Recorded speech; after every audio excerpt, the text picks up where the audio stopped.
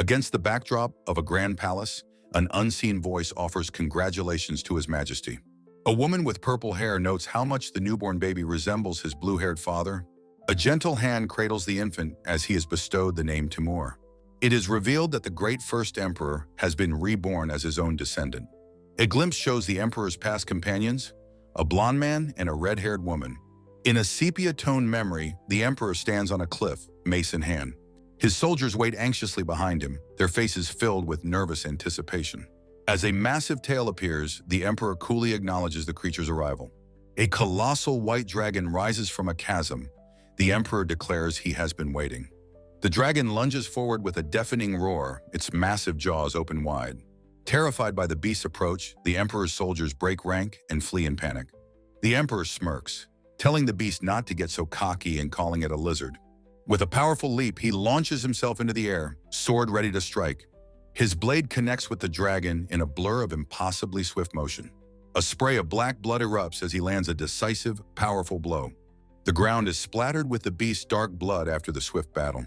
Panting from exertion, he stands over a fading magical circle, his work done. A blonde-haired subordinate approaches, congratulating His Majesty Timur on his efforts. The emperor entrusts the rest to his subordinate, who readily agrees to take over. As he departs, his companions marvel at the power of the emperor, the sage of the continent. The scene shifts to a later era, showing a military camp in a rocky landscape. The emperor is now an older man, surrounded by luxury and indulgence. He is attended by beautiful women who ask if he is returning to the inner palace. He dismisses them, saying he finds them noisy and wishes for them to enjoy themselves. A servant girl is announced and he peeks out, expecting another visitor. He sighs, thinking another noisy person has arrived, and grants them entry. He orders his guards and attendants to stand down, preparing for the meeting. A hand pulls back the tent flap, revealing a familiar blonde-haired figure. The emperor, Timur, tells his subordinate Melik to keep his distance. Melik ignores the command, his expression one of weary duty. He lectures the emperor on his responsibility to be a model for his people. Timur dismisses the lecture, calling his old friend annoying even after so many years. Melik insists that he must properly perform the rite of heaven this year. The narrative explains the annual rite, sacrificing a dragon to demonstrate the empire's might. A flashback shows a younger Timur and Melik back-to-back, comrades in arms. Timur's gaze sharpens as he asks Melik what he thought of his descendants. Melik hesitates for a moment before preparing to deliver his assessment. He reports that 70% were terrified, 20% were thrilled, and asks about the rest. Timur looks disappointed by the report, wondering what he should do now. He reflects on bringing his 120 descendants to the ceremony. He explains to Melik his duty to purge the nation of its foolish third generation. A small, comical chibi version of Melik looks on with a blank expression. A dark image of a chained figure appears as Timur states, "It's not a simple problem." He laments that the third generation often brings ruin, a fact he has witnessed. He recalls with frustration how he watched the empire his grandfather built begin to crumble. His own father, a fool, allowed the legacy to decline in the blink of an eye. Melik listens quietly, understanding the immense weight of the life his emperor has led. A young woman's timid voice interrupts their serious conversation from the entrance. She prostrates herself, announcing she is the village chief's daughter, here to serve His Majesty. She formally asks to be taken into his care, her gaze fixed on the floor. As Melik moves to intervene, Timur calmly tells him to wait, his hand raised. The young woman takes a small, deliberate step forward, her posture tense. She remains bowed low, trembling slightly before the seated emperor. He commands her to lift her face, his hands gently tilting her chin up. He remarks that her parents' features aren't bad and that such offerings are common. Melik looks on, asking if this is truly all right, his expression concerned. In a flash, the woman's hand moves, revealing a dagger hidden in her sleeve. She lunges forward, the blade aimed at the emperor's heart. Timur notes coolly that he was told she would jump at him, but not that she was an assassin. With practiced ease, he catches her wrist, remarking on her impressive spirit. He pulls her close, a predatory smile on his face, finding her attempt at entertainment amusing. The woman is stunned by his speed and strength, her face flushed with shock. He asks if she has learned her lesson now, his tone turning sharp. His amusement vanishes, replaced by a cold fury as he prepares to act. He grabs her by the collar, snarling that this is no place for a mere descendant. He acknowledges her ambition, noting she has a good eye for a large ship. In a single, brutal motion, he hurls her across the room as her accomplice is killed. He orders her to leave through the back before anyone finds out, thanking her father. He dismisses his own action as foolish, not a kindness she can repay. She looks back, tears in her eyes as he stands with his back to her. With a determined smile, she vows she will never forget this kindness. As she departs, Melik asks if letting her go is wise, suggesting she may know things. Timur reveals he has been aware of her presence for some time, praising her skill. A weary emperor sits in his study as Melik asks if he is observing the third generation's future. He confirms this is why he is reconsidering making the fourth prince, Milan, his heir. He recalls the failure of his 3 idiot sons during the Dragon Temple incident. He asks Melik what will become of the throne if it passes to one of them. A comical chibi version of Melik tells him he's still talking about things after his death. He declares that no one else should have to repeat the hell he has endured. He clutches his head in frustration, lamenting the difficult situation he is in. Melik observes this rare show of weakness from the legendary dragon slayer Timur. The emperor declares that when it comes to himself, he can do whatever it takes. Melik prepares to offer a radical solution to the emperor's problem. He calmly asks the emperor what he would think of being reborn as his own descendant. The emperor is utterly stunned by the proposition, his mind reeling in disbelief. Melik is equally taken aback by the emperor's shocked, almost comical reaction. The emperor's shock turns to ecstatic realization, exclaiming that he's found the solution. He declares that this is the best possible method, his eyes shining with excitement. He is certain that if he reincarnates, he can solve all of the empire's problems. Melik looks on skeptically, questioning if his master is truly being serious. The emperor gives Melik a direct order to find a way to make it happen. Melik sighs in resignation, knowing he cannot disobey a direct command. The emperor insists that the method absolutely exists, despite Melik's doubt. He declares with unshakable conviction that it is fate, and the method must exist. Melik muses on the source of this uncharacteristic confidence as he looks out at the camp. 3 months later, a view of the palace appears as Melik wonders if it's truly possible. He stands before the emperor, admitting he truly didn't think such a method existed. When asked what he found, Melik simply states that it is a matter of reincarnation. He prepares to deliver the stunning conclusion of his research. He confirms it's possible for the emperor to be reborn as his descendant with his memories intact. The emperor, with a weary expression, tells his aide that he cannot do what has been proposed. Frustrated, he complains that his son is useless and not of his own making.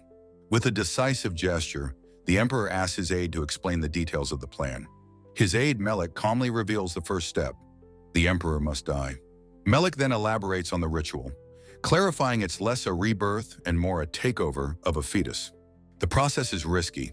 The soul can only enter a fetus at 4 months, a torturous wait for a spirit. The emperor confirms his understanding that his death must be perfectly timed with the ceremony. He then poses the most critical question. How is he supposed to orchestrate his own death? In response, Melik presents a small, corked vial containing a mysterious liquid. He explains that he procured the drug from Prince Milan's chambers while he was away on an errand. Melik confesses it's a dirty trick, but assures the emperor he has already investigated its properties. He states that the potion will induce a simple, natural death, allowing the soul to be guided to the fetus. The emperor examines the vial, acknowledging that the plan is straightforward enough. In a sudden, shocking motion, he deliberately smashes the vial on the floor. A panicked Melik cries out, pleading with him to wait and reconsider. The emperor, however, smirks, stating that he has no time to waste with hesitation. He cryptically informs his aide that the timing of his death has already been determined. With a knowing look, he tells Melik that he was right about this. His confident expression suddenly contorts as he lets out a violent cough, spraying blood.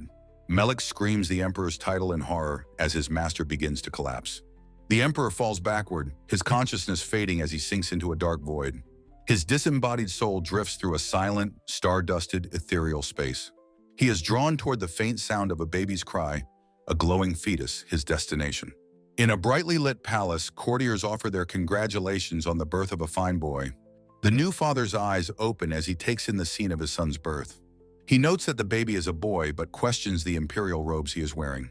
Recognizing the child as his son, Milan, he notes the uncanny resemblance to the late emperor. Milan bestows upon the infant the name Timur, after the great first emperor. A short time later, attendants marvel that the infant Timur can already stand with support. Milan picks up his son, astonished at his rapid development at only 6 months old. He holds the baby close, asking if the child can recognize his father. In his infant body, the reincarnated emperor finds his new father to be slightly annoying. Lifted high into the air, the baby speaks its first word, asking if this man is his father. Milan is ecstatic, proclaiming to the attendants that his child is a genius who can already speak. 3 years after his reincarnation, a servant calls out for the toddler Timur to wait. The flustered attendant pleads with the energetic boy not to wander too far. Young Timur glances back with a cheerful smile, full of unrestrained energy. A montage shows his frustratingly slow physical development, despite possessing an adult mind. He reflects that he is finally able to move his small body as he wishes. While practicing his balance, he muses that his progress is on par with his 3-year-old past self. Peeking around a corner, his eyes widen in recognition as he spots a familiar figure. It is his old aide, Melik, looking weary and noting that it's been about 3 years. In an empty throne room, Melik pleads with the vacant chair for the emperor to return soon. The toddler Timur steps out from his hiding place, his small feet making a soft sound. He tells the pale-looking Melik to sit down, remarking that his fawning is giving him goosebumps. Melik sits, complaining that Timur is being cruel, as he was merely paying his respects as a subordinate. He admits with a sigh that he has already forgotten what the old days were like. A dawning realization crosses Melik's face, as he understands the child has held this conviction for years. Timur agrees it was a long wait for Melik to finally get used to the idea. In a quiet room, a long-haired woman named Milan admits her mistake in not deciding on a plan sooner.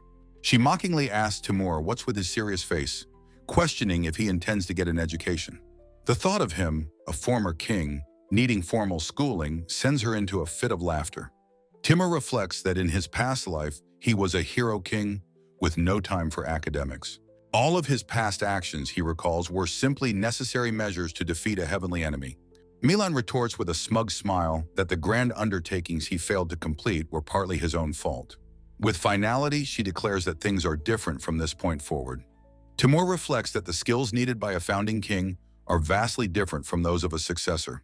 His expression hardens with resolve as he states that this is precisely why he was reincarnated.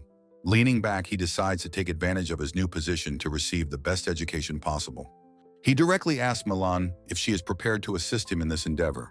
Milan presents a diagram of the government, explaining the political structure and her own position within it. She states that she is heading to the chancellor's office, asking Timur why he needs her specifically. Feigning ignorance, Timur says he doesn't understand these matters and asks her to teach him. Milan explains that as the empire grew, rules increased, requiring a prince to get permission for any action. While exceptions exist, she notes, they are a source of corruption and are almost impossible to obtain. Currently, only the emperor can grant an exception in order to minimize any negative repercussions. Timur confirms his understanding. To appoint a tutor for himself, he requires Milan's permission. With a sly, confident grin, Timur declares that he has a good idea. Ornate double doors swing open, signaling the beginning of his clever plan. In a grand hall filled with officials, the tiny Timur calls out to his father.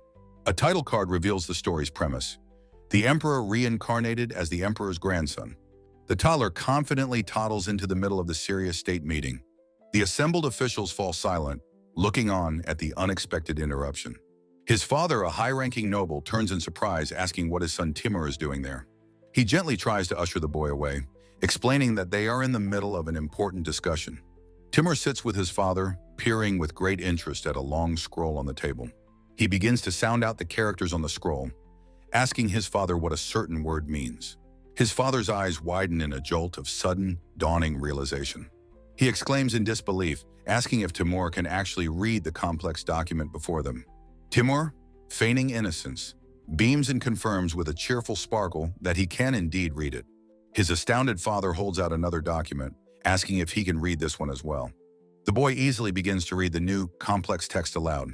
The officials recognize the advanced terms he is reading, realizing he is a genius. His father shouts, "What?" as the entire hall is thrown into a state of utter shock. An official steps forward to offer his sincere congratulations to His Highness Timur. The official praises the father for recognizing the boy's talent and naming him after the former emperor. The Western Prime Minister expresses his profound admiration and withdraws a previous suggestion. His father gushes with pride, patting Timur's head and saying he knew he was a brilliant child. He then casually informs the Western Prime Minister that he will have him work for him. His father stares at the document, muttering in admiration, finding the boy's ability hard to believe.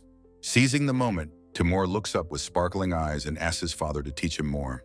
The father is deeply moved, covering his mouth as he marvels at his son's thirst for knowledge. He turns, his mind made up, and calls out to his aide, "Gom."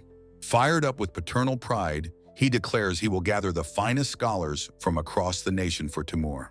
He will spare no expense to assemble the best tutors. Timur smiles internally. It is all going as planned. Later, walking with Milan, Timur reflects that he once did something quite similar to her. Milan waits for him in a corridor, and they begin to walk together. She questions his casual tone, but he dismisses it, stating that he is merely observing. She clarifies her observation is based on experience and asks why he chose such a roundabout method. He explains that it's because she has a bad habit of not understanding things unless she sees them firsthand. With a gentle smile, the young prince, Timur, nods in agreement with his companion.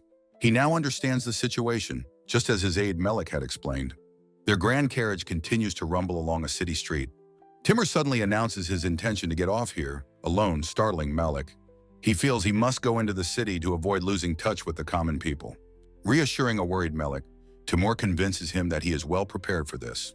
The small boy carefully makes his way down a set of wooden steps. Melik watches him go, thinking that despite his new form, he hasn't changed. Now on the street, Timur prepares to explore the city on his own. He wanders through the bustling marketplace, wanting to hear the people's unfiltered voices. His attention is quickly drawn to an elderly woman selling lollipops.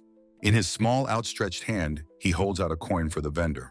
With a bright, innocent smile, he politely asks to purchase one of her candies. The old woman looks down, surprised to see such a young child all by himself. She kindly asks where his parents are, while handing him a colorful lollipop. Timur thanks her, thinking his act of being a child is flawless. Savoring the sweet, he quietly wonders how to strike up a casual conversation. His moment of calm contemplation is abruptly shattered by a disturbance. A loud argument erupts nearby between two aggressive, rough-looking men. The old woman sighs, urging Timur to leave the dangerous area quickly. Their brawl escalates as one man shoves the other into a pile of lumber. The vendor's eyes widen in alarm as she sees the imminent danger. Timur shouts a warning as a massive wooden beam begins to topple over. The beam crashes down, demolishing her stall as Timur mutters a quiet, "Oops." He stands cheerfully atop the wreckage, exclaiming how dangerous that was. The onlookers, including the brawlers, stare in utter disbelief at the impossible sight. Timur is confused, wondering what he did to cause such a stunned reaction. The crowd continues to gawk, their faces a sea of shocked disbelief. He questions why everyone is so surprised by what has just transpired. A memory of a similar event from his past life comes to his mind. He recalls being a 3-year-old learning martial arts in a palace courtyard. It was a time when his older brother, Timur, was still alive. The memory of his past skills feels like a phantom limb to him now. He knows he was capable of such feats back in that life. He reasons that no normal 3-year-old should possess such abilities. A man from the crowd shouts that it's dangerous for a child to be here. The scene rewinds to the two thugs menacing a bandaged man. One of the thugs glares with menacing intent at his victim. He takes a determined step forward, preparing to attack the helpless man. The thug roars, telling the old woman to get out of the way. He swings the heavy wooden beam down with violent, brutal intent. In a flash, Timur launches a powerful flying kick at the weapon. The beam shatters into a cloud of splinters, shocking the stunned thug. As a second man attacks, Timur ducks under the wild swing with fluid grace. With an annoyed click of his tongue, he prepares to counter the attack. His punch sends the man flying into a wall with devastating force. Timur looks at the carnage, thinking this was too much for a 3-year-old. He reflects that in his past life, he could have dispatched them more easily. Turning to the vendor, he gently asks if she is all right. He apologizes for his lack of discretion, explaining that he couldn't just stand by. The old woman, concerned for him, asks if he is the one who is okay. Her gaze then shifts nervously toward a nearby workshop with a worried look. Timur senses there is more to this conflict than a simple street brawl. He realizes there must be some suspicious activity going on in this area. A voice from the crowd demands to know what they are doing. The young boy sees the military police arriving on the scene. The crowd murmurs as the uniformed officers push their way through. Leading them is the tall, elegant figure of his loyal aide, Malik. Timur watches his arrival, a look of quiet understanding on his face. A junior officer begins making arrests, starting with the groaning thugs. To Timur's shock, the officer also apprehends the bandaged victim. He clenches his small fist, ready to confess his own involvement in the fight. Malik's polished boot steps into the frame, halting the proceedings. He gently shushes the boy, stating that children will not be arrested. He gives Timur a silent command with a finger to his lips. Melik then turns and tells Timur to follow him away from the scene. As they walk, Melik asks if Timur delivered what he was sent for. Timur explains he was never told to stand down if he encountered trouble. He admits he would have been arrested if Melik hadn't saved him. Melik remarks that what he just witnessed was a rare and troublesome sight. He begins to explain why such a thing is not supposed to happen. He reminds Timur that he is, after all, the Emperor's last prince. A prince brawling with ruffians would become a heroic tale, which would be a nuisance. Melik smiles wryly, noting that Timur was quite popular with the crowd. Timur scrunches his face in annoyance, stating he's sick of all that. Melik's expression turns serious as he gets to the more important point. He tells Timur to understand that his normal is different from everyone else's. He is known as Timur, the hero who slew 1,000. No one else in the world is like him, he explains. Timur wonders aloud if everyone isn't the same at 3 years old. Melik gently admonishes him to refrain from such displays for now. Timur argues that while it's a hassle, he can't just ignore a fight. Melik counters coolly, stating that vigilantism is strictly against the law. He explains that even a prince has no right to pass judgment on criminals. Timur concedes the point with a stern look of understanding. Melik advises him to learn the law as soon as possible for his own good. He explains that if attacked first, self-defense is a legal right. Timur is impressed by his subordinate's sharp strategic mind. He thinks to himself that he definitely shouldn't make an enemy of Melik. With new resolve, Timur declares he wants a tutor to start learning at once. Melik warns that focusing only on ability may attract tutors with questionable character. Timur retorts that he only wants knowledge and couldn't care less about their personalities. Melik notes with a wry smile that Timur has never minded odd people. Timur looks up with a bright smile, asking if Melik means people like him. A warm, knowing smile spreads across Melik's face as he understands. The two of them continue walking down the lantern-lit street together. The scene shifts to a grand traditional building with ornate architecture. A young man, Emil, sits perched on a windowsill, his expression stern. Inside the room, books are being violently tossed into a growing pile. Emil turns and asks a subordinate if the book he holds is the last one. In a grand, traditional building, a young man named Emil moves with violent purpose while an attendant calls his name in alarm. He stands before a massive pile of discarded books, uttering a single chilling command for fire. With a grim and determined expression, he repeats his order, demanding a torch. A nervous attendant quickly hands him a lit torch, his face filled with apprehension. Flames lick at a book's pages, consuming the dense text and knowledge within.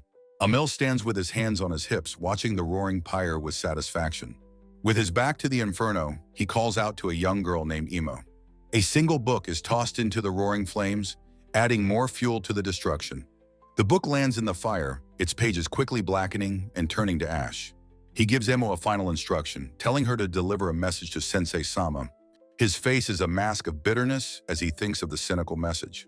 He reflects on how the cherished knowledge couldn't even be properly burned. Years later, a horse-drawn carriage arrives at a grand, traditional building. A small boy, Timur, steps down from the carriage with a soft sound. He looks up at the Imperial Academy, a school he founded in a past life. Walking through the grounds, he sees his own descendants attending as his peers. He finds the novel experience of observing them in this new context quite strange.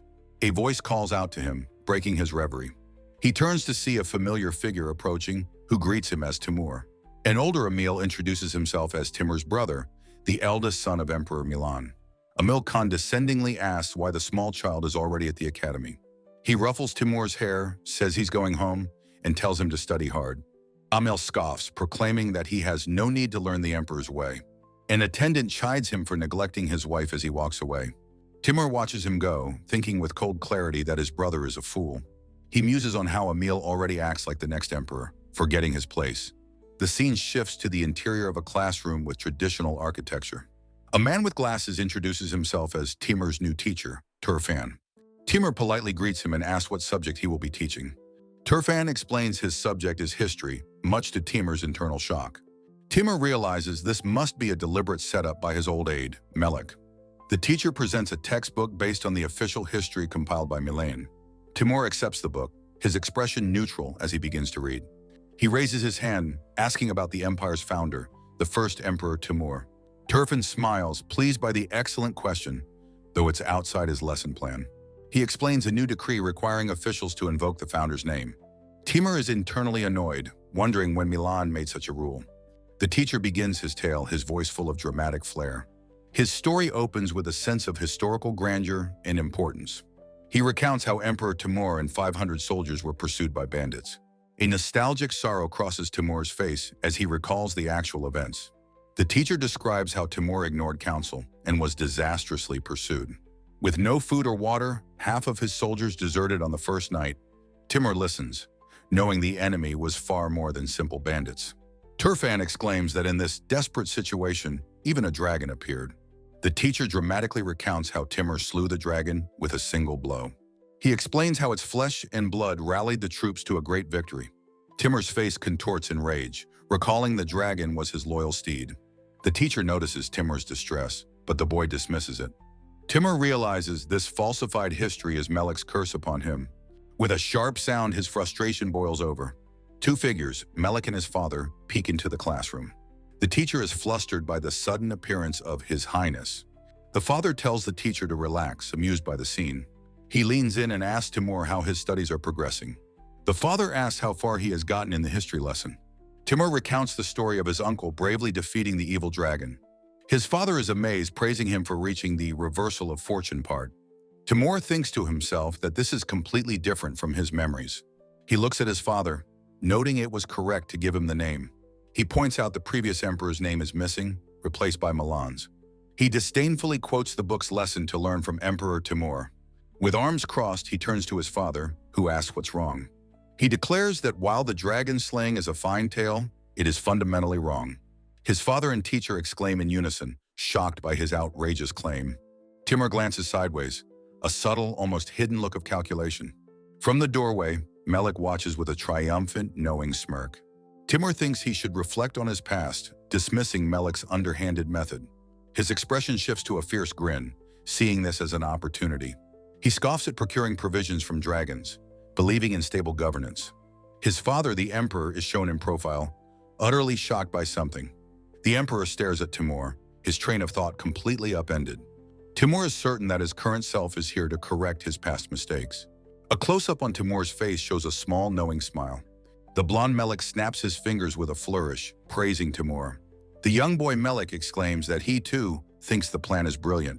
The emperor concedes the plan's plausibility, though his advisor seeks final approval. He declares that indulging a child's whims is a grave error in judgment. His advisor formally addresses him as Your Highness. The blond Melik proposes using the imperial palace to point out the former emperor's mistakes. He argues this is the true purpose of the academy, and the emperor agrees. With a satisfied smile, the emperor declares it a good conclusion and proceeds. The blond Melik bows his head in respectful acknowledgement of the order. As he turns away, he gives a subtle, victorious smirk, sticking his tongue out. Timur catches the gesture, recognizing Melik's classic political play. He reflects that to grow, one must sometimes deny their past self. The palace architecture stands as a testament to Melik's long-standing methods. A wistful expression crosses Timur's face as he thinks of the common people. The emperor laughs heartily while his advisor praises his wisdom, and Melik smiles serenely. In the courtyard, the emperor entrusts the rest of the plan to Melik. From behind a carriage wheel, Melik tells Timur he was surprised by his honest reflection. Timur thinks to himself, "You really did it." Melik asks if Timur was scared, but the boy smiles, saying he did great. He declares his intent to reclaim his past and asks Melik to keep setting things up. Melik is stunned, realizing that before his own reincarnation, he'd have ignored such words. Timur reflects that in the past, such actions weren't necessary. Looking at the other boys, he knows that now they are essential. His gaze is sharp and focused on the future. Melik observes that Timur appears dissatisfied with the current situation. Timur admits he just thought the whole situation was a waste. A quiet voice states that there is something that the others possess, but you do not. The long-haired man explains to the small boy, Timur, that there is something the others can never acquire. With a serious gaze, the man reveals this missing quality is a hungry spirit. He elaborates that a second-generation heir might witness their parents' struggles and successes. A third-generation heir, however, born into established wealth and comfort, can never learn this drive. The mentor compares the imperial family to lions in a cage who will never know true dissatisfaction. Listening intently, Timur resolves that he will have to instill this very spirit in them himself. His mentor remarks with a faint smile that people raised without hardship are precious in their own way. Timur, drawn as a small chibi, questions what his mentor means, calling him a warrior. With a bright, confident smile, Timur reassures his mentor not to worry, as he has a plan for the training. He states with conviction that he was reborn to become a human worthy of this third generation. The mentor thinks to himself that Timur has no idea what he is truly planning. In the darkness, Timur's thoughts confirm that he now understands. The mentor observes that Timur hasn't changed. For better or for worse, a statement Timur questions. With a cutting grin, the mentor states that truly untalented people do nothing at all, a jab at Timur's past. The mentor's words trail off into a dark, fading background. They arrive at the Imperial Academy training hall, where several students and a master wait. Standing between two other boys, Timur looks on with a serious, slightly worried expression. The old master grunts, his eyes closed, as he prepares to begin the practice session. Timur observes the master, recognizing that he is a true practitioner, not just an instructor. The long-haired mentor, Melik, stands by with his arms behind his back, calmly watching the proceedings. Timur politely bows to the master, stating that he is in his care for the day. The other boys cheerfully tease Timur for being so serious, playfully ruffling his hair. They ask if he has something to teach them, and tell him to do his best. The old master presents a wooden practice sword, instructing everyone to take one for themselves. He demonstrates a basic swing with incredible force, stating they will begin with fundamentals. Timur is stunned by the sheer power and precision of the old man's unwavering stance. He struggles with the weight of the wooden sword, his small 3-year-old body straining. A comical panel shows Timur straining with the sword as Melik watches him passively. Holding a lollipop, Timur remembers with a jolt of frustration that he is only 3 years old. He watches his peers swing their swords with ease, wondering how other children manage it. In a sunlit dojo, a woman suggests the children will be fine if they just copy the moves. The old master begins his lesson, explaining the paramount importance of fundamentals. He elaborates that all secret techniques, or ugi, are built upon that solid foundation. Gripping his sword tightly, the master prepares to give the students an example. He moves with blurring speed, demonstrating a sequence of powerful and precise motions. The wooden blade whistles through the air, gathering immense energy for the final strike. With intense focus, he declares that executing the move like this yields a specific result. A massive burst of energy erupts from his sword, shattering the air and the dojo floor. Timur stares in awe, realizing the final, devastating strike was completely silent. He understands that this is a true secret technique, ugi. A memory reveals that he never even knew such a thing was possible in his past life. He reflects that his past swordsmanship was based on brute force, far inferior to this. A profound realization dawns on him. Something he lost is now right here, within his grasp. Gripping his own small sword, he attempts to replicate the master's exact stance. He adjusts his grip, his young face a mask of intense concentration. He plants his feet firmly on the ground, preparing to execute the move. He feels he is not quite there yet, needing to refine his form just a little more. He mutters that he needs to try just one more time to get it right. A close-up shows his foot planting firmly on the dojo floor with a solid thud. He thinks to himself that he needs just a little more focus to succeed. He has a moment of clarity, realizing he must discard all extraneous force. His eyes gleam with intensity as he focuses all his nerves into the very tip of the blade. His concentration becomes absolute, channeling his entire will into the wooden sword. He steps forward with precision and unleashes a powerful, sweeping slash of his own. He thinks to himself that the execution of the technique was quite precise. The old master stares, his eyes wide with utter shock and disbelief. Timur realizes with a jolt that he seems to have overdone it again. The master's face is a portrait of pure, unadulterated astonishment. A title page shows Timur's determined face in the story's title. The old master Wang-san calls out to the small boy, Timur, who is practicing with the others. The name Oji-san, a familiar term for an old man, hangs in the air. Another boy asks Wang-san what's wrong, why he's just standing there staring. The master, his expression deeply troubled, asks what just happened in the dojo. He demands that Timur perform the incredible technique one more time for him. Looking slightly flustered by the attention, Timur quietly agrees to the request. He internally scolds himself for not holding back enough and making a mistake. He resolves to first learn from the masters, the other children around him. With focus, Timur unleashes another powerful slash that creates a visible shockwave. The other children, who had been practicing nearby, are completely taken by surprise. They playfully scold him for swinging with too much gusto against a 3-year-old. The old master Wengsun, however, is not amused and turns to face the small boy. His face is a grim, shadowed mask as he slowly and deliberately approaches Timur. Looming over the small boy, he asks in a low, serious tone, "Who are you?" The other children watch from behind, their expressions filled with confusion and concern. One of the other boys whispers to his friend, asking what's going on. A new voice cuts through the tension, asking what all the commotion is about. Timur's eyes widen as he recognizes the newcomer, his uncle, Kurigan. The man Kurigan addresses the small boy by his name, Timur. He notes Timur's age and asks why he isn't with his older brother, Milan. Kurigan smirks, remarking on Timur's serious demeanor and his resemblance to his brother. Timur thinks to himself that his uncle hasn't changed at all. Kurigan notes that while Milan is capable, Timur's talent is on another level entirely. He turns to the flustered master, asking what happened to make him so pale. Kurigan's words trail off as he prepares to make a point about the situation. He smirks, saying the master's overreacting, though he clearly senses something extraordinary. Another boy approaches and asks his uncle what's so amazing about the situation. Kurigan decides a demonstration is the fastest way to explain, asking for a piece of fruit. Tossing an apple high into the air, he challenges Timur to cut it. Timur's expression becomes deadly serious, his eyes sharp and focused on the target. His sword flashes in a clean arc, perfectly slicing the apple in half in midair. With incredible speed, the old master Wengsan lunges forward to catch both halves. The other children stare, their mouths agape, utterly dumbfounded by the feat. They realize this old man is no ordinary person. Wengsan holds up the two perfect halves of the apple, presenting them to the boys. In a mesmerizing display, he brings the halves together seamlessly. He holds up the now whole apple, inviting everyone to inspect it closely. The other children gasp in astonishment, exclaiming that it has reattached. Young Timur is equally shocked by the impossible feat of swordsmanship.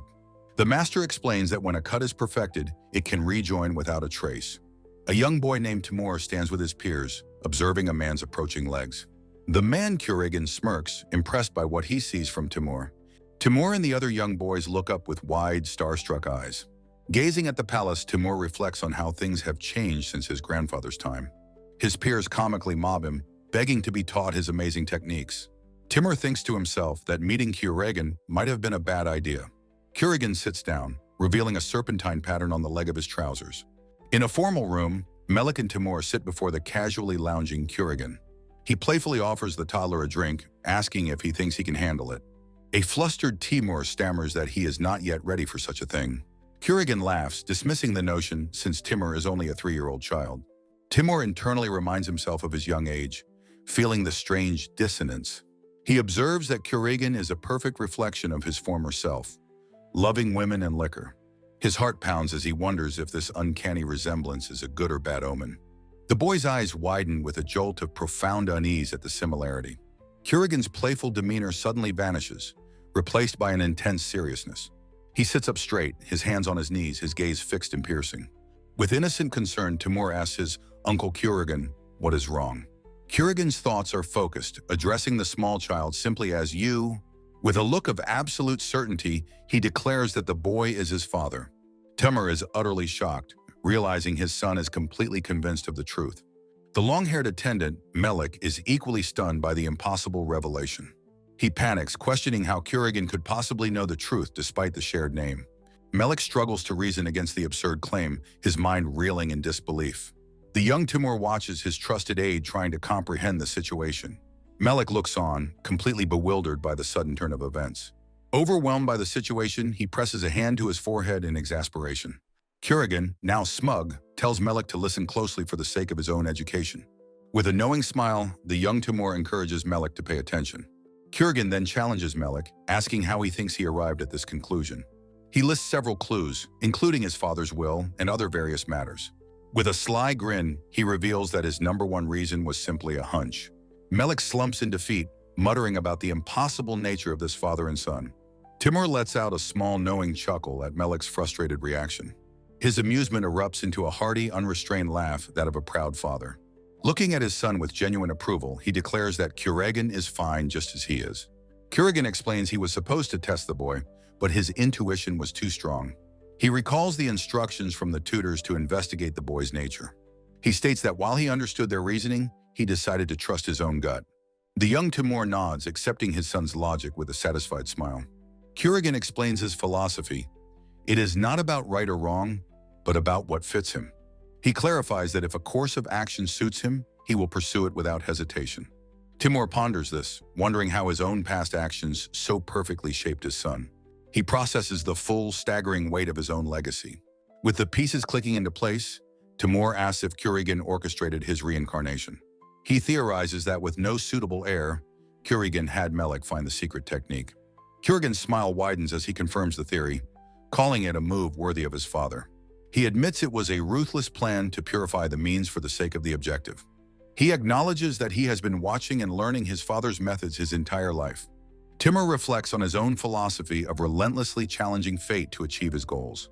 A comical flashback reveals Kurgan's flippant attitude towards the risks of his plan.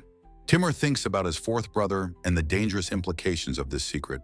He asks if Milan is unaware of the plan, which Melek seems to confirm. Kurgan admits that if his father found out, he would probably just threaten to abdicate. Timur realizes Kurgan's use of his name was a deliberate, high-stakes test. He understands the powerful taboo Kurgan broke just to confirm his identity. A bespectacled man states that the name of the previous emperor must be invoked with reverence. Timur acknowledges that such a bold move is certainly possible for Kurgan. With the truth now laid bare between them, Timur's gaze becomes sharp and determined. A flashback shows the other grandsons, his rivals, training in a courtyard. The image reinforces the dangers that still exist outside this private room. He resolves that this secret absolutely must not be exposed until he is ready. Kurgan, taking a sip of sake, declares that he will cooperate with their plan. Timur and Melek turn to him, surprised by the sudden, firm offer of help. With a confident smile, Kurgan explains that an opportunity this interesting is too good to miss. Timur turns to Melek, asking for his opinion on the matter. Melek concedes that with the 13th prince's authority now involved, he has no say. With a bright smile, Timur points at his son, saying he's counting on him. Kurgan's expression turns serious as he voices concerns about the fourth brother finding out. Timur thoughtfully agrees that this is a valid and dangerous point to consider. Kurgan strokes his chin, contemplating the potential fallout of their secret pact. He lets out a small, almost nervous sound as he considers the risks. Melek offers a gentle, reassuring smile, telling them they are overthinking things. He calmly states that everything will be fine. His expression gains a sharper edge as he says he'd like to see some proof of their claims. He adds with a sly look that such an absurd story is usually not believed. He states that no one would trust such a tale, which Timur silently acknowledges. A voiceover states a simple, pragmatic reason, because he doesn't trust anyone. Melek remarks to Kurgan that he hasn't changed a bit. Timur asks Kurgan if he has any complaints about not aiming for the throne. Kurgan smirks, stating that he has none at all. He declares that he is not suited to be emperor. He asks Timur if he too has drunk it, but then clarifies his meaning. He explains that what his old man drank was just plain, natural muddy water. His gaze intensifies as he leans in, saying what he means is filthy water. Timur listens, captivated, understanding it's something much stronger and more corrupt. Melek expresses concern that this is an unsuitable education for Timur. Timur insists he must at least have a taste, or his reincarnation would be pointless. Kurgan laughs, admitting it's probably not something the emperor would want for him. He adds that it's something so potent, even a parent couldn't prepare it for their child. Timur smiles, accepting the terms and calling him his profligate uncle. Kurgan grins, echoing the title back in agreement. A new pact is made for Timur's harsh education, supported by Melek and Kurgan. A view of the Grand Palace shows where this new plan will unfold. In the palace, an aide notes the emperor seems unusually troubled. The emperor sits at his desk, having just made a decisive order to attack the south. His expression is one of fierce determination as he vows to learn. He pores over profiles of noble women, seeking a suitable consort for Timur. His aide, Galm, offers a flowery, sycophantic non-answer to his question. The emperor's eye twitches in annoyance at the empty, obsequious praise. A single, powerful word echoes in the quiet room. The young man reflects on the unique blessings only a parent can bestow. Time passes, symbolized by a single candle burning down in the darkness. A lone leaf drifts onto the surface of still water, sending out ripples. From a serene lakeside pavilion, the enchanting melody of a flute floats on the air. A close-up reveals hands moving skillfully over the instrument. The beautiful music seems to sparkle as it drifts through the air. The musician is identified as 12-year-old Timur, lost in his performance. He sits perched casually on the intricate railing of the pavilion. Timur muses that in his past life, he never had the chance to learn music. Finishing his song, he feels that he has become quite skilled. He hops down from his perch with a light, confident step. With a soft sound, he gives himself a single, satisfied clap. The sound of his private applause echoes in the quiet air. His moment of quiet satisfaction is suddenly interrupted. A calm, feminine voice from behind praises his magnificent performance. A flashback begins, introducing Timur as a powerful, world-changing figure. The title reveals he is an emperor who has been reincarnated as his own grandson. He recalls his competent son, Milan, who became the second emperor. His thoughts darken at the memory of his 120 useless grandchildren. A grim image of a chained figure represents his despair over the third generation. He remembers his firm resolve not to let the empire he built fall into ruin. He recalls using a secret technique from an ancient text before his natural death. The ritual allowed him to be reborn into the body of his own descendant. His soul is shown entering a fetus, beginning a new life cycle. The young reincarnated Timur stands with a single, unwavering purpose. He vows to become a capable heir and ensure his empire continues to prosper. Back in the present, a young woman approaches the lakeside pavilion. She claps her hands together, her face alight with admiration. The cat-eared girl, Gina, exclaims, "What a wonderful performance it was." Timur turns, recognizing her and asking what she wants. Gina brightly explains she is his fiancée, chosen for him by Milan. Later, during a meal, she dotingly offers him a piece of food. She sighs dreamily to herself, thinking how amazing Timur is. As she fantasizes, Timur attempts to steer the conversation to other matters. In a courtyard, Timur sees several large chests and asks what they are. Gina cheerfully announces that they are a gift from her father. She offers them to Timur, who questions if it's not her own allowance. She passionately argues that such a vast sum could never be pocket money. Timur sternly states that he cannot possibly accept such a gift from a child. Looking down at the chest, he demands to know why she is offering him this. Leaning in close, Gina whispers that what she truly desires is his calligraphy. Timur is confused, asking if she simply wants him to write something. Gina enthusiastically confirms her request, her eyes sparkling with hope. She reminds him that his calligraphy was recently chosen at an exhibition. She recounts how his work won the highest prize despite being anonymous. She excitedly explains its explosive popularity and the black market for his homework. Timur looks utterly horrified, recalling Milan's joy at the news. He murmurs to himself, still shocked by the large sum of money involved.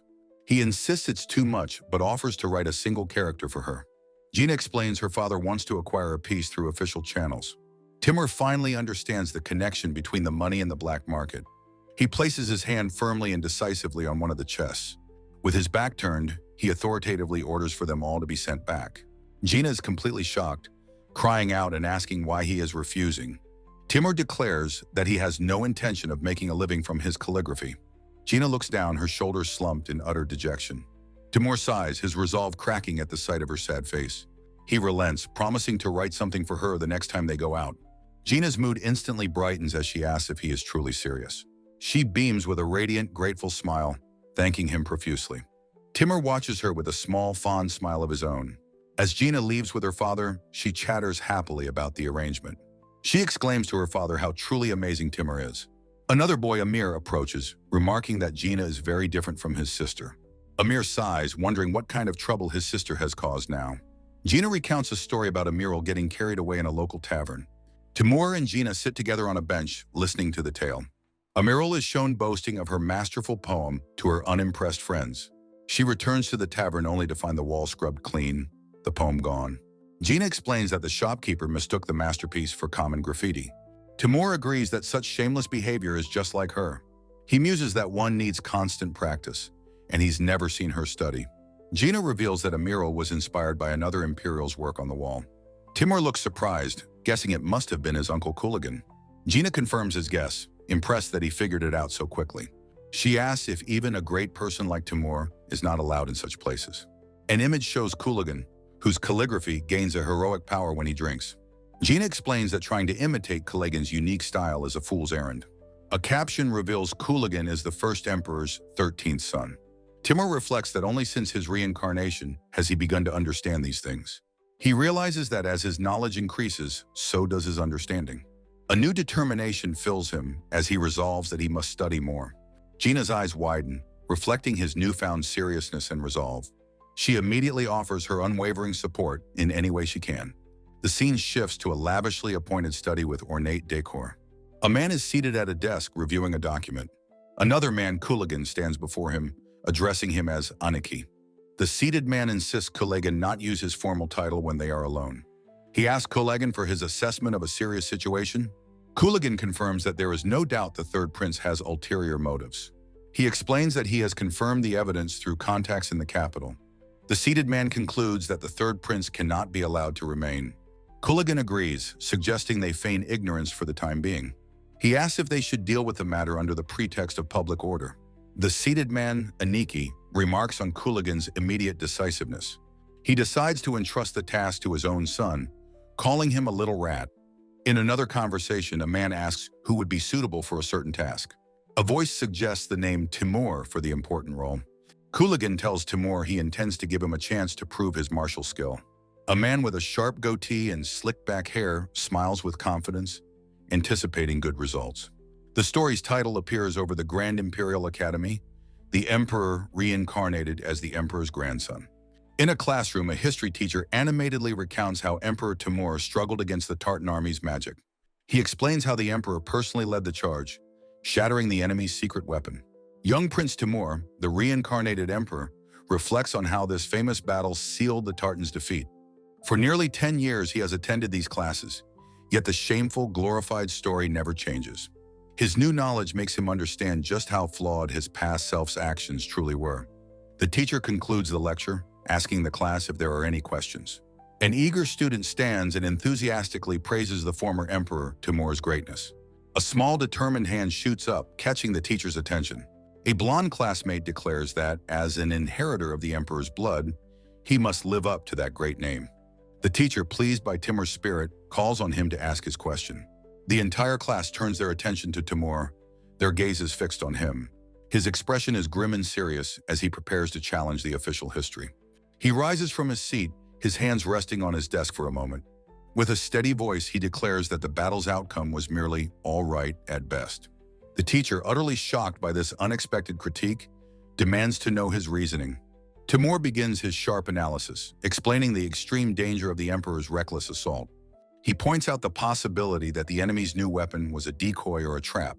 Considering the political situation at the time, his actions were incredibly risky. He explains that if the emperor had fallen, the entire empire could have collapsed. Therefore, he concludes, dispersing the risk would have been the proper strategic move. He finishes his speech and sits down, leaving his classmates stunned into silence. The blonde student breaks the silence, accusing Timur of being disrespectful. Another student reasons that Timur can't be blamed since he never knew the former emperor personally.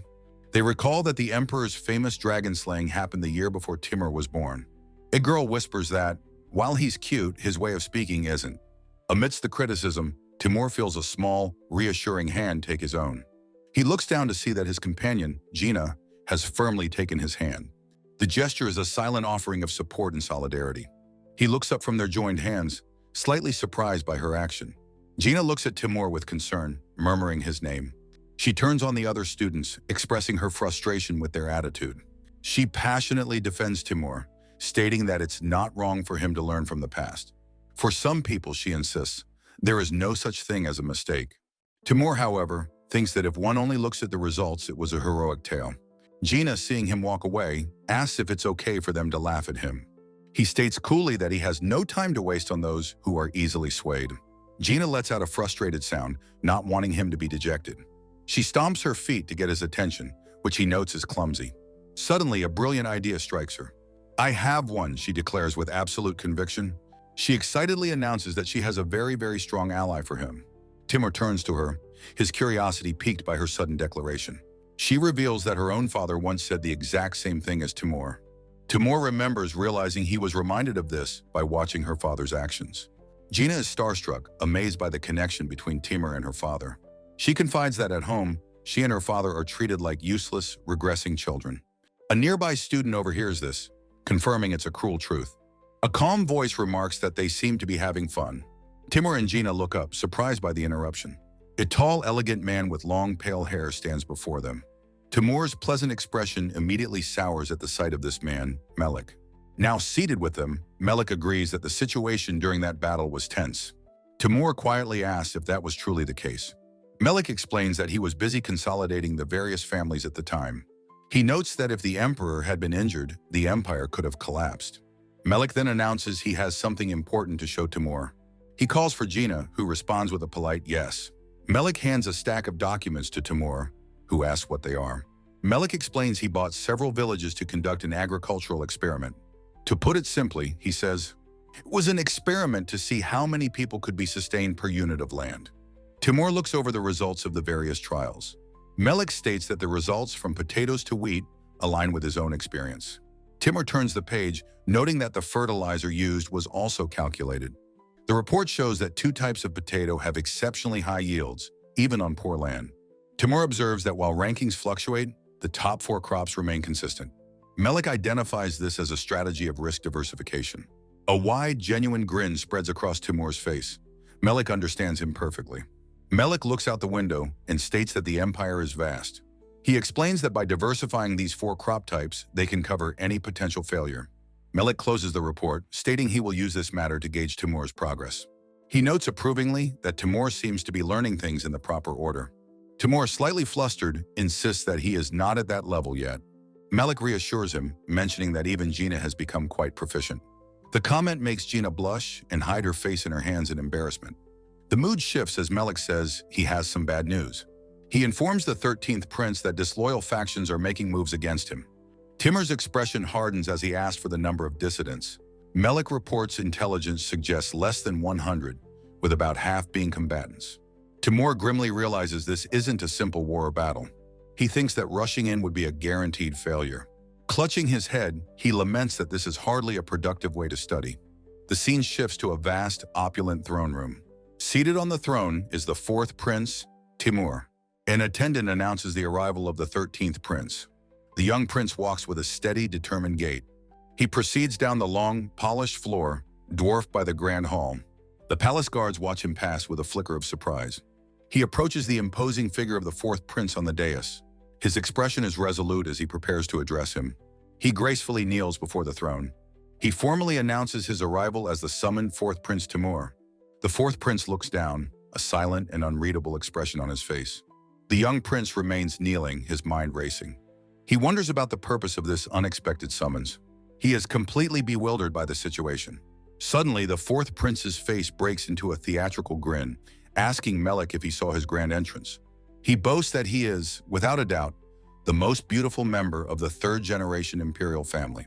A long-haired man in uniform reports that Timur possesses a martial artist's qualities. The 4th prince waves cheerfully, telling the newly arrived Timur to enjoy himself. Timur formally asks the prince's business, with his aide Melik listening intently. With a weary expression, Timur prepares to explain, noting he's used to this situation. A text panel reveals their location is somewhere within the vast imperial capital. Melik begins his report, stating that Timur's investigation has found a rebellious group. The 4th prince asks if it is a rebellion, which Melik confirms it appears to be. The aide reveals that the seditious group seems to be connected to Duke Nabdo. Timur's eyes widen in recognition, identifying the name as one of the 3 southern dukes. Melik explains the rebels are hiding their ties while secretly spreading a new religion. A grim look crosses Timur's face as he realizes his old enemies are finally moving. An explanation reveals the 3 dukes were powerful figures among the southern ethnic groups. Text clarifies the former emperor granted them autonomy while fighting the Dragon Clan. Timur quietly notes that 12 years have passed since that emperor's death. He thinks to himself that if they are going to act, now is the time. Melik looks at Timur with a knowing smile, understanding the historical implications. The young prince realizes this is a problem that he himself created in his past life. He concludes that this is a mess that he must be the one to clean up. Melik states that while the Duke's involvement is hidden, their identity as a heretical cult is clear. A single word hangs in the air, signaling the consequence.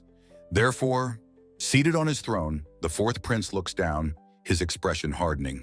His gaze sharpens as he orders the heretical cult's headquarters to be annihilated.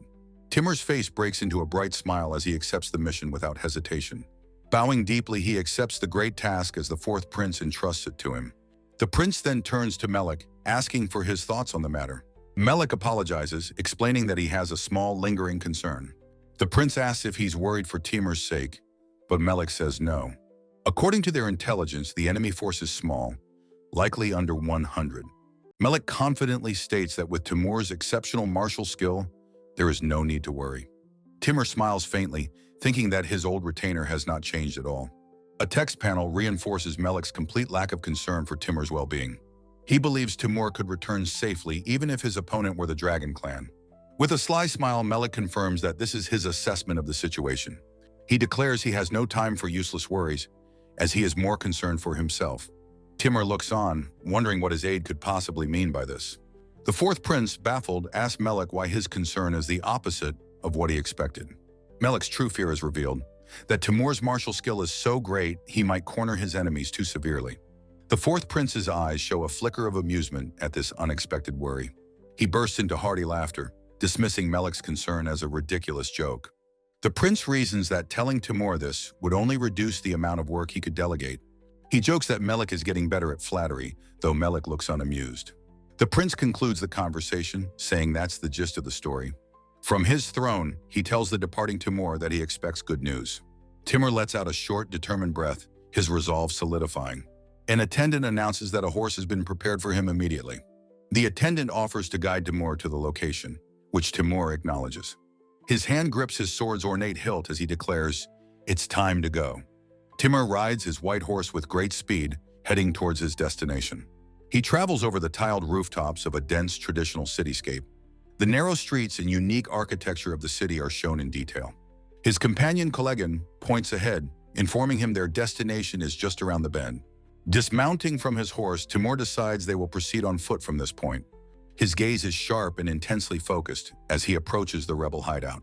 A subordinate reports to Kulagwen that their soldiers have completely surrounded the residence. Timur and Kulagwen observe the imposing, walled compound from a distance.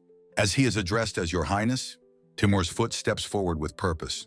Inside a command post, an officer named Wara greets Kuregan-sama, having been waiting. Timur expresses surprise upon hearing that his uncle has issued orders. Waraya confirms that his uncle Kuregan has indeed given 2 commands. Kuregan's image appears, declaring that anyone may enter, but no one will escape. Timur smirks, thinking that his uncle is just as ruthless as he is. He states he has no intention of letting even one rat in a bag get away. Timur instructs Waraya to wait outside, and the officer wishes him good fortune in battle. His foot steps forward with a soft sound as he approaches the compound gate. He stands alone before the massive, ornate wooden doors of the hideout. Reaching out, he knocks firmly on the lion-headed door knocker. A man peeks out from inside, curtly telling him to come in. The man's face contorts in a close-up of pure, unadulterated rage. Timur stands calmly in the gateway, facing the source of the fury. The man inside is shown sweating and enraged by the sudden intrusion. A voice from within bellows for the bastards to come out, enraged at the dog's whelp. Timur looks down for a moment, his expression one of quiet resolve. He draws his sword, stating that he has a response to their welcome. With a powerful swing, he shatters the gate, declaring the man was too slow. He stands amidst the wreckage, sword in hand, ready for the coming fight. A group of thugs armed with crude weapons rushes forward to confront him. They stare in shock and confusion, wondering who this small boy could possibly be. One of the thugs shouts for his comrades to get the intruder immediately. In a stunning display, Timur becomes a whirlwind of motion, effortlessly dispatching the men. A man is sent flying past a window as Timur silently judges his foes as weak. From the window, Melik and a woman watch the one-sided fight unfold. The woman observes that Timur is not just being boastful with his skills. She worries that he is so overwhelmingly strong, he always corners his opponents too severely. Melik's expression darkens with concern, hoping that nothing bad happens as a result. Timur leaps into the air and brings his foot down, fatally crushing a man's head. He stands amidst the shattered stone and defeated bodies as the battle rages on. A blond man attacks him from above, his face contorted in a fierce battle cry. Timur expertly parries the blow, the impact cracking the ground around them. Thinking to himself that this is fun, he decides it's time to get serious. His eyes narrow with focus as he prepares to end the fight swiftly. In a blur of motion, he cuts down another opponent with a graceful, powerful slash. His expression is one of cold, lethal focus as he continues his relentless advance. A surviving thug scrambles away down a long covered veranda in absolute terror. He screams for his comrades to flee deeper into the compound, warning them Timur is a monster. A group of terrified children huddle together, clutching various ceremonial items. A fleeing guard stumbles into their room as a defiant elderly woman stands guard. The woman mutters contemptuously, calculating that they have about 3 minutes. Her expression hardens into a chilling resolve as she tells the children to prepare themselves. The children flinch and gasp at her ominous words, their faces filled with terror. A young boy, choking back tears, stammers that he will become a shield for the country. A young boy, his face a mask of pure terror, clutches a ceremonial object and stammers about the nation's will. In a nearby corridor, a man with neatly combed dark hair weeps silently into his hand. An elderly woman with a severe expression smiles unsettlingly, calling the terrified child a good child. The woman dismisses the arrival of some dogs, stating the ceremony is nearly complete and they should wait. From off-panel, a man's voice urgently whispers to the children, telling them they still have a chance to escape. The man reveals that the intruders have punched a hole in the wall, questioning if escape is truly possible. A determined blonde girl vows that if they leave now, she won't let anyone die in this place. Another young boy looks on in stunned disbelief, asking if what she claims is really true. The blonde girl cautiously peeks around a corner, her expression tense with apprehension. From a shadowy vantage point, a slick-back man smirks, thinking this is the perfect opportunity to finish them. The elderly woman blocks the children's path, declaring that since they've been discovered, she'll take one of them with her. A man pleads for the children's safety, but the slick-back man dismisses him as annoying. A hand grabs the crying boy's collar, telling him to come along as it's time for the ceremony. A voice declares, "I'll do it," as a man's head is gruesomely severed from his shoulders. The children and their protectors stare in absolute horror at the sudden, bloody spectacle. A young boy stands balanced on the protector's shoulders, his expression calm and deadly. The title card, "The Emperor Reincarnated as the Emperor's Grandson," is displayed over a grand palace. In the aftermath, the boy prince calmly orders a bespectacled official to capture the survivors but not to kill them. His soldiers stand at attention, ready to carry out his command without question. The prince turns and greets an approaching figure with a casual "yo." A handsome man with a goatee, his uncle, raises a hand in a cheerful wave. The bespectacled official looks on with surprise as the uncle greets the prince familiarly. The uncle remarks that things seem to have gone well. He points to a large jagged hole in a stone wall, asking what it is. The prince explains that it is an escape route, which puzzles his uncle. He admits he has a tendency to corner his enemies too severely, so he prepared a way out. The prince explains this gives his foes a moment of hesitation before their final resolve. A flashback shows the decapitated man thinking the children are now safe, thanks to the route. The uncle smiles with admiration, noting that the prince is learning smoothly. The prince credits his uncle for his progress and tutelage. The word "so" marks a distinct shift in the conversation's tone. The uncle asks why the prince advised him to go see his majesty. A sly grin spreads across the uncle's face as he realizes the boy saw through his plan. The prince explains the opponents were too weak to be a worthy achievement for his uncle. He concludes it was better to deal with the dirty water instead. The uncle's sharp gaze shows that he understands the implication perfectly. Grinning, the uncle tells the prince to follow him. A transitional panel with the character "nay" signals their departure. As they walk past men carrying a body, the uncle states they must destroy the evidence. Inside a vast library, the uncle begins to search for something specific. He scans the towering shelves, certain that what he's looking for is around here somewhere. His search concludes as he exclaims, "This is it," pulling out a folded object. He hands a letter to the prince, addressing him with the familiar nickname "Old Man." The prince takes the document, questioning if it's a letter. He unfolds the paper, his uncle watching his reaction with a knowing look.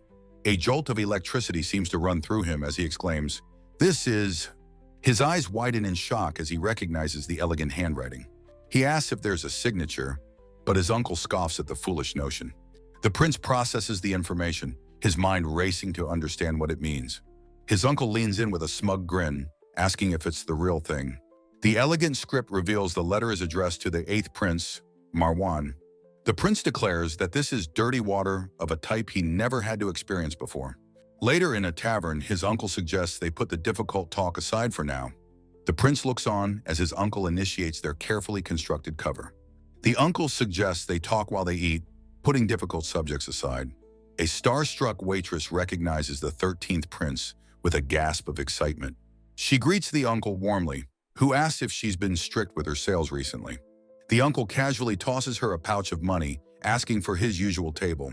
The waitress happily accepts the payment, promising to lead them to the back. He places an order for sake and meat, stating that he doesn't want any vegetables. Once seated, he tells the waitress to pass a message to the woman who accompanied him. He winks, asking her to forgive their man-to-man talk today. The prince notes that his uncle is a smooth talker, and the woman will surely be pleased. He recognizes the elegant calligraphy on the wall as the work of his uncle. The uncle complains about being told to erase it, but the prince notes it's good for business. The prince remarks that this is Kurgan and Amir's favorite spot, which attracts customers. The uncle confirms that Amir, in particular, frequents the establishment. A server arrives with a tray of sake, interrupting their strategic discussion. With drinks and food served, the mood shifts back to the serious matter at hand. The prince asks his uncle what he thinks of the letter and of Marwan. A portrait identifies Marwan as the 8th prince, brother to Kurgan and Milan. The prince recalls that Marwan was one of his most capable children, but was indecisive. This flaw, he remembers, is why Marwan ultimately ceded the throne to Milan. The prince, sipping his drink, confirms the letter's handwriting is indeed Marwan's. His uncle points out the lack of a signature, but the prince already understands the implication. The uncle notes forgeries are common, but the prince is certain this is 100% genuine. The key, he knows, is the very absence of a signature. The prince deduces that all the circumstantial evidence points directly to guilt. It's a classic case of wicked deeds being done with plausible deniability. He turns his sharp gaze on his uncle, asking for his opinion on the matter. Kurgan bluntly states that he does not know. He reveals the letter details a plan to provide ongoing financial support to a heretical sect. Feigning ignorance, Kurgan claims he can't understand anything beyond the plain text. The prince smiles, musing that one can only see what is visible. A young man, Amir, challenges Kurgan, demanding a clear answer. Kurgan retorts that Amir is too hasty and should be more prudent. With a sarcastic smirk, he adds that he'll never get used to being praised by the old man. A panel with the word "however" signals a turning point in the conversation. The prince clenches his fist, wondering if Marwan is still not satisfied. Kurgan considers whether he himself has the right to the throne, asking what to do. His expression hardens as he comes to a decision. The prince looks down, a quiet "it's a lie" on his lips. With a cheerful expression, the prince declares that he, personally, will do nothing. His eyes sharpen as he adds that, from here on, it is Milan's job. Kurgan explains getting involved in a past power struggle, which the prince finds pointless. The prince states that the conflict lacks any grand justifiable cause. He praises Milan as a capable second-generation ruler who has maintained peace for over a decade. Kurgan agrees, noting that if Marwan made a move now, he would have no popular support.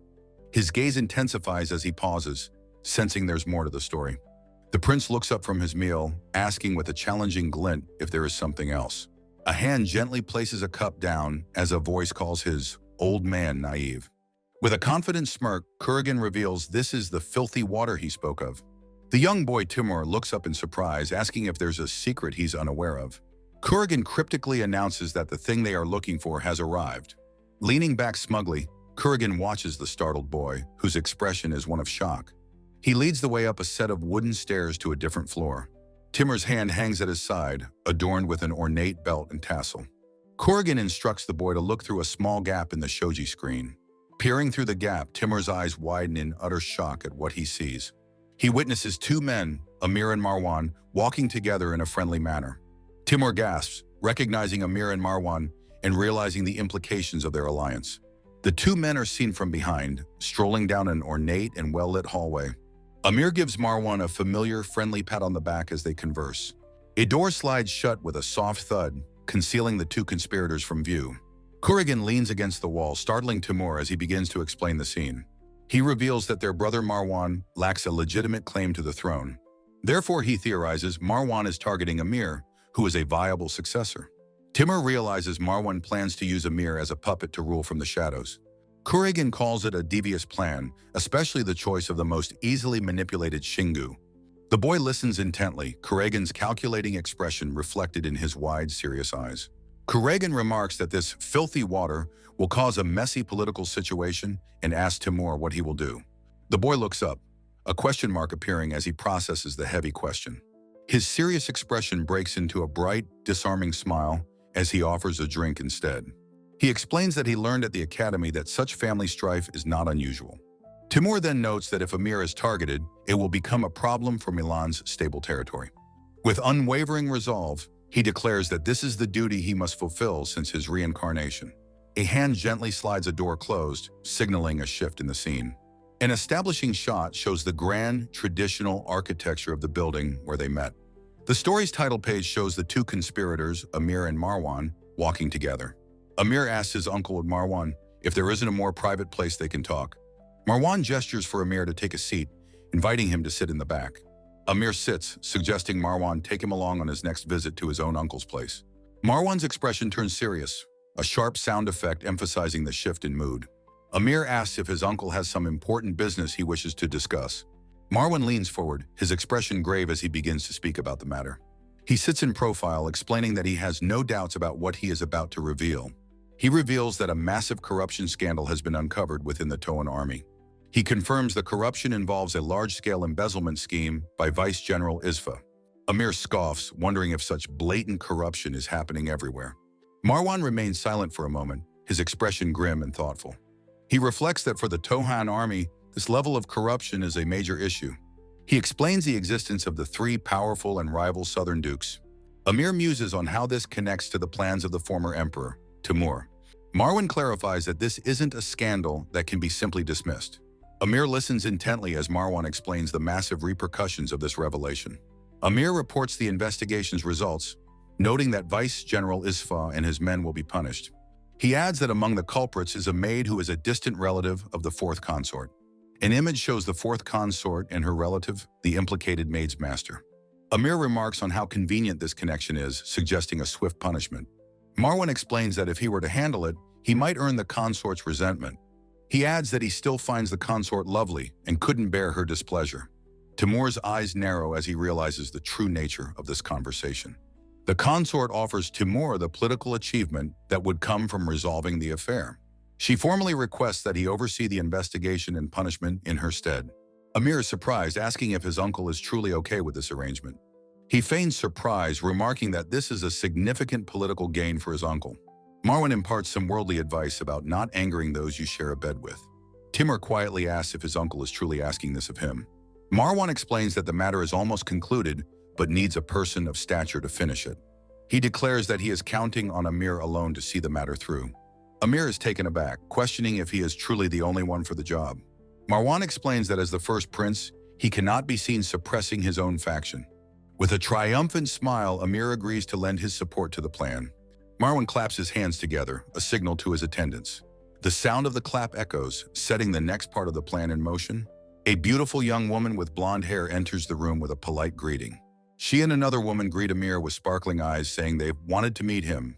Marwan looks on with satisfaction, remarking on his uncle's fine collection of beauties. One of the women sits beside Amir, playfully announcing she's the first to arrive. Marwan plays the gracious host, telling everyone to enjoy themselves at his expense.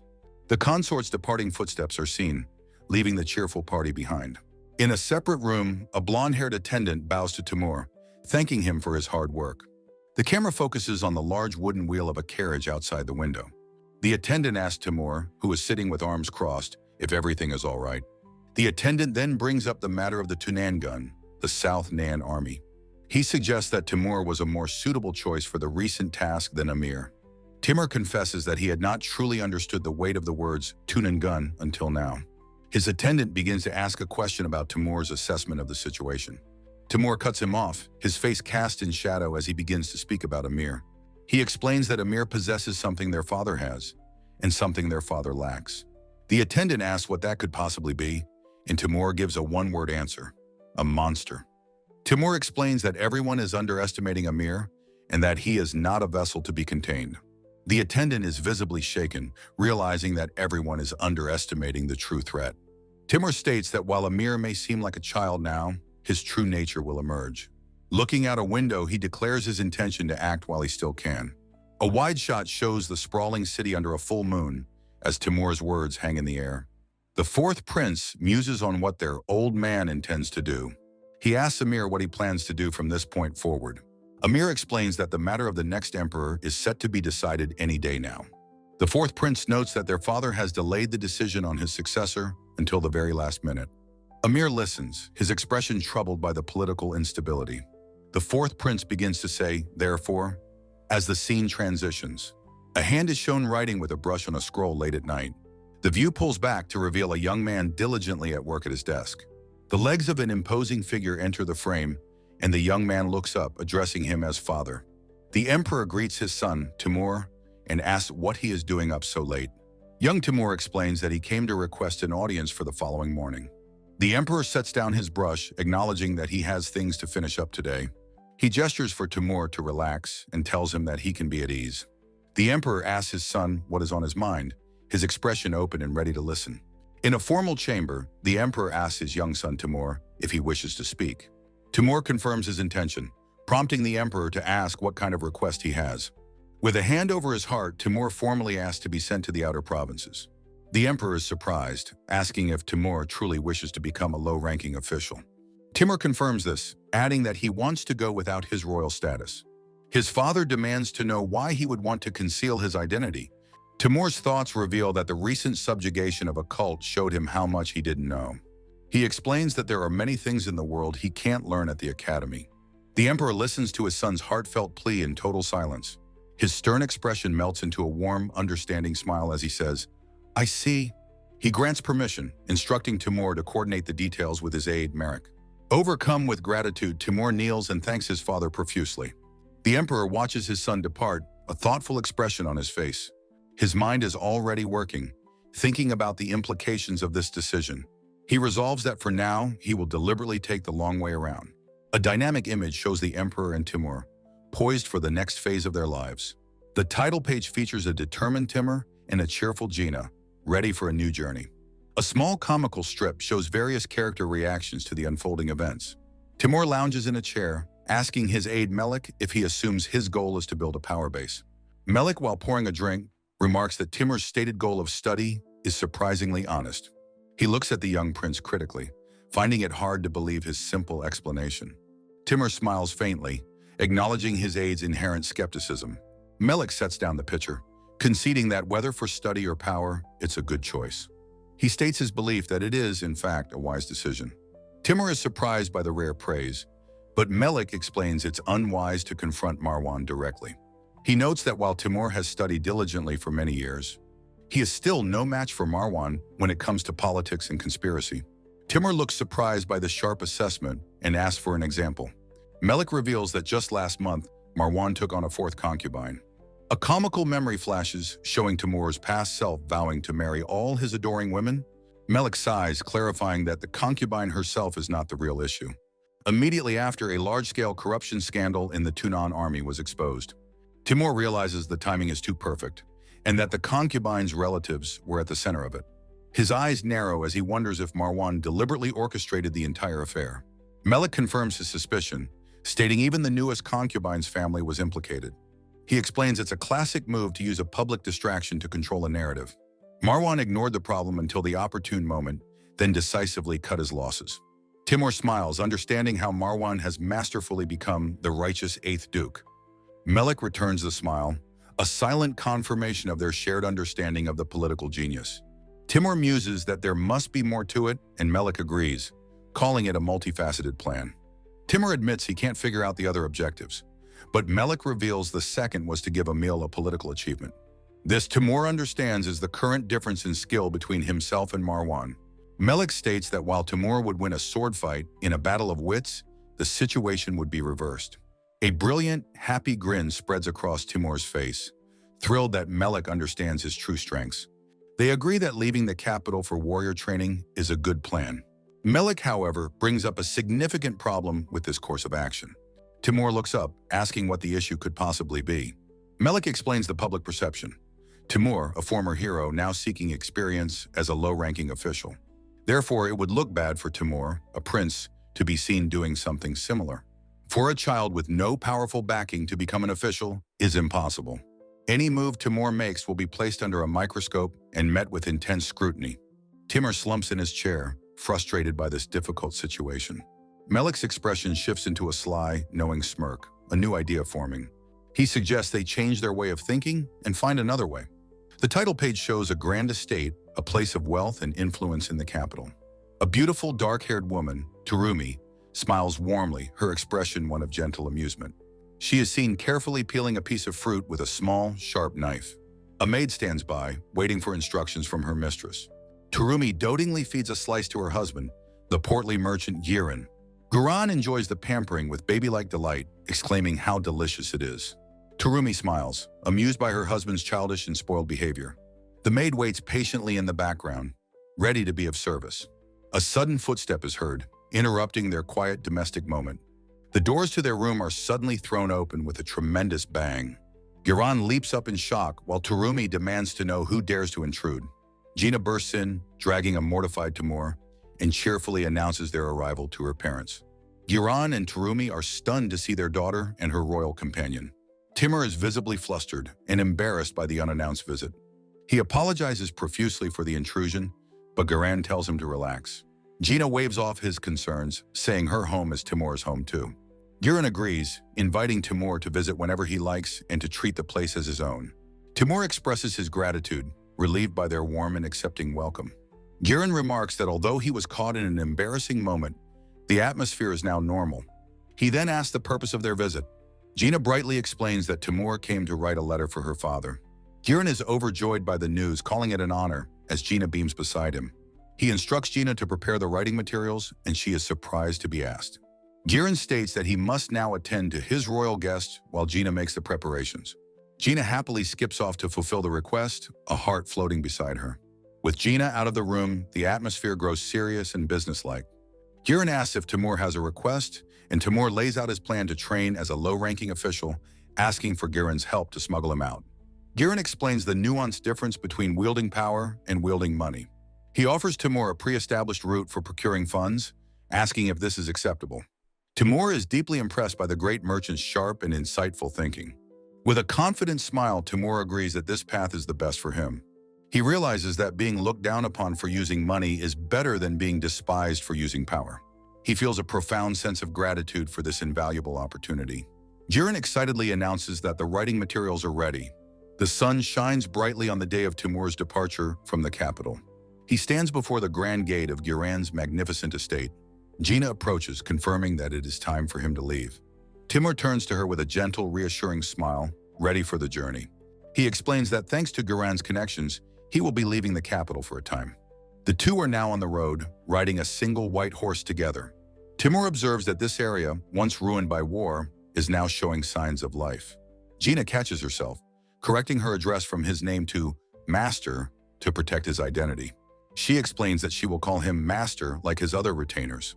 He reflects on her decision to call him Master. She confesses that riding with him feels the most comfortable and secure. She complains that other riders are clumsy and make her feel sick. A smiling Gina explains her master's smooth, fluid movements with an elegant gesture. Timur, however, looks troubled, believing the horse is calm because its previous rider was unlucky. The horse's placid expression is shown as Timur wonders about the nature of complete control. Riding through a village, Timur explains that a horse is an intelligent, well-trained living creature. Gina agrees with him, adding that humans, unlike horses, are often fickle with their commands. From the horse's perspective, Timur explains that it's best to give simple, clear instructions.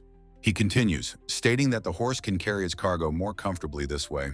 With sparkling eyes, Gina praises him for being able to think from the horse's perspective. Timur notices that their mount is beginning to show signs of fatigue from the journey. Spotting a tea house up ahead, he suggests that they should stop and take a rest. After dismounting, he helps Gina down from the horse as a stable hand greets them. He instructs the stable hand to ensure their horse is given plenty of food and water. Timur and Gina stand together, a party of two, ready to enter the tea house. An elderly woman greets them, and Timur politely requests their very best available table.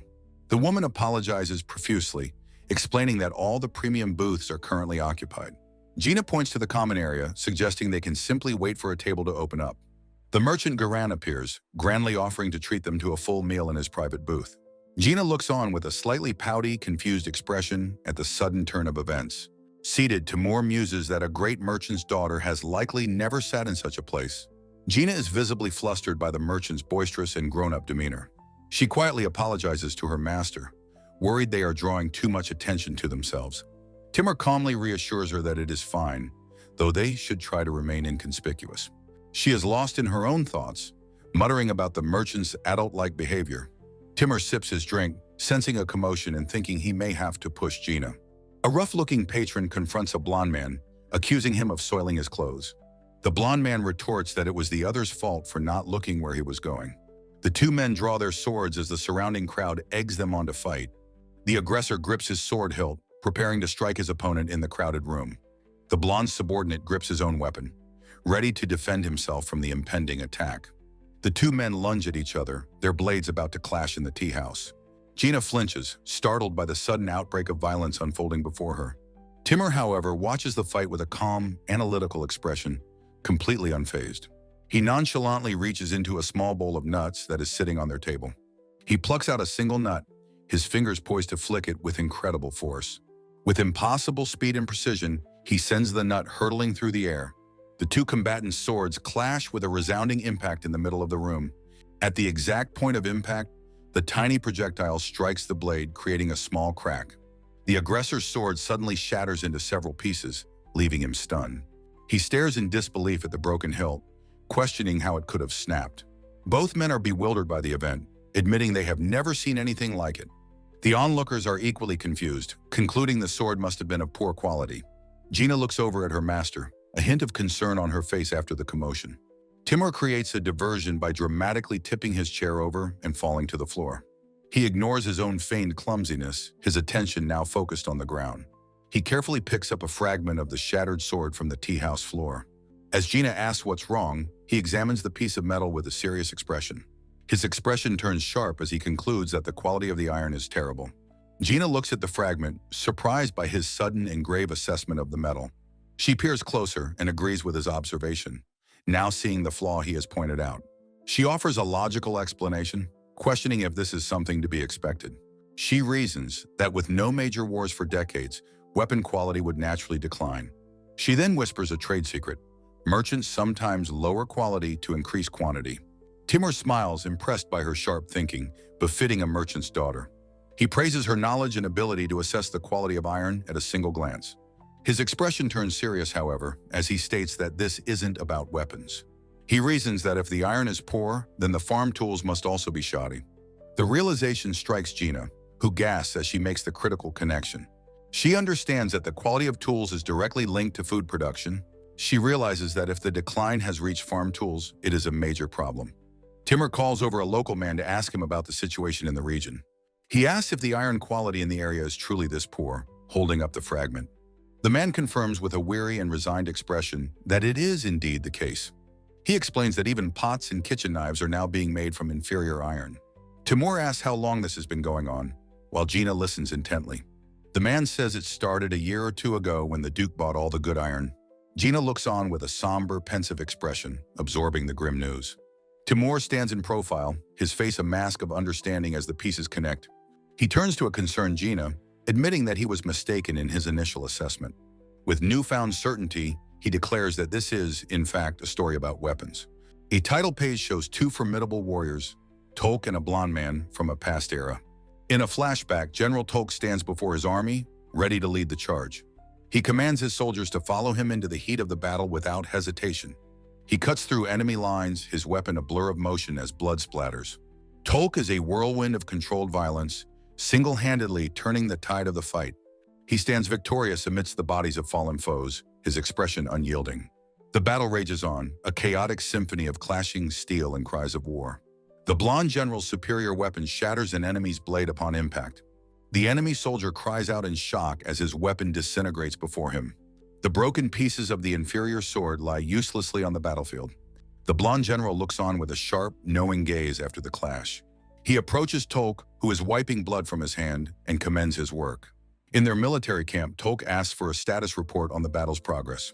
The blonde general delivers grim news. Both of their flanks are being pushed back. Tolk's expression darkens as he asks if the issue is the quality of their weapons. His subordinate confirms that he has, as expected, already noticed the problem.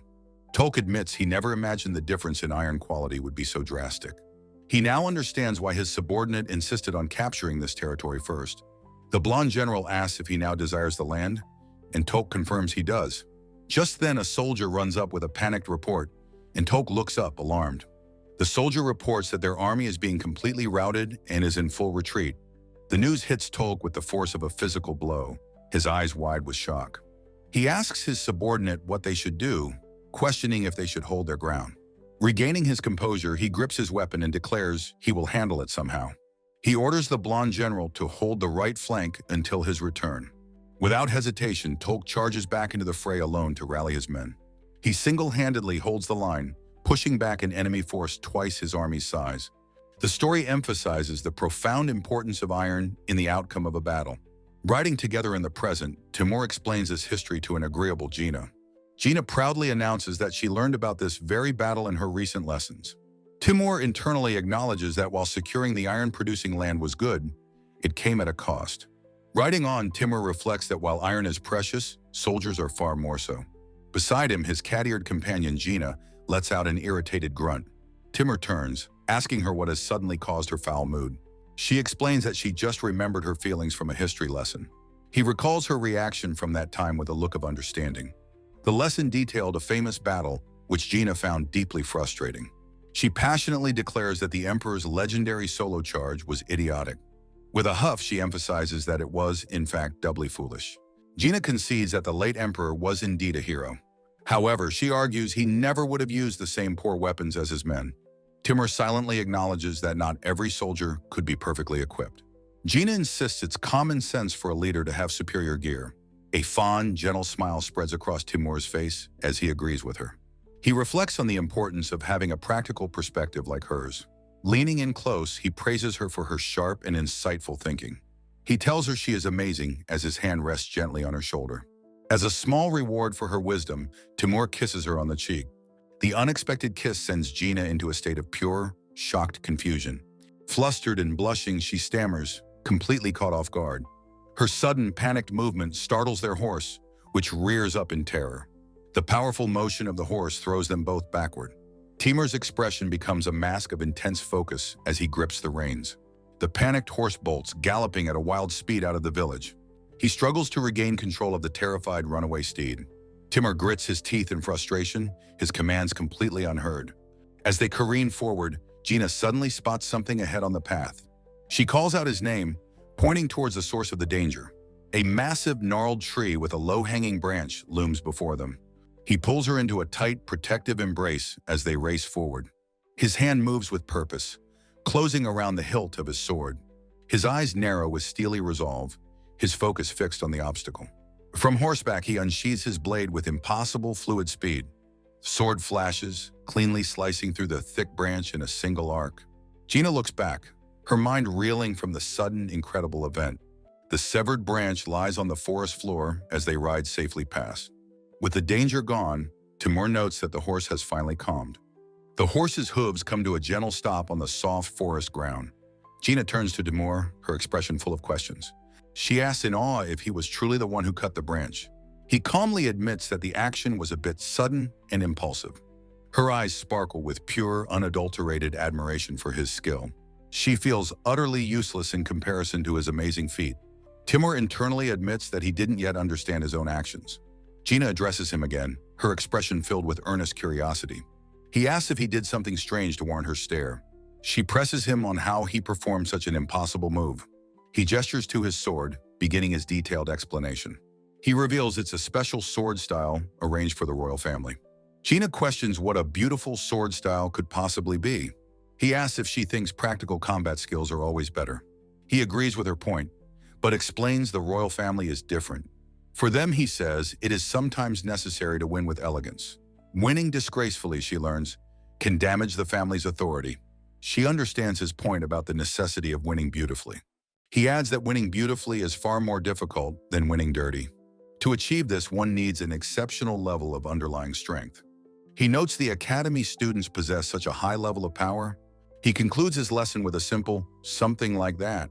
Suddenly, the blade of his sword cracks and shatters before them.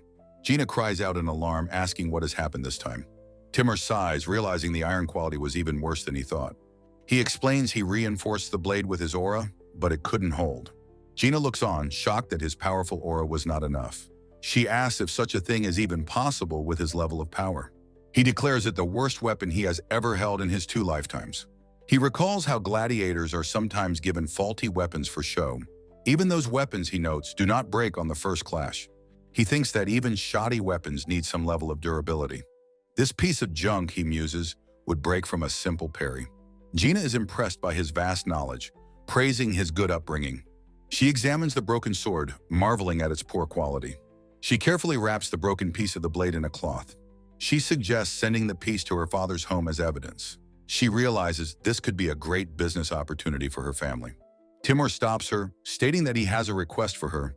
His expression turns serious as he focuses on the matter of the iron. He explains that Duke Nabdo is undoubtedly involved in this scheme. He knows the capital's investigators must be cautious and inconspicuous. However, Garan has the perfect cover and motivation as a merchant. Timur is confident Garan will sense the opportunity and take action. He resolves not to get directly involved for the time being. They arrive at the rustic village of Bauras in the Liston prefecture. The local villagers all stop their work to stare at the two outsiders. Gina feels the weight of their gazes, her ears twitching nervously. Timur explains that their appearance is a novelty in this simple village. She murmurs his title, her anxiety still palpable and clear. He reassures her that he is with her and everything will be fine.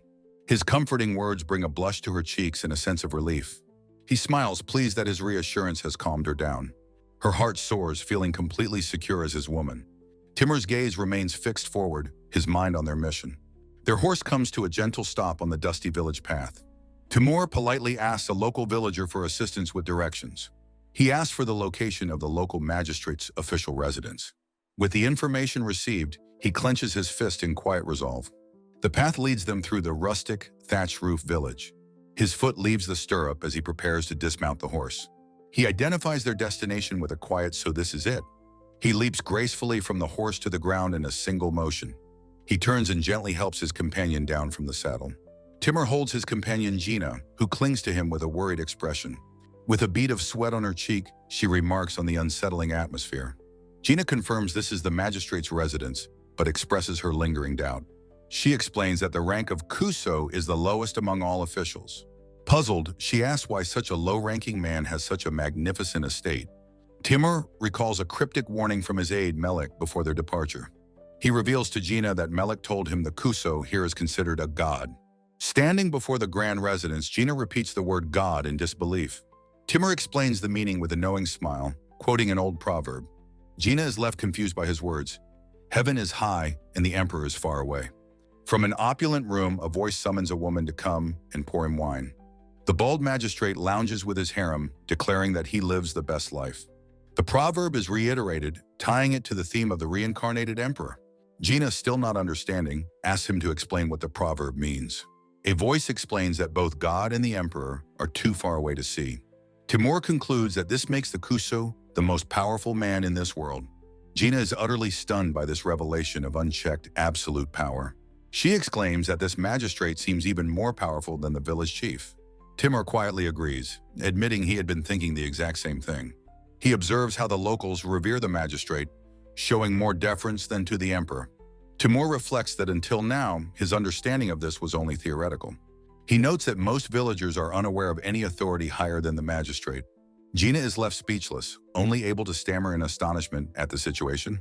Timur understands why these isolated villagers would see the magistrate as their ultimate ruler. Seeing an opportunity, he declares that this situation is better than he could have hoped. Peeking around a corner, he and Gina discover that the side gate is open. Inside, Timur finds a lone guard slumped against a wall, fast asleep. Gina asks what he's looking at, and he confirms the guard is still alive. The sleeping guard with stolen sake beside him reminds Timur of his past as a slave.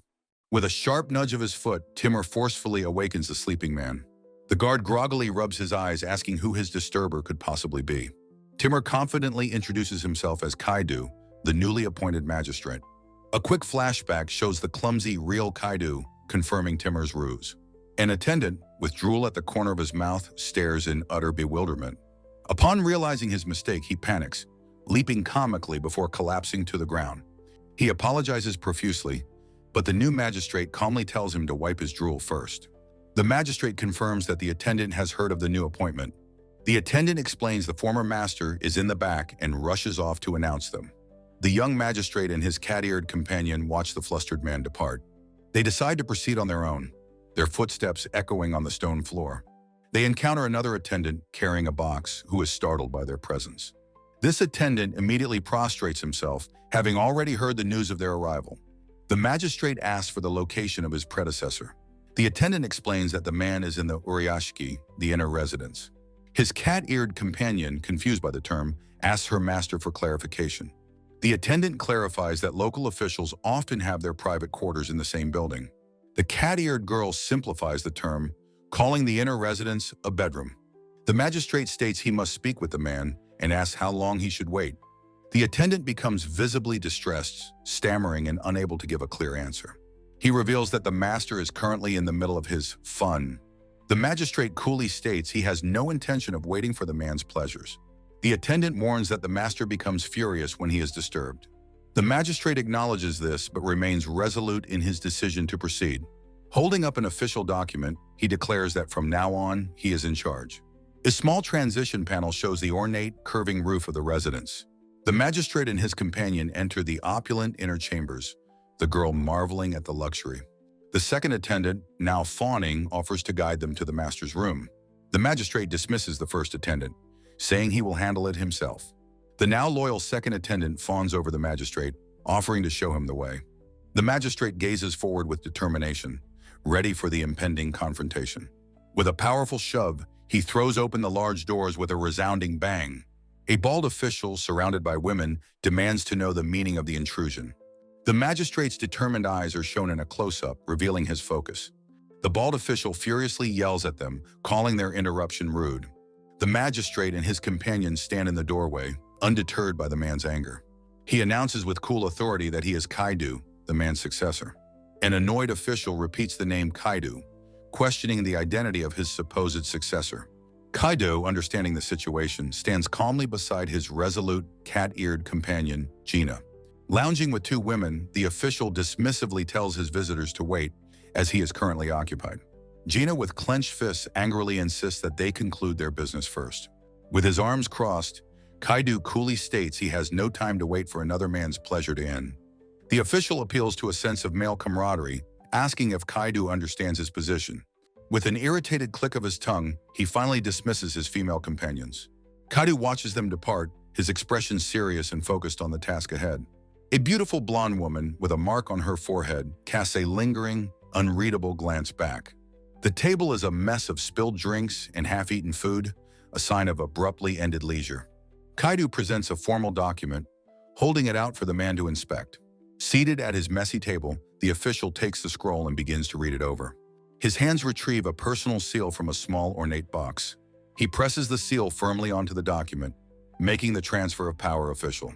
The official casually tosses the stamped document back, which Kaido catches deftly. Pointing to his head, the man declares that this should be sufficient. Kaido holds the document, letting out a soft sound of acknowledgement as Gina looks on. The official states the handover will take a few days and asks to borrow the seal once more. A question forms in Kaido's eyes as he looks up. He acknowledges the need for moving preparations, but questions the man's request for the seal. The official explains he didn't expect a successor so soon and must finalize business with merchants. Kaido's eyes narrow with suspicion as he repeats the word certificate. The official clarifies that it's for a loan, telling Kaido not to worry. He explains that while Kaido's authority will be used, the debt is technically his own. He callously suggests Kaido can either take on more debt or pass it to his own successor. Gina's furious outburst is shown in a sharp, jagged word bubble. She angrily questions why her master must be burdened with such a debt from his first day. The official, unimpressed by her loyalty, asks who this woman is. Kaido gently places a hand in front of Gina, silencing her protest. He then asks a direct, piercing question: why is the official borrowing money from merchants? A narrow view of the room's elegant window and wall adds to the tense atmosphere. The official scoffs, accusing Kaido of having bought his position with money. His expression is one of cynical certainty, believing Kaido is there for the same corrupt reasons. With a faint smile, the boy's diamond-pupiled eyes show his understanding of the specific interpretation. Gina's father had once described this official's post as a gold procurement route, a position for self-enrichment.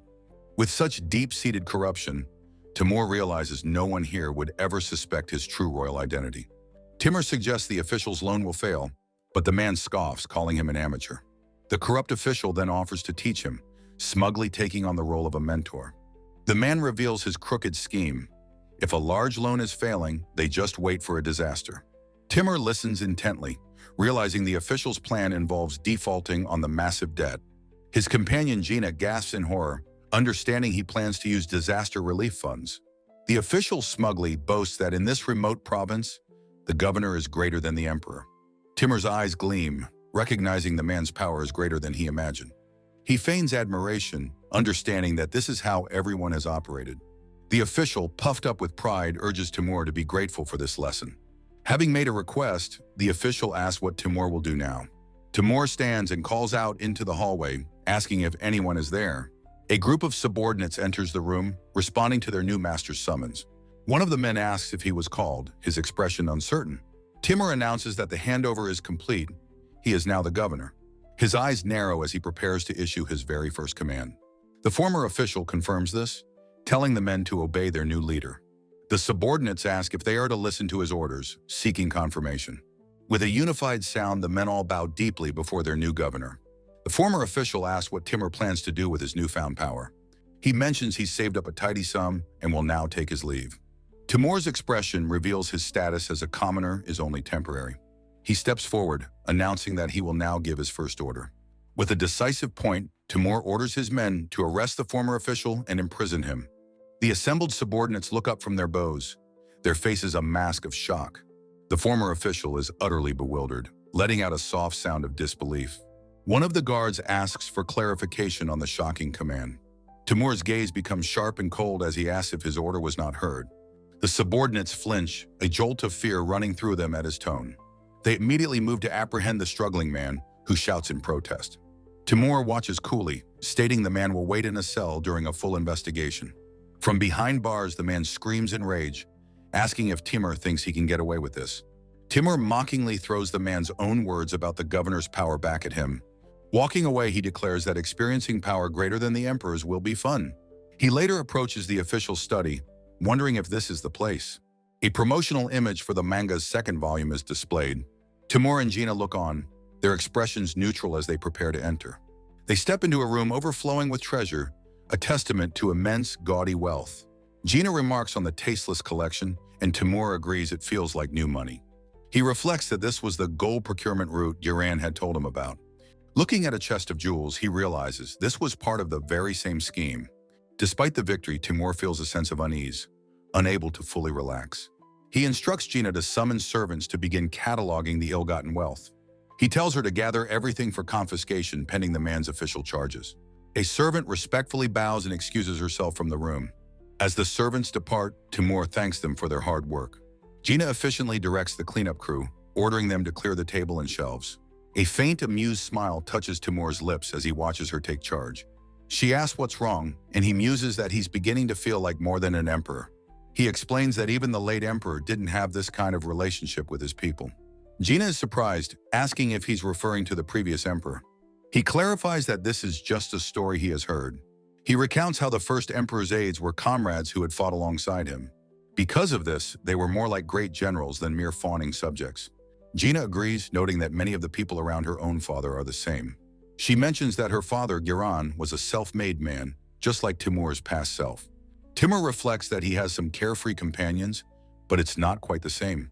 He watches his subordinates, including the cheerful Milan, with a hint of exasperation. A close-up shows Milan's cheerful, star-marked face as he works.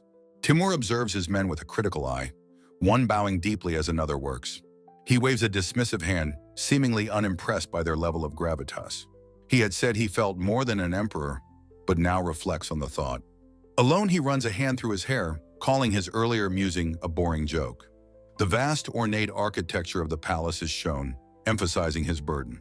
Later in his study, Timur pores over official documents with Gina.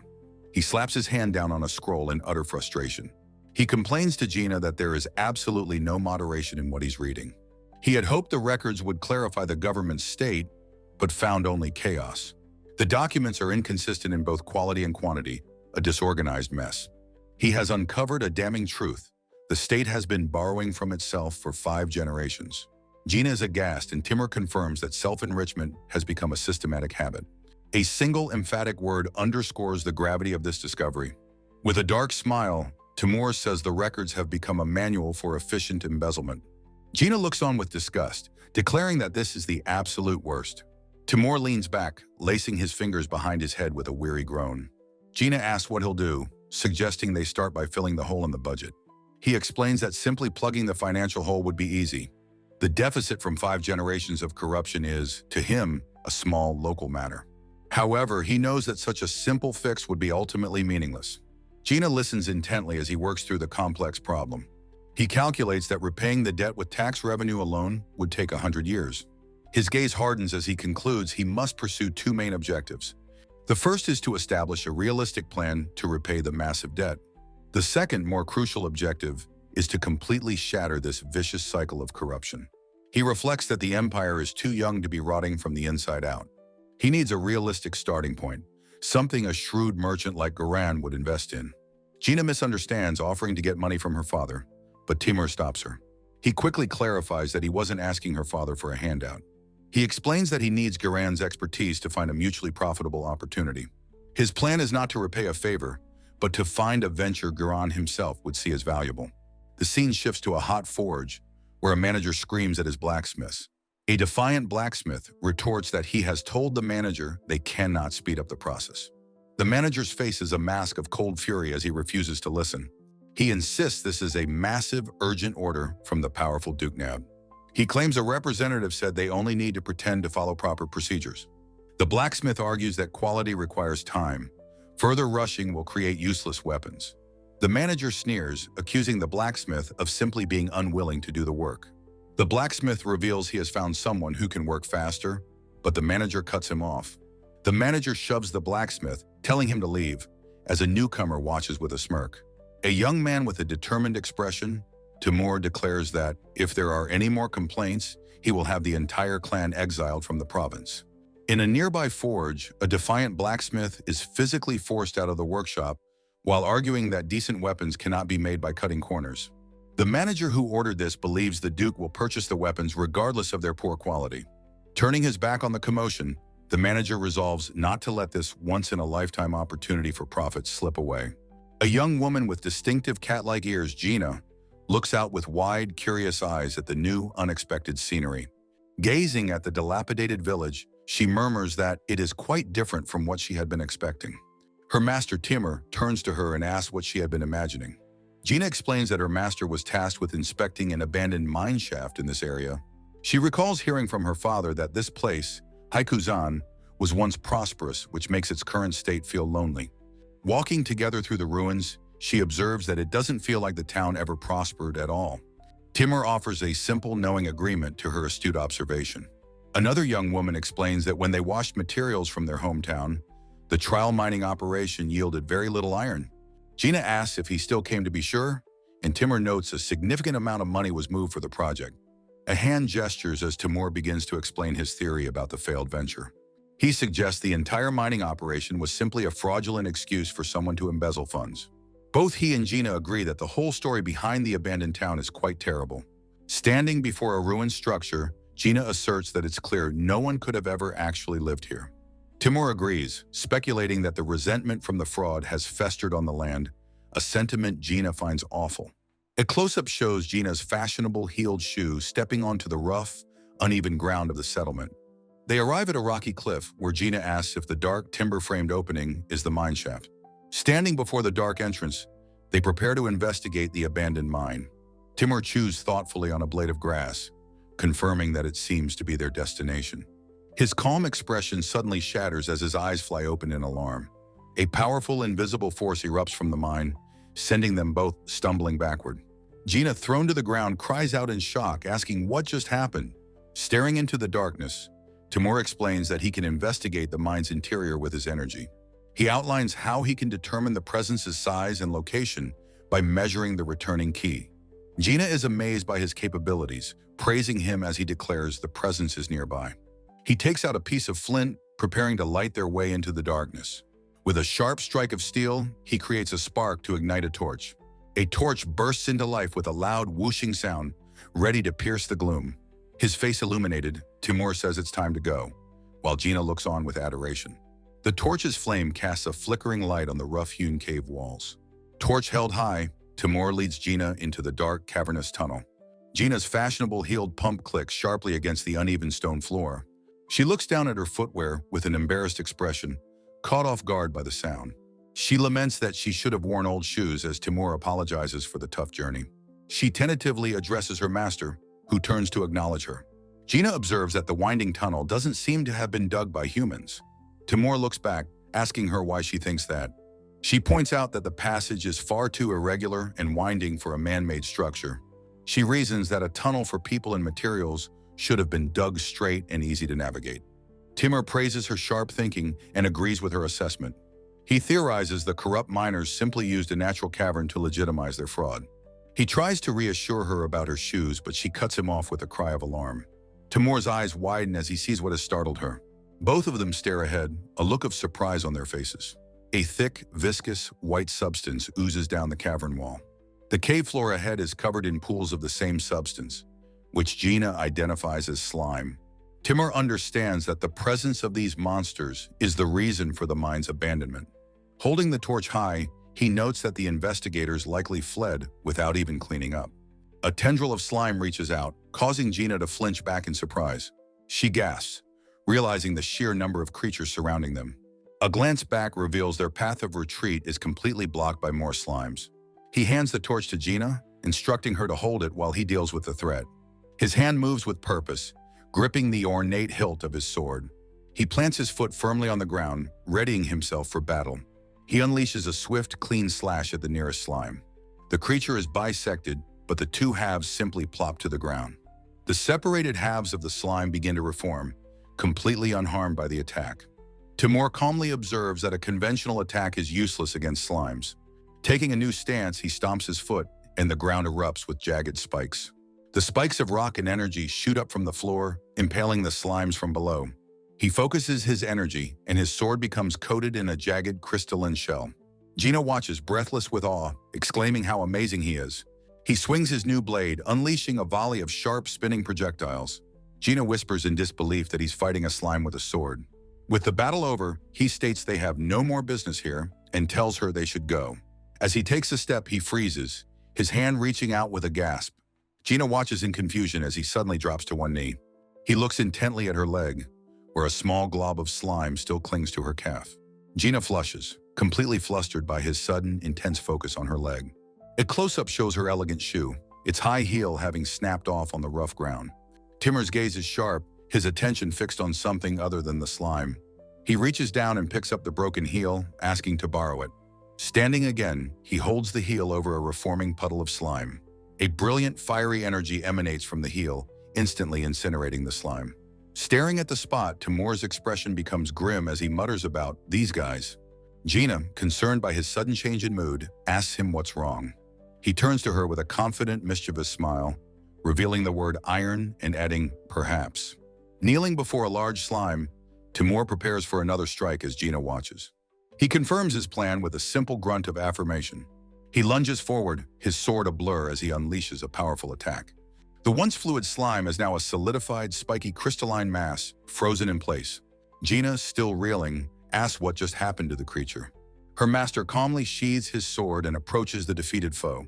To her shock, he casually lifts the entire solidified slime off the ground. Gina's jaw drops as she lets out a cry of pure disbelief. She is astonished that he has simply picked up the monster. She protests, saying he can't just carry a slime around like a side dish. He calmly explains this technique is similar to one he used to reinforce an old sword. Gina's fear instantly melts away into sparkling, starstruck admiration. She beams, her fist clenched, declaring that he is, as expected, amazing. He notes that her uninhibited reaction is quite amusing to him. He instructs her to bring the basket filled with mud so they can leave. As they walk, he wonders aloud if there are any more slimes in the area. He thinks it would be a nuisance to be attacked on their way back, and she agrees. They emerge from the cave into the bright light of day. He stands over the solidified slime and the basket of mud, a satisfied look on his face. The sun shines brightly in a clear sky, signaling the successful conclusion of their dangerous investigation. On the rocky ground, a solidified, spiky slime sits beside a basket of dark mud. Timur looks on with a knowing smile, confirming his suspicions about their discovery.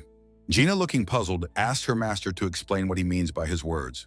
He begins by asking if she knows how slimes dissolve and eat things. She enthusiastically confirms she knows, adding that they spit out what they don't digest. With a raised finger, she explains her theory that slimes eat fibers, leaving people naked. She winks playfully, seemingly proud of her slightly embarrassing piece of knowledge. Timur remarks that 90% of people probably share her comical misconception. He clarifies that while she's not wrong, she is missing a crucial detail. He challenges her to think about the situation more deeply and consider the consequences. He paints a grim picture of a person being covered by a slime, unable to breathe. With a serious expression, he reveals that the slime spits out a naked corpse. His thoughts drift to a more decadent use, recalling a rumor about enthusiast games. He brings the conversation back to the matter at hand, moving past the morbid details. Gesturing to their prize, he explains this is an iron slime that eats something from iron. Gina is confused, repeating his words and questioning what it could possibly eat. She wonders aloud if it's something other than the iron itself. Timur praises her sharp thinking, confirming she is correct in her assumption. As proof, he points to the mud the slime spat out after eating iron ore. He explains the mud is high quality because the slime removes all the impurities. Gina stares at the basket of mud, amazed by its hidden value. With his arms crossed, Timur thoughtfully considers the implications of their discovery. He smiles, realizing the most important question is how much money this will make. He instructs Gina to write a letter to the merchant Gilan, as this is his domain. She is to inform him of the abandoned mine now inhabited by iron slimes. Gina asks if she should inform her father, understanding the task's importance.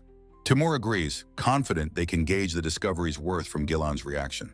The scene shifts to a grand estate, the setting for a high-stakes meeting. The next day, the imposing merchant Gilan sits, waiting for his guest. Timur is surprised, noting that Gilan arrived in less than half a day. Gilan remarks that considering the travel time, it's been mere hours since the letter arrived. He explains that the scent of money makes it impossible for a merchant to sit still. Timur asks if this is truly the case, the title revealing his secret identity. Gilan dismisses Timur's formal greeting, his expression sharp and businesslike. Timur listens, a thoughtful hand to his chin as the negotiation begins. He asks Gilan if he is aware of the debt left by his predecessor. Gilan admits that he knows far more than the incomplete documents would suggest. A knowing smirk appears on Timur's face as he acknowledges the power play. He realizes Gilan intentionally lost the documents to put him at a disadvantage. It's clear to him that the merchant Gilan's presence here is no coincidence. He turns the tables, asking how the old debt compares to his new offer. Gilan scoffs, declaring that the two are not even worthy of comparison. Timur confidently states that a debt of that level can be cleared without issue. He thanks Gilan for his time and promises to present his full proposal tomorrow. That night, the grand estate is quiet under a starry sky.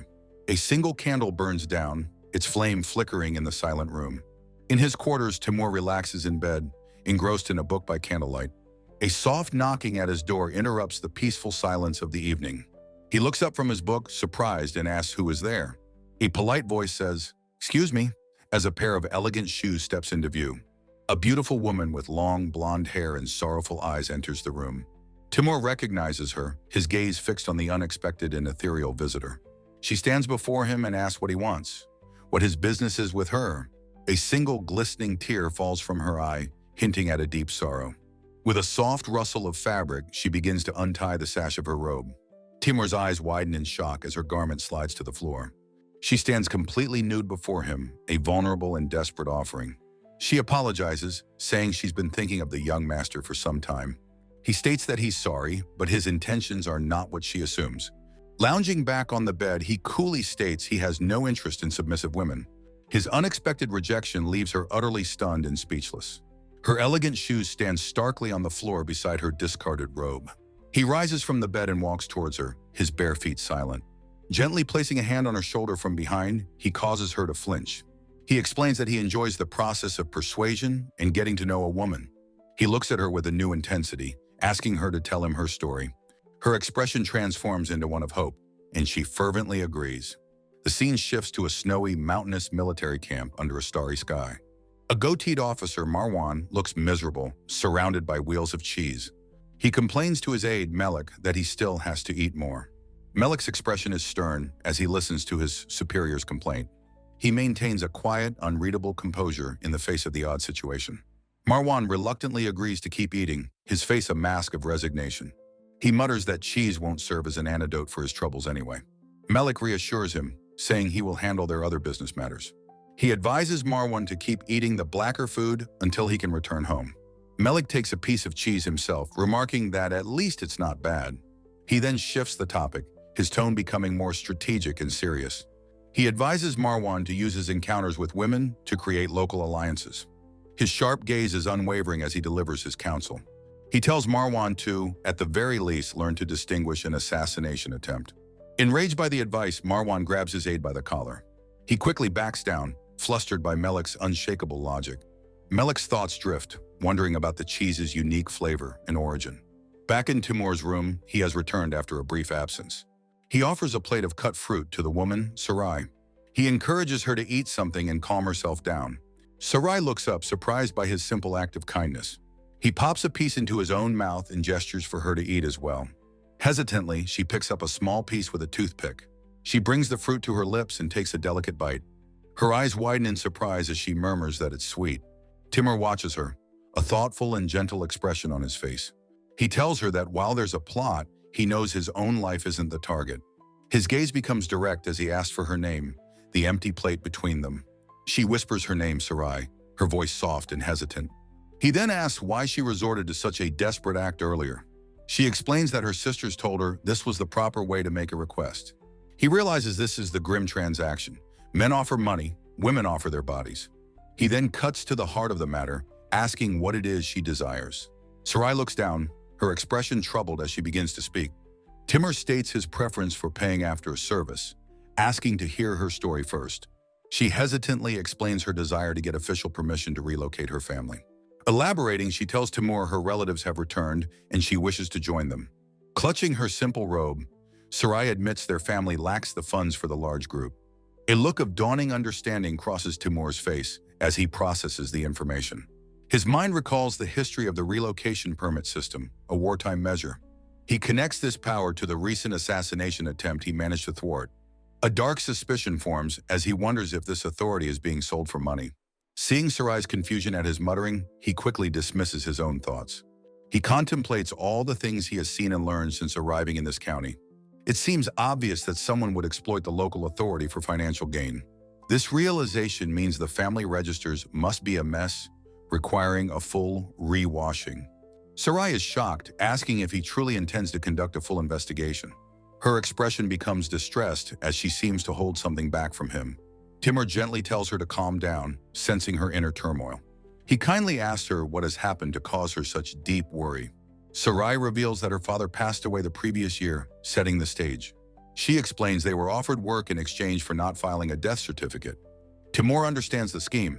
Keeping the debt on the books increases disaster relief funds. He recognizes this as the loan shark's method of resetting debts through fraud. A grim admiration for the devious cleverness of the plan crosses his face. Sarai offers a pained apology, feeling she has burdened him with her problems. She then adds that she has been thinking about something he taught her. Timur looks at her with an unnervingly direct and serious gaze. Sarai meets his intense look, her own expression a mix of curiosity and confusion. She asks him a question, her tone light but probing. He asks her to recall everyone she knows who has died in the last 20 years. She hesitates for a moment before confirming that she remembers them. With a decisive, "All right," he tells her to follow him. Holding a candle, he leads her down a dark, lantern-lit corridor. His hand is steady as he lights more candles to illuminate their destination. They enter a vast, dusty archive filled with countless books and scrolls. Sarai asks nervously what they are doing in such a forgotten place. He announces his intention to check the family registers immediately. He notes that if the registers were properly maintained, they wouldn't be here. Holding a thick volume, he comments on the difficulty of sorting through them. Spotting what he needs, he beckons for her to come closer. Sarai flinches, her hand flying to her chest in sudden apprehension. Seeing her unease, he gently asks what is wrong with her. He reassures her, promising not to be angry no matter what she says. With a look of deep shame, she confesses that she cannot read. Timur is taken aback by her admission, a flicker of surprise on his face. He apologizes to himself, realizing he had forgotten this common reality. He recalls that in his past life as a slave, most of his comrades were illiterate. Forgetting this basic fact was a failure on his part after years of privilege. He adapts his plan, telling her to simply point out the deceased.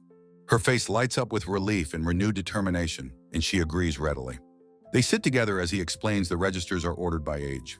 He continues his lesson on how the household lineage is recorded. A diagram illustrates the family structure, with the son as the next head. Pointing to an entry, he states flatly that this person is deceased. He pushes a volume towards her, saying this is one portion of the records. A dark, knowing smirk appears as he prepares to test her. He asks how many of the deceased she named were not recorded as such. With a confident, almost chilling smile, he reveals the shocking truth: all of them. He explains that every elderly person she named is officially still alive. The sheer audacity of the scheme is so complete that he finds it almost laughable. He recalls his initial plan to simply execute the corrupt official responsible. Now, however, he sees a strategic value in letting the man live a while longer. He admits to himself that this new development is quite helpful. Overwhelmed, Sarai timidly asks why he is going to such lengths. He turns to her, a thoughtful expression on his face as he considers her question. He begins his explanation with a single, simple word. He reveals that disasters are used as a reset to cover his predecessor's debts. With inflated population numbers, they can claim more relief funds and supplies. He asks if she found the explanation difficult, sensing her shock. She quietly confirms that she understands the grim logic. She connects this to stories she's heard of ancestors living past 100. He asks if she now sees how this benefits the powerful after a catastrophe. She apologizes, thinking she spoke out of turn with her observation. He firmly tells her that her comment was not strange at all. He warmly praises her, saying her surprise was a good thing. Sarai is taken aback, questioning if he truly means it in a good way. He tells her she has a good eye and just needs more knowledge. To illustrate his point further, he begins to tell her a story. He speaks of a place where heavy rains caused a river to flood. Sarai picks up the thread, recalling a family who evacuated just in time. When they returned, however, their land had become someone else's property. She exclaims this is impossible, as they must have had a deed. A realization dawns on her. If the house was washed away, so was the deed. He confirms that in any disaster, physical records are wiped clean, silencing all arguments. His expression hardens as he considers the depth of this systemic corruption. He asks her to stay with him a little longer on this investigation.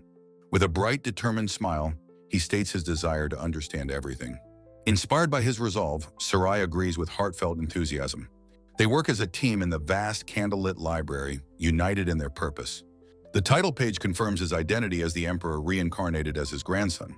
As they work, he remains focused on the ancient texts. Sarai's gaze drifts to him, a soft blush coloring her cheeks. He closes a book, having finished a section of his research. Sensing her stare, he looks up, breaking her reverie. He asks what's wrong, wondering if there's something on his face. Caught off guard, Sarai becomes flustered, letting out a small gasp. She waves her hands in a panic, stammering an apology. She gathers her courage to ask him the question on her mind.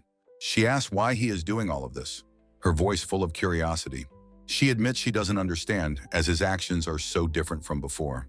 He considers her question, then says he can explain it in a word.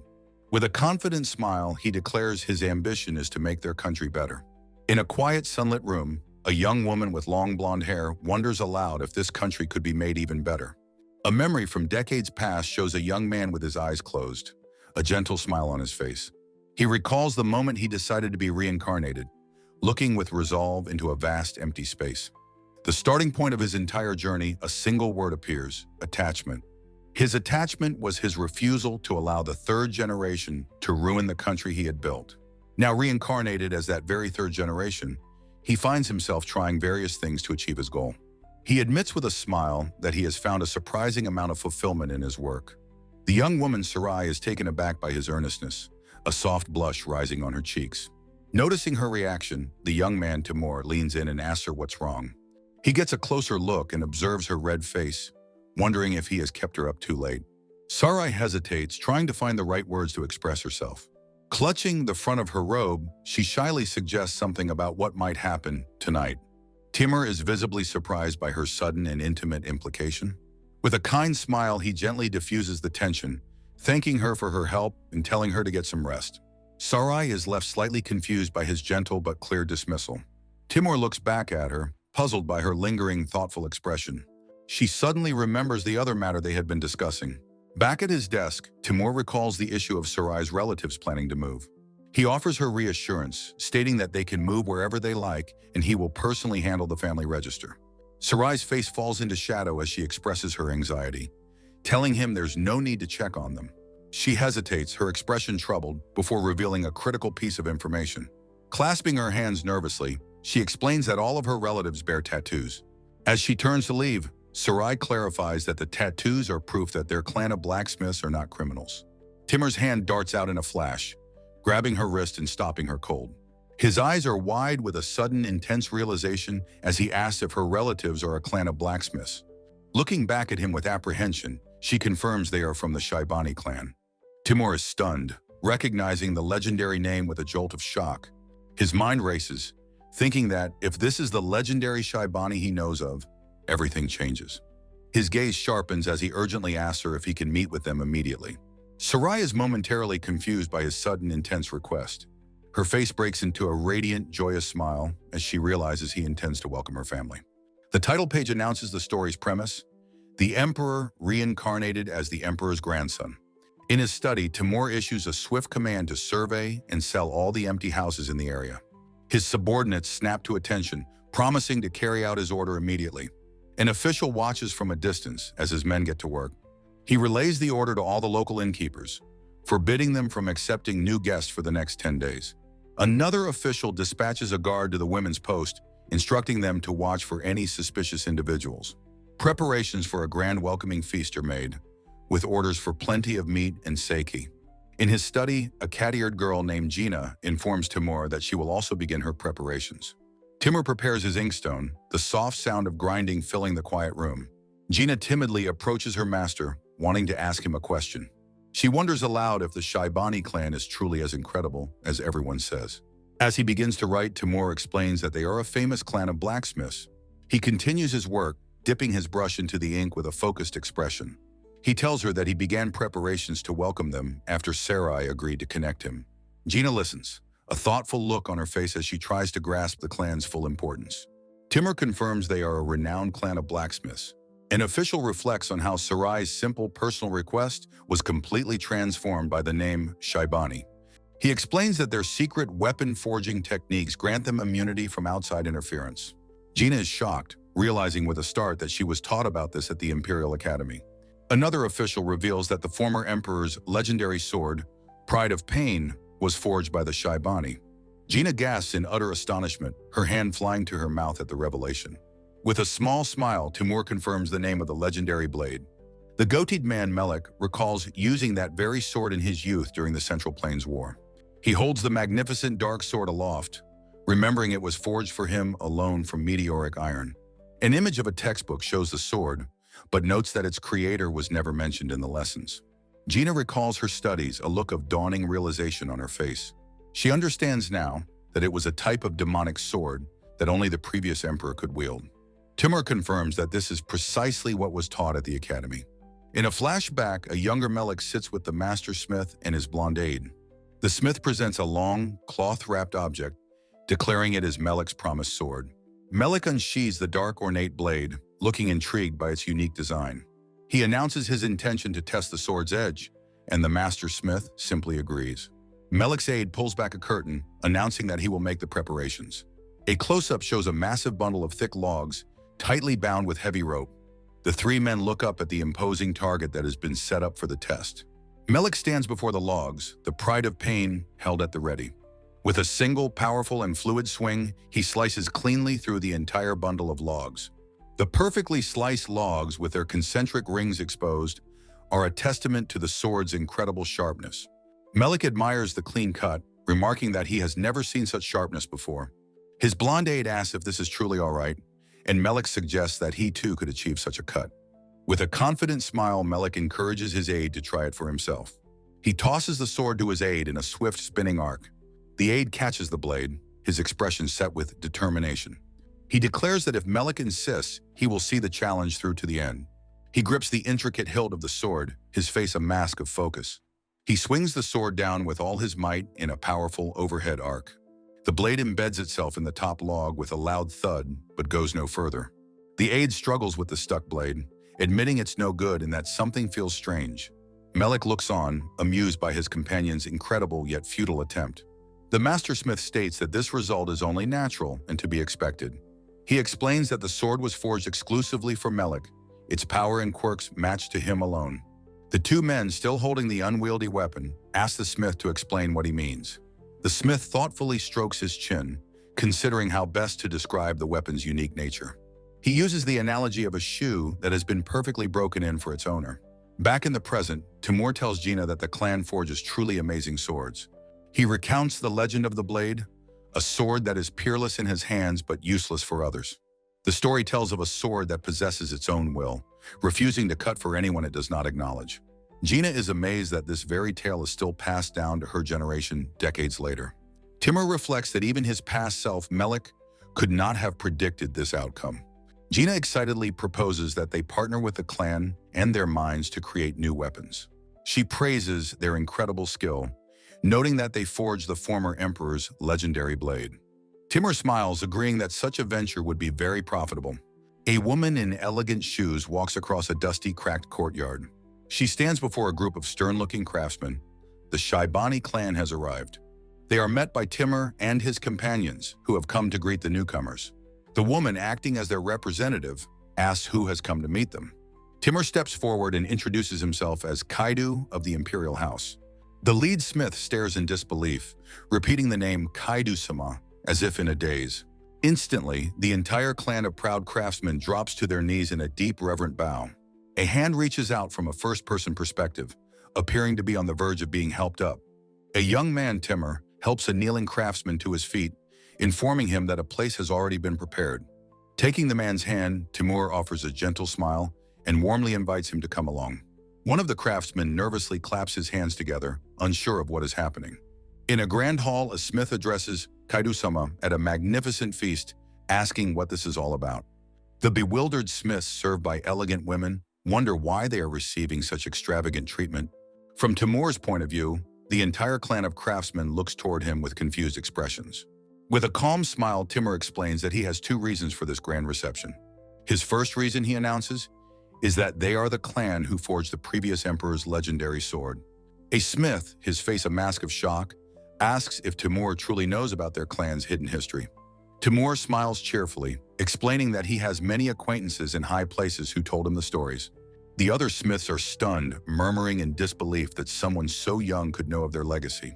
He states that it is only natural to show such profound respect for the clan that accomplished such a feat. The craftsmen are left speechless, deeply moved by the unexpected and profound honor being shown to them. A flashback reveals the legendary and ornate dark sword, Pride of Pain, that saved him. The former emperor, Melik, recalls using the sword to single-handedly fight his way out of perilous situations. Timur explains that this feast is a pure expression of gratitude from his past self. His expression shifts as he prepares to reveal his second, more significant reason for the gathering. With a sharp gaze, he calls for an attendant to bring that to him. A large covered basket is carried into the room, immediately startling the assembled smiths. The lead smith's eyes widen with shock and dawning recognition as he sees what is inside. The craftsmen jolt to their feet, exclaiming in disbelief that it can't possibly be what they think. An attendant's hand pulls back the cloth, revealing a basket full of dark, unrefined ore. Standing over the basket, Timur announces that this is his second reason for the feast.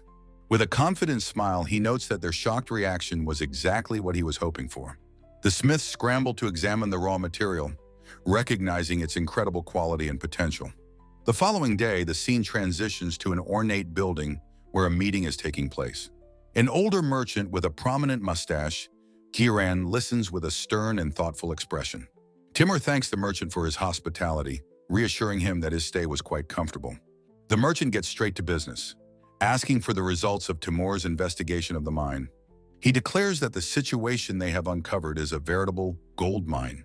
Stroking his mustache, he notes the convenient and fortuitous presence of such talented artisans in the region.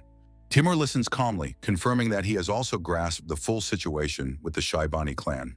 With a sharp, intense gaze, Timur makes a bold proposal, asking for a term of 10 years. The merchant is surprised by the length of the offer, but Timur calmly confirms his request. With a decisive look, the merchant agrees, declaring a 10-year tax exemption for the entire town. He recognizes that this clan possesses the skill to build an entire city from scratch. He admits he doesn't need to know the fine details, having judged this to be a worthy gamble. The merchant readily agrees to the terms without any fuss or hesitation. A slight, smug smile plays on Timur's lips at the successful conclusion of their negotiation. He lays out his philosophy of fostering a large population to generate greater tax revenue. He explains that taxing more people from a thriving town is a much larger and smarter calculation. The merchant is stunned, his face contorting with a mixture of admiration and disbelief. Timur notices his reaction and asks if the merchant has misjudged him in some way. The merchant grabs his own leg, admitting that he is completely impressed by Timur's business talent. He confesses his initial misjudgment, having thought Timur was just another petty merchant. He had believed Timur was someone who only hoarded small coins for himself. Now he sees Timur has the talent of a great merchant, able to use people and money to create more wealth. Timur reflects that this praise means he has finally surpassed his former self. He recognizes his past self was indeed a man who only hoarded coins, marking a clear difference. The merchant, overhearing Timur's quiet muttering, asks what he just said. Timur smoothly dismisses the question, entrusting the next 10 years of the project to him. Left alone, the merchant wonders aloud if Timur truly intends to stay for the full 10 years. Riding his horse, Timur thinks that the crown prince will look after this place even after he's gone. The merchant comically wonders to himself if Timur possesses the power of prophecy. Riding under a cloudy sky, Timur spots his destination just ahead. He sits atop his magnificent white horse before a small, rustic, thatched roof house. Having dismounted, he knocks on the wooden door of the humble home. A beautiful young woman with long, light hair, Syra, peeks out, asking who is there. She is surprised to see Timur, who smiles and asks if she is free today. Inside, she confirms she has no particular plans, and he explains his reason for the sudden visit. He tells her that he wishes to thank her for her recent help with the clan. Flustered, she insists no thanks are needed, but he gently suggests they go on a boat. She repeats his suggestion, her expression one of quiet curiosity and surprise. With a charming smile, he confirms his invitation for them to go on a pleasure cruise. Her eyes widen slightly in surprise at the unexpected and romantic offer. She shyly admits that while she's heard about boats from her sisters, she has never been on one. Timur smiles warmly and encourages her to come with him then. He sweeps her up onto his horse, telling her to hold on tight as they ride off together. From the shore, she gazes in utter awe at an ornate pleasure boat drifting on a vast lake. Timur watches her reaction with quiet satisfaction, stars sparkling around him in the bright sun. Inside the boat's elegant cabin, she marvels at how beautiful it is, while he agrees it's not bad. She is taken aback by his casual assessment, repeating his understated words with a question. He simply confirms his approval with a soft, affirmative sound. He mentions that if she likes this, there is an even more beautiful view a short distance away. She asks if something more beautiful exists, as he explains this lake is a famous scenic spot. He notes this is why the rich come here for pleasure cruises, triggering a sudden thought for her. A panicked realization dawns on her face as she remembers a social expectation. She bows deeply, apologizing profusely for a perceived oversight on her part. With great distress, she explains that she failed to arrange for a musical performance for their outing. Timur looks at her, a hint of surprise on his face at her sudden and intense concern. He smiles gently, dismissing her worry as a trivial matter that is easily solved. She watches in surprise as he produces a sleek silver transverse flute from his robes. He brings the beautiful instrument to his lips, preparing to play for her. A beautiful, clear melody fills the cabin as he plays, his eyes closed in concentration. She is completely mesmerized by the music, her eyes wide and sparkling with emotion. The boat drifts serenely on the water, a private concert unfolding within its walls. A montage shows her captivated expression as he continues to play the enchanting song. When the music stops, she is blushing deeply, completely flustered by the beautiful performance. She apologizes for her emotional reaction, but he simply looks at her, holding the flute. He smiles warmly, saying it was worth playing since she clearly liked it so much. She notes it was a song she had never heard before, and he confirms it was an improvisation. The word improvisation hangs in the air, leaving her momentarily stunned and speechless. He looks at her with a soft gaze, confessing that he wrote it just now, while watching her. She is struck silent, her mind trying to process his incredibly intimate and romantic confession. Her shock gives way to a brilliant blush as she points to herself, asking if it was truly for her. Overwhelmed, she asks again if it was for her, and he offers to play the song once more. Her face is a picture of pure starstruck wonder as he looks at her with affection. His gaze is soft and full of meaning as he prepares to play the special song again. As he raises the flute to his lips, she watches him, completely captivated by the magical moment. He asks if the song is different now, confirming it's an improvisation. Timur explains her cute, blushing face gave him a new idea, changing the song. Overwhelmed by his intimate confession, Sarai flushes a deep, mortified red. The vast, shimmering lake is shown, framed by distant, misty mountains. Now taking the lead, Sarai reveals she has something she wants to show him. Timur asks if she will be okay waiting alone in the cabin for a bit. He gently reassures her, telling her to speak up if she feels scared. A smaller boat with 2 boatmen approaches their larger pleasure craft at dusk. One of the boatmen, wearing a conical hat, addresses Timur with a respectful title. Timur sips his drink, observing the scene with a calm, knowing expression. As the small boat rows away, the sun sets behind the distant mountains. Sarai looks on with a flicker of anxiety as they are left alone. Timur notices her expression and gently asks if she is all right. Her face lights up as she assures him she is fine with him here. He smiles, pleased by her newfound confidence and trust in him. Taking her hand, he invites her to come with him to the deck. The pleasure boat drifts peacefully on the lake under a brilliant, starry sky. Sarai's eyes widen in wonder, reflecting the countless stars above them. She lets out a soft gasp of awe at the magnificent Milky Way. In another time, a conversation begins about a different matter. Melik notes that Timur has been uncharacteristically hesitant to approach a girl named Gina. He questions this change, noting Timur's past conquests with women and dragons. Timur, caught off guard by the accusation, looks utterly bewildered. He asks what he could have possibly done to prompt such a question. He reminds Melik that he was ordered to observe Gina for potential threats. Melik dismisses this as an old excuse, stating he has had ample time. Timur explains that in observing her, he learned an important lesson. He has realized that taking time to win a woman's heart is more rewarding. Melik seems surprised by this sudden display of maturity from his master. Timur explains that unlike his past life, he has decided to be patient. Melik correctly deduces this means he invests more time in women he likes. A small private smile from Timur confirms his aide's accurate assessment. The scene returns to the boat, his thoughts clearly on Sarai. On the boat, Timur leans over Sarai, his expression serious and gentle. Sarai looks up at him, her face flushed with nervous anticipation. He leans in, and their lips meet in a tender, passionate kiss. His hand moves to rest gently on her thigh in an intimate gesture. The boat drifts alone on the vast, star-dusted lake. The title card appears, the Emperor reincarnated as the Emperor's grandson. Sometime later, Sarai sits up in bed while Timur feigns sleep beside her. A close-up shows her hand clutching a delicate, dark lace garment. Timur peeks at her through a barely open eye, quietly observing her. On the deck, Sarai ties her hair back, gazing at the starlit water. Timur sits up, pretending to wake, and Sarai apologizes for disturbing him. He reassures her, charmingly stating he can't sleep with a beauty nearby. His compliment makes her blush deeply, overwhelmed by his words. He slips on a shirt and joins her by the railing in comfortable silence. A close-up shows Timur's hand as he adjusts his clothing. His gaze sharpens as he spots something in the distance across the water. 2 bright lights appear on the horizon, signaling an approaching vessel. Timur and Sarai stand together, their peaceful moment now interrupted. Sarai lets out a small sigh of frustration at the unwanted intrusion.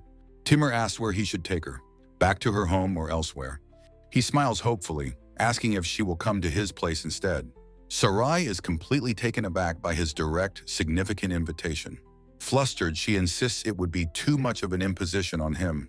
She looks away, unable to meet his gaze as she begins to explain. She looks down, her expression conflicted as she continues her thought. Timur gently prompts her, asking what else is on her mind. With a heavy heart, Sarai reveals she believes his wife is at home. Realizing the misunderstanding, he asks if she means Gina. He muses that he must not have been able to hide their unique dynamic. Scratching his head, he remarks on how perceptive women can be. He wonders if he has made Gina feel awkward, but dismisses the thought.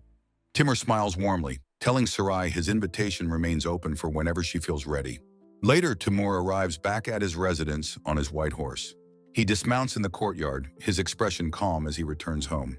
He spots his cat-eared attendant, Gina, who sees him and brightens.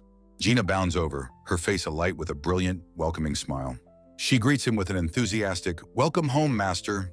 Timur, slightly taken aback by her energy, asks what has gotten into her. Gina immediately asks about Sarai, and he explains he escorted her home. She is surprised he didn't bring Sarai back with him. As they walk, he explains Sarai would feel intimidated by imperial society.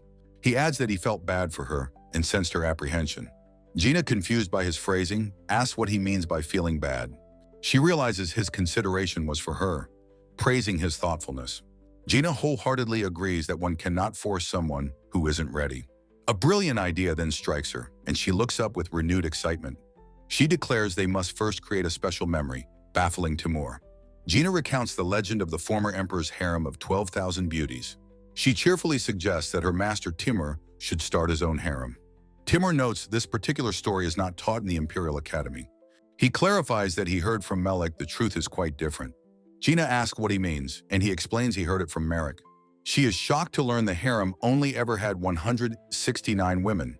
She lets out a surprised noise, processing this historical correction.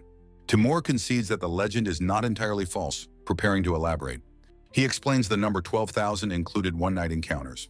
The true legend was that he remembered every single woman's name and personality. Gina accepts the truth, since the information came directly from Merrick. Timur adds that such tactics were sometimes necessary during the chaos of war.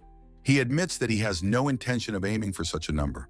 Gina expresses her disappointment, wishing he would build a large harem. Timur, confused, asks why she would be disappointed by this. She explains that when one gets too attached, things can become complicated.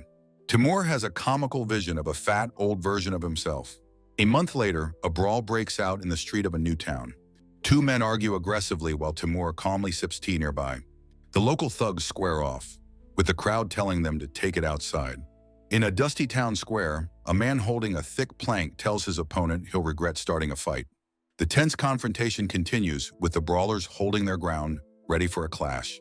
From a nearby tea house, a young man named Timur watches the brawl with an expression of utter boredom. He muses that while the town's new energy is good, the current level of chaos is excessive. With a quiet, intense focus, Timur's fist clenches, instantly crushing a single peanut on the table. A makeshift club made of reeds suddenly explodes, shocking the brawler who was wielding it. The man's comrade stares in disbelief, asking what just happened as his own weapon shatters. One of the brawlers angrily demands to know what the other did, who insists he knows nothing. Raising his weapon again, the man shouts in frustration, unable to comprehend the situation. From his seat, Timur's finger flicks, sending a tiny projectile flying with impossible speed. The second man's weapon explodes just as he swings it, the force knocking him off balance. The confused brawlers look around, demanding to know what is happening to their weapons. One of the thugs glances over, his eyes narrowing as he spots Timur sitting calmly nearby. With casual precision, Timur flicks two more peanuts from the small plate before him. The peanuts shoot across the square, striking a flying stool and obliterating it into splinters. The man who was the target stares in terror at the shattered remains of the stool. A collective, high-pitched shriek of fear erupts from the brawlers, who are stunned into silence. A hand gently rests on Timur's shoulder as a calm voice remarks that he's grown stronger. Looking up, Timur's expression is completely unfazed by the sudden arrival of the newcomer. The man Prince Kuregin smiles knowingly, his presence suggesting a much deeper purpose for his visit. A bonus comic strip title page hints at the eccentric and humorous dynamics of the imperial family. A young cat-eared girl explains that the old man's fondness for women's chests is just his nature. The girl, Moran, droops with disappointment, quietly murmuring about the topic of breasts. A horrified realization strikes Moran as she wonders if Timur shares his father's peculiar preference. With tears in her eyes, Moran makes a strange and firm resolve to raise her own. During their travels, Moran calls out to her master, Timur, as he leads their horse. Timur catches his reflection, feeling a sense of unsettling familiarity in his own appearance. Moran excitedly points to the hotel romance, declaring that she sees a vacancy. A chibi drawing of Timur's brother, Milan, illustrates their striking resemblance. Timur feels that staying at such an establishment is an irresistible, almost fated compulsion. Inside a room with BDSM equipment, Moran marvels at the amazing decor, asking Timur to be more formal. Timur is shocked to find his brother engrossed in an erotic novel, realizing the trait is genetic. A relative mentions that Timur's father is visiting and asks if they should meet, but Timur refuses. A young man with a ponytail, Kuregin, teases his companion, denying that Timur is a chibi. In a fond memory, Kuregin is utterly charmed by the cuteness of an infant Timur. Timur reflects on the 12-year gap since he last saw this person, mentally bracing himself. He muses on his father figure's meticulous nature, which led to the discovery of his reincarnation. A flashback shows Kuregin doting on the baby, unaware the infant recalls being the first prince. Looking over a mountain village, Kuregin praises Timur's initiative for coming so far alone. He confidently remarks that a child learns by observing their parents' example. At an outdoor table, Timur tells his father that a negative role model is also a teacher. Timur's expression turns grim as a painful memory from his past life begins to surface. He decides not to hide this truth from Kurgan, acknowledging his difficult past. A flashback begins with Timur stating his father in that life was profoundly incompetent. The memory shows his father's great merchant house, once staffed by hundreds before its fall. His father squandered their fortune in a few short years, leaving the family in ruin. In the memory's climax, his father calmly agrees to sell his son to a group of men. The young Timur realizes with dawning horror that his own father is selling him. Back in the present, Kurgan cheerfully orders more sake, noting their different upbringings. He expresses his amazement at the town Timur has managed to build so quickly. Kurgan looks at the bustling street, marveling at his son's impressive accomplishment. Timur, however, humbly dismisses his success as merely being the result of luck and good connections. Kurgan sips his drink, thinking Timur probably assumes he couldn't have conceived of such a plan. He then brings up the impressive tax exemption Timur offered, a clear test of his son's motives. Timur is already aware that his fourth brother has also praised him for this very move. He realizes that news of his deal with the Garan clan has reached his powerful relative, Moran. Kurgan acknowledges Timur's point, sipping his drink before changing the topic to his son. Timur cuts to the chase, asking if his father came all this way just to deliver faint praise. Impressed by his son's perception, Kurgan acknowledges the insight of his Oyaji. Kurgan's expression turns serious as he reveals he came for two important reasons. The first reason, he states, is that a man named Amir is making a significant move. Timur is completely shocked by this unexpected news, his composure finally breaking. A bonus chapter title page shows a seated Kurgan, with Timur and another figure sword fighting. In a solemn, flower-filled room, a man named Melk mourns his father, the late emperor. A thoughtful, dark-haired man listens quietly to a serious conversation, his expression unreadable. A long-haired blonde man, Milan, is startled by something he sees just off-panel. Standing before an ornate casket, a man with long, light hair addresses the dark-haired man in mourning, asking if he is Milan. Milan apologizes for the intrusion, but the young man Melk reassures him it's fine, suggesting they discuss the state funeral. A fleeting thought reveals Milan's concern for Melk, who has had no time to rest since the coronation. The late emperor lies in state among flowers, as Melk recalls his father having prepared everything before he collapsed. Melk remarks that it's as if his father knew the future, a thought Milan silently shares. The young man summons his aide, Milan, who responds with a respectful, yes. A memory surfaces of the late emperor's voice, questioning if Melk could serve as emperor. Melk expresses his profound self-doubt, feeling he cannot replace his great father in ruling the vast empire. By the casket, Melk confesses to Milan that he is still haunted by nightmares of his first kill. Milan reflects on his own past, acknowledging that he and Melk's father endured much for peace, yet he too suffers from nightmares. Melk wonders aloud if his father was aware of his unsuitability for the throne. A faint, knowing smile appears on Milan's face. Milan asserts that Melk's sensitivity is precisely why he was chosen. He continues, stating that the nation's future has no need for those accustomed to warfare.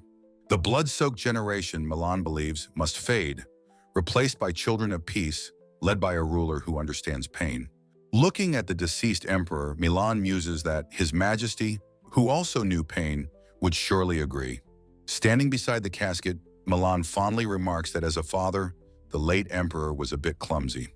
Melk smiles, recalling how Milan has guided him since childhood, never changing. Milan agrees to help with the funeral, stating he will do as Melk wishes. In a light-hearted exchange, Melk teases Milan for still being young, while Milan asks not to be treated as old. A flashback shows a younger, fiery Milan rallying his troops, vowing to personally annihilate the rebellious heretics. With a fierce battle cry, Milan charges headfirst into the enemy ranks. He becomes a whirlwind of motion, plunging into the heart of the enemy soldiers. From a high cliff, a younger, serene Melk observes the battle from horseback. Melk's expression is calm and unreadable as he watches the chaos unfold from his distant vantage point. In the heat of combat, Milan effortlessly parries a blow from an enemy soldier. A confident smirk appears on his face as he questions the weakness of his opponents. He continues to fight, wondering why he was praised for defeating such underwhelming foes. He expresses his surprise at how weak the opposing army has turned out to be. A wide view of the battlefield shows Milan's forces easily overwhelming the enemy in a one-sided skirmish. Melk, still watching from above, remains silent and observant. A female aide reports that Amir's forces have appeared, warning they risk encirclement. But Melk states this is expected. She asks if the ultimate magic formation is prepared, and Melk confirms that it is ready. A man with light hair voices concern that the chaotic battle will hinder their plan's effectiveness. A woman in ornate robes dismisses a subordinate, stating a simple rejection should suffice. On the edge of a high cliff, a young man crouches, observed by another figure. A hand slams down onto the rock, releasing a powerful, glowing burst of energy. With a tremendous roar, the entire cliff face shatters into a cloud of dust. In a courtyard below, a massive pillar of pure light erupts from a magic circle. Soldiers are thrown back by an invisible force, crying out that they cannot advance. Another soldier stares in utter confusion, questioning what is happening around them. From the center of the chaos, Timur laughs and asks if they are cowering. He points his sword forward, vowing to crush them all as they wish. From a high vantage point, Melek observes, thinking the enemy is dull-witted. The young Timur watches the pillar, wondering about the enemy general's lack of talent. Over a cup of sake, a voiceover reveals that Emil is supporting the eighth brother. Marwan tells Timur that their father's minor achievements continue to accumulate. Timur recalls Milan expressing high hopes and expectations for the future. With a knowing smile, Timur calls the ever-prepared Milan a clever fox. Marwan looks at Timur and agrees with his assessment. In a flashback, the emperor is shown granting a special charter to a merchant.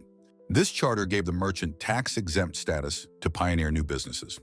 The emperor's vast information network made such a strategic move possible. Milan explains that this network allowed the emperor to grasp any situation. It is revealed that Marwan is currently being supported by Emil, completely unaware.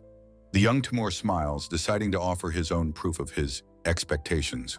Marwan is startled by Timur's sudden, unexpected move. He erupts in hysterical laughter, calling the fourth brother awful and a blackmailer.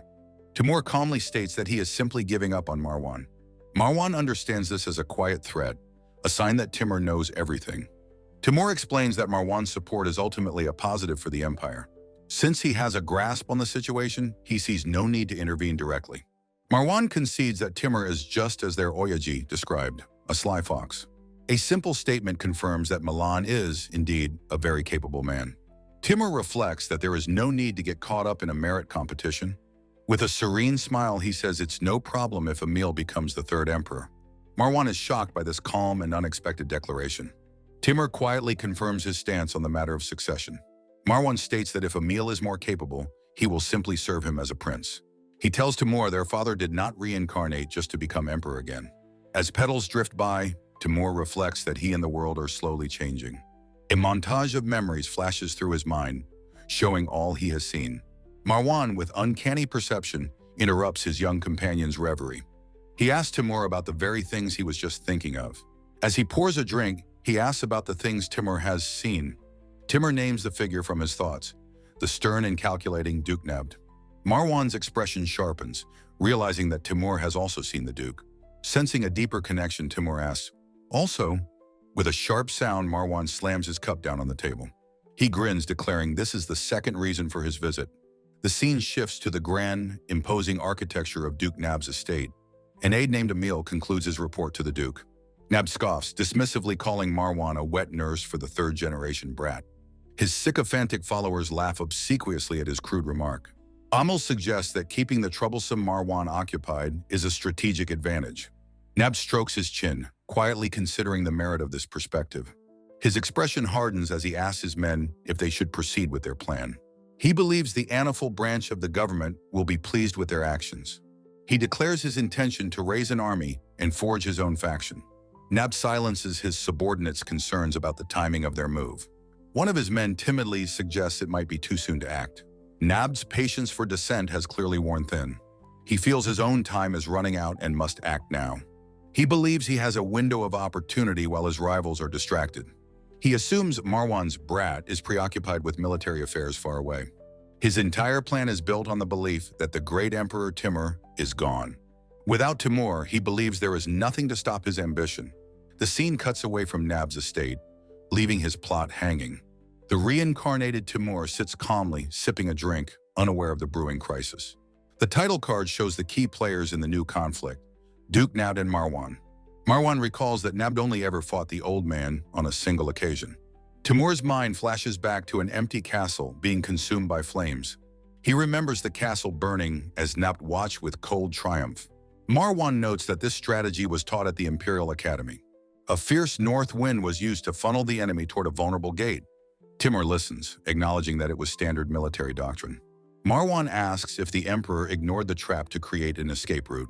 He smirks, noting the story was written up grandly in the textbooks. The legend told of the emperor holding off 3,000 soldiers alone. Timur is flustered by the heroic but inaccurate version of the tale. Marwan teasingly presses him for details about the embellished story. He holds his cup, asking if Timur has a suspicion about its origin.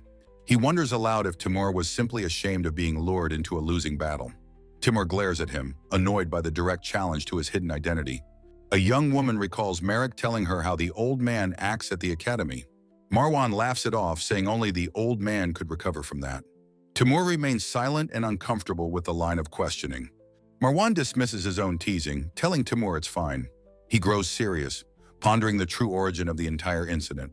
He confesses that the supposed reason for being lured to the castle seemed foolish. Timur's eyes reflect a memory, the true hidden reason for his past actions. He recalls a ruined castle, where a beautiful blonde woman waited amidst white flowers. A voiceover explains the Himiyuri Corps were protecting the last survivor. Marwan erupts in unrestrained laughter, pointing gleefully at the mortified Timur. The title card shows Marwan laughing, calling the story hilarious. He howls with mirth, realizing the emperor was blinded by a woman. He wipes a tear from his eye, still chuckling at the revelation. He reflects that historically, many powerful men are captivated by last survivors. Timur looks on, knowing Marwan doesn't understand the full tragic story. Marwan believes once a man experiences such a woman's depth, he becomes attached. A servant quietly enters the room, interrupting their conversation. He addresses Timur directly as the 13th prince. The servant reminds Timur that he is the one who taught him to enjoy cheap sake. Marwan learns with amusement that his uncle is also involved in such common pastimes. In a bustling tavern, a nobleman named Kuregan smiles as his attendant respectfully bows. He recalls teaching his 100-man military unit the secret to enjoying even cheap sake. Kuregan explains that he occasionally shares this piece of worldly wisdom in local taverns. His young companion, Timur, observes that this kind of social interaction is unique to his uncle. A local man enthusiastically confirms that Kuregan's advice made the cheap drink taste delicious. Kuregan shares his philosophy that even leftover sake can be made enjoyable with the right method. Timur reflects that his father, the late emperor, was similar, which leads him to think about succession. His reverie is interrupted as Kuregan reveals that all the princes have been sent to their posts. This begins a flashback showing Kuregan as a pure martial type, leading his troops with a fierce cry. The narration notes that Kuregan was the 13th prince, born after the empire was founded. Despite his youth, he is described as a warrior who has already tasted battle. As a commander, he knew that sharing hardships was more important than martial skill alone. He is shown getting muddy alongside his men, unconcerned with his royal status. He would sit around the campfire, listening intently to his soldiers' reports. Back in the present, the local man reveals he was recently with Duke Nabdo's clan. Kuregan's expression sharpens as he questions the man about his connection to the Duke. With a pained look, the man confirms his past association with the clan. At the mention of Nabdo, Kuregan's gaze becomes hard and serious. Timur also grows somber, understanding the gravity of the Duke's name. Kuregan asks the man why his clan has returned from such a distant land. The man begins his story, which involves the mass production of military arms. His clan was offered a massive, multi-generational contract for an incredible amount of money. However, the Nabdo clan's pride as artisans clashed with the demand for quantity over quality. As mere craftsmen, they had no power to resist the authorities' demands. Ultimately, their land and work were seized by the rival Shaibani clan. He explains they came to this province at the request of Sarai, a woman from their clan. A title card appears, with Timur's internal thought calling the entire situation foolish. Timur looks sternly at the man, confirming he knew Nabdo's subordinates were a clan of artisans. The man is overcome, realizing the 13th prince knows and respects his clan's pride in their work. Timur looks away, his thought confirming the man's assumption about his knowledge. He pats the man's shoulder, revealing his own tattoo, and tells him to care for his people. The man bows deeply as Timur looks on, while the young boy also gives a respectful bow. The narrative then shifts focus to the matter of the Shaibani clan. Timur steps into a carriage, having gone to confirm the details of the story he just heard. Inside, Kuregan sits with his arms crossed, remarking that the reality was even more foolish than he'd imagined.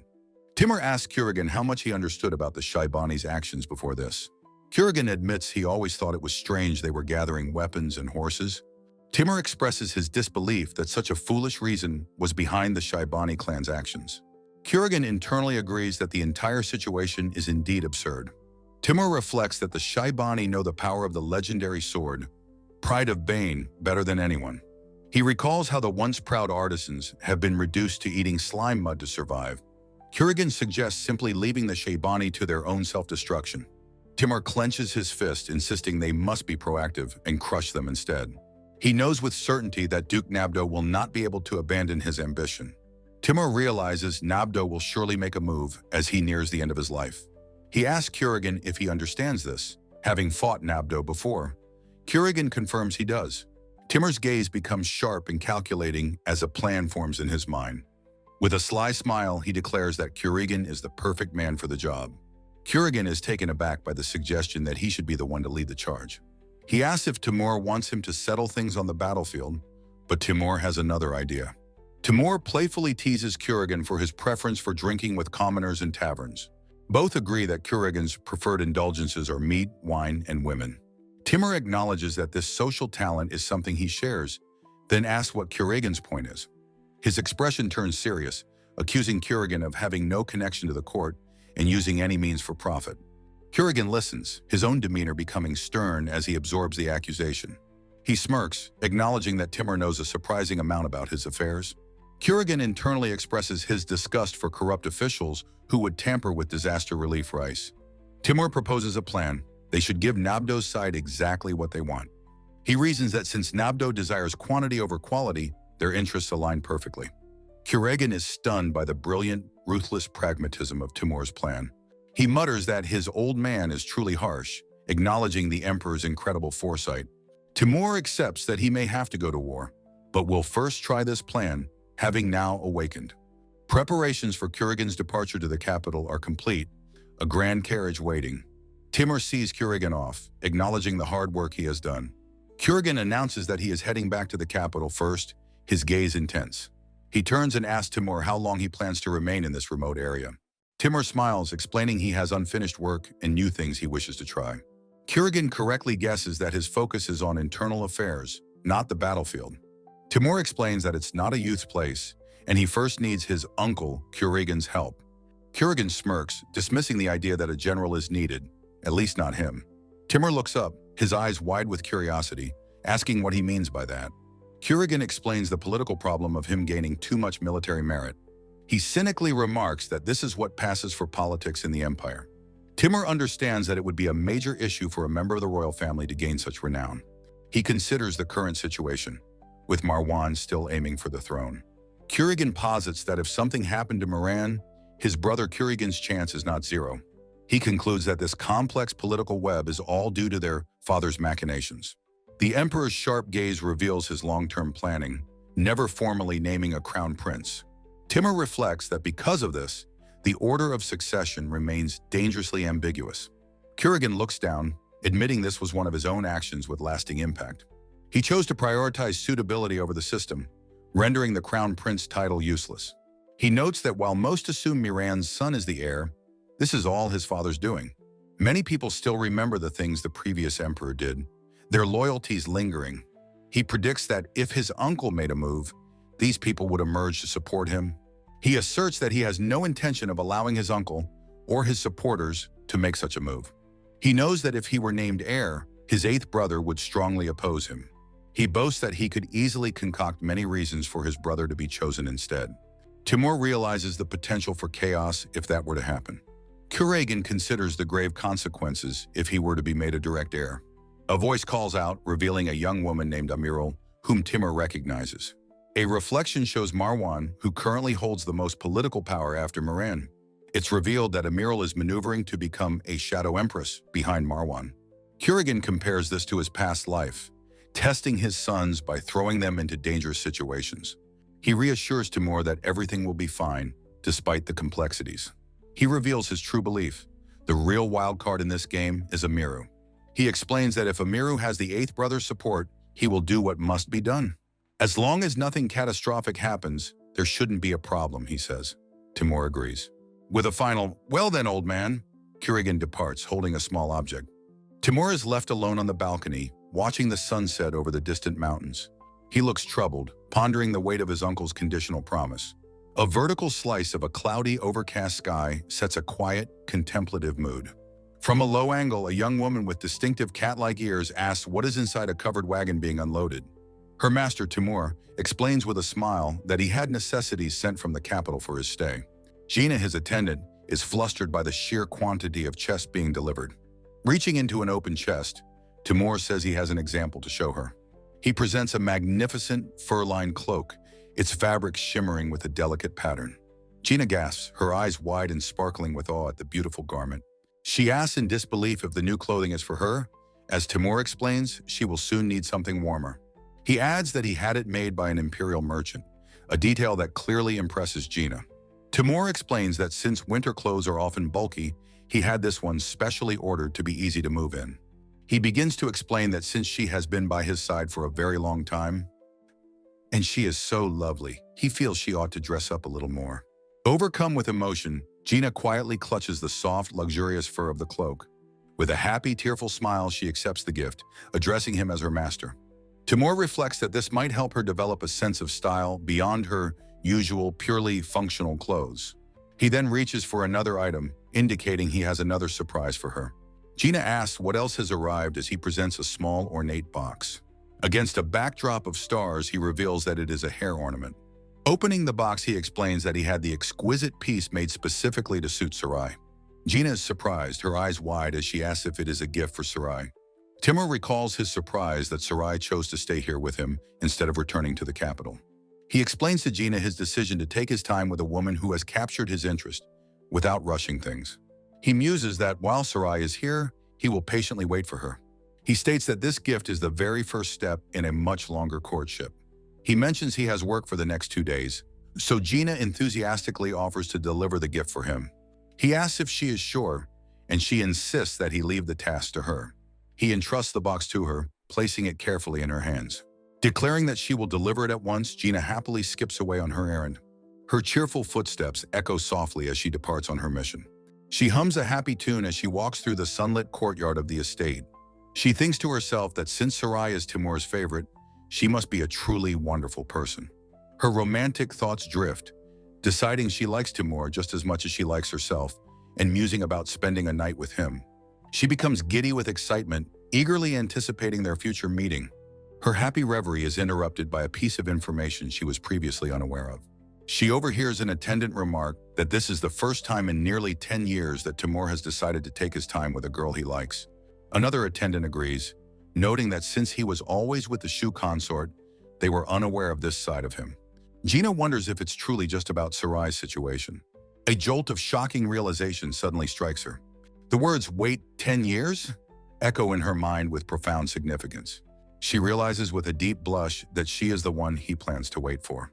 Overwhelmed, her face flushes as she grapples with the staggering implications of a decade-long courtship plan aimed at her. The scene transitions, a few stray particles hinting at the passage of time. Later in his study, Timur stretches with a weary sigh, clearly fatigued from his work. Gina enters the room announcing that she has delivered the documents as requested. Seeing his strained expression, she asks if he is working on a particularly difficult matter. He confirms her suspicion, revealing that he is reviewing the documents for a court case. He remarks that in a small county like this, the magistrate's job is to be an all-purpose authority. He explains that here, the top official must oversee both administrative and judicial matters, unlike in the capital. The local magistrate must do everything and decide everything. Gina, her curiosity piqued, leans in and asks about the details of the case. He explains that in this small jurisdiction, the magistrate holds power comparable to the emperor himself. He describes a bizarre situation where a woman, after claiming to join a temple, actually eloped with another man. Gina is aghast, asking if the woman is now suing her husband after having an affair and running away. Timur smiles wryly, confirming that this is precisely the problem at the heart of the case. He details the legal loophole. Becoming a nun officially severs all past worldly ties, creating a new life. Any marriage entered into after that point is considered part of that new life, completely unrelated to the previous one. Gina realizes this is the official legal stance and recalls a similar incident involving the previous emperor. Timur looks away, vaguely remembering that something like that did indeed happen. With a thoughtful smile, he confirms that such an event certainly did occur in the past. A memory surfaces of him reuniting with his father figure's wife right after he had enlisted in the military. He recalls how she, despite her unhappy past, was being relentlessly harassed by debt collectors. He remembers stepping in to protect her, and after she had legally left her family, formally making her his own woman. His younger self notes how the entire situation surrounding his father figure's wife was a nuisance. Back in the present, Gina finds the story rather sad. She suggests that on the surface, the current case isn't an affair, but Timur clarifies that legally it is. He states that regardless of the appearances or circumstances, the legal standing is clear. He explains that he finds the clear abuse of the system more infuriating than a simple case of cheating. He admits that while he understands the sentiment, the legal problem must be handled properly. Gina, looking over the court document, suddenly recognizes the plaintiff's name. She points out that he is the same man who had tried to bribe Timur before. Timur realizes the man's earlier gift of sweets was an attempt to influence the outcome of this very trial. He thinks that, of course, one would be wary of someone who shows up with a bribe without any prior connection. He picks up his brush, his expression now one of cool determination. He decisively presses his official seal onto a newly written document, finalizing his order. He holds out the sealed order to Gina, entrusting her with a new task. Taking the document, Gina asks if it is for an investigation. He explains his suspicion of a conspiracy between the wife's family and the religious institution. He instructs her to find evidence of fraud that occurred before she joined, which would nullify her case. Praising her master's brilliance, Gina zips off to begin the investigation immediately. With that matter delegated, Timur stands, his mind already moving on to the next task. Gina sees him in the hallway, holding a sheathed sword, preparing to head out. She asks if her master's leaving, and he confirms he is just going for a short walk. She cheerfully volunteers to join him for a change of pace, asking where he is going to deal with some mountain bandits. She seems excited by the prospect of confronting mountain bandits. Her cheer vanishes in an instant as she shrieks in alarm, asking if he will be okay. He calmly notes that the report he received mentioned only about 20 of them. He reassures her that he will probably be back in time for dinner, leaving her completely stunned. His foot steps onto a grassy path, leading into the wilderness. He and Gina walk together toward a set of overgrown and crumbling stone ruins. Gina asks if the mountain bandits are a recent problem, and he cryptically replies, "For now." She repeats his words, confused by their ambiguous meaning. He explains that as the town prospers, it's natural for unsavory types who have been left behind to gather and form gangs. He smiles, stating his intention to subjugate them before they can properly take root in the area. As they approach the ruins, he instructs her not to stray too far from him, and she agrees. He puts a finger to his lips, signaling for quiet as they spot two bandits lounging ahead. The two bandits are relaxing by an arched ruin, drinking from large gourds. The sound of Timur's footstep on the gravel alerts one of the bandits to their presence.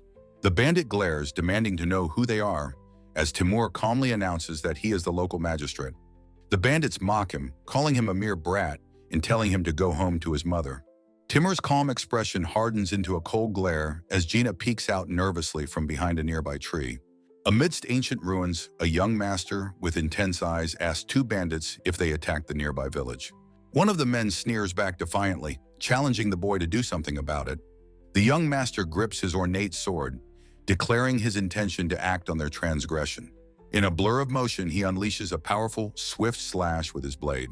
A spray of blood erupts as the first bandit is cut down, his face a mask of shock. The second bandit roars in fury, demanding to know what the boy has just done. With a clean, arcing strike, the master cuts down another foe, his focus unwavering. From a safe distance, Gina casually remarks on the bandit's foolishness for wasting time yelling. The master calmly announces his intention to continue his assault. "Here I come." He becomes a whirlwind of motion, effortlessly felling multiple bandits who are stunned by his skill. Standing over a pile of 10 defeated men, he dispassionately notes his progress. He observes that he will be able to return home sooner than he initially expected. A surviving bandit suddenly grabs Gina, holding a sword to her and demanding the master's surrender. The master's eyes widen, his anger ignited by the threat to his companion. In an instant, the bandit's sword arm is severed, leaving him staring in disbelief. Blood gushes from the stump as the bandit is overwhelmed by pain and shock. He collapses to the ground, screaming in agony from his grievous wound. The young master stands protectively before Gina, gently telling her she strayed too far from him, Walking away, he coldly warns the bandit that he will regret ever touching Gina. He notes that the report of 20 bandits was accurate as he stands over the defeated men. He states there will be no survivors, while Gina cheerfully remarks they'll be home for dinner. Gina's voice continues, reiterating her excitement about making it back in time for their evening meal.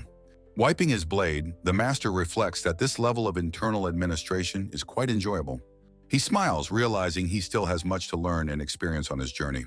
A special chapter begins, showing a crowd congratulating Sarai as she is taken away. Sarai thinks to herself with grim certainty that she has finally been targeted. Two women sit together. One warns the other to be strong for her difficult new master. A dark-haired woman whispers fearfully about the many others who have been taken away and never returned. Sarai reflects that there is only one method left for her to escape her fate. Her eyes burn with desperate resolve as she declares her plan. She must become pregnant. A companion explains the harsh logic that men lose interest in women who are with child. A dark-haired woman vows to always find Sarai and protect her child no matter where she runs. An attendant's hand gestures, announcing that they must go as their new master is waiting. A young man gently guides a beautiful blonde woman through a rustic village street. The woman's mind drifts to a memory, recalling that she saw only one way out. Her expression is somber as she remembers the despair she felt at that time. A single tear falls, symbolizing her true heartfelt wish from that past moment. She remembers her deep, aching desire to be held by the person she loved. Her fantasy was a simple one, to fall in love with someone special. She dreamed of having that person call her name with genuine affection. She yearned for the simple, intimate act of holding hands with her beloved. A single tear forms, bringing her back to the startling reality of the present. Her eyes open to find Timur sleeping peacefully beside her in bed. A soft blush spreads across her cheeks as she gazes at his tranquil face. A whimsical version of herself confirms that this wonderful moment is not a dream.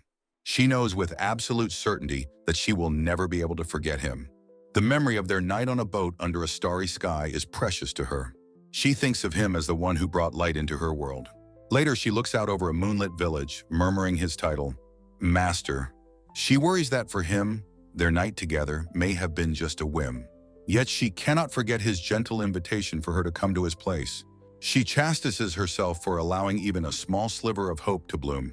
She feels conflicted, remembering that she was the one who pulled away from him. Overwhelmed by her feelings, she clenches her hand to her chest in turmoil. Kneeling on a porch, she whispers her desperate wish to see him again. She yearns to be touched by him just one more time, a forbidden luxury. Wondering what to do, her anguish is broken by a commotion from town. Villagers gather in the town square, wondering about the criminal on display. A man is locked in a wooden pillory, a rare and shocking public shaming. The crowd asks if anyone can read the plaque detailing the man's crime. One man gets closer, trying to decipher the text for the curious onlookers. He reads the verdict. The man is guilty of taking another man's wife. The crowd murmurs, calling the man a scumbag and questioning the woman's role. A more worldly man simplifies the charge for everyone, calling it adultery. An onlooker recognizes the story, explaining the woman used a legal loophole. The crowd is infuriated, pointing out the man as the other party in the affair. A young man with a dark braid explains a legal principle from a public notice. His grim expression reveals that a woman's past adultery is dismissed, leaving only the man to be punished. In the town square, an angry crowd surrounds a man in a pillory, debating the injustice. A heeled boot steps firmly onto the dusty ground, signaling a decisive arrival. Observing the scene, the young man and his companion overhear the crowd's angry whispers. Together, they stand with serious expressions, taking in the tense, volatile atmosphere. The young man decides to intervene, calmly instructing his companion to go and address the situation. A resolute blonde woman holding a swaddled baby speaks of responsibility even after leaving one's family. She stands before the crowd, confirming the legal procedure was perfect and the accused cannot be judged. Her face is a mask of complex emotion as she asserts this is a new, different life. A voice instructs her to support the man she is now with. The young man's eyes sparkle as he declares that if she made him fall for her, she must take full responsibility. The blonde woman reacts with a sharp, almost pained intake of breath at his words. Her expression shifts to one of grim determination, accepting the duty placed upon her. Turning away with purpose, she asks her master if her actions were satisfactory. The young man reflects that it can't be helped, as leaving one's family is a complete break. He explains to the crowd that her new life has no connection to her past. The blonde woman, now seated, clarifies that this has been the law since ancient times. The crowd understands that the accused woman is legally untouchable. His cat-eared companion expresses her unease, but he calmly reassures her that it is fine. His eyes gleam with strategic insight as he points out the true punishment. The crowd continues to grumble, calling the unseen woman shameless for escaping justice. The blonde speaker weeps, knowing her reputation will be ruined over the next 3 days. His companion notes that in a small village, the story will spread instantly. The young man states with certainty that not being judged by the law is punishment enough. His companion is impressed, praising her master's brilliant judgment with a nice save. He smiles with satisfaction, acknowledging that it was a good compromise. Deciding to move on, he announces they will go and do some market research. In the vibrant market, his companion notes the variety of goods while he observes the increased flow of people. As they walk through the bustling crowd, their attention is suddenly captured by a figure. A beautiful woman with long blonde hair and sparkling eyes has spotted someone familiar. The woman Sarai lets out a soft gasp of recognition, her gaze fixed. Looking flustered but intrigued, Sarai processes the unexpected and momentous encounter. In a close-up, a young man's sparkling eye reveals his focused, dawning realization. As they walk through a bustling market, Gina asks her master, Timur, what's wrong? She points out a beautiful blonde woman, Sarai, noting she seems to have lost weight. Timur approaches Sarai, greeting her warmly and asking how she has been. Looking away shyly, Sarai quietly confirms that she has been well. Timur's eyes suddenly widen as a realization seems to strike him. A hand firmly grasps his sleeve, demanding his attention with a sharp exclamation. A stout, stern-looking woman confronts him, asking if he is the one responsible. She holds his arm as he asks what he could have possibly done. The woman points an accusatory finger at Sarai, blaming her for tempting Timur. Timur reacts with comical shock and disbelief at the accusation. He internally admits to himself that her words are, in fact, true. The woman explains that Sarai has been listless and depressed recently. She adds with great concern that Sarai hasn't even been eating properly. Sarai tries to intervene, telling her auntie that it's her own private affair. Unrelenting, the auntie insists that she will give him a piece of her mind. She glares at Timur, stating she doesn't know who he is. The woman declares that since he made Sarai fall for him, he must take responsibility. Timur thinks to himself that the situation has come back to this point.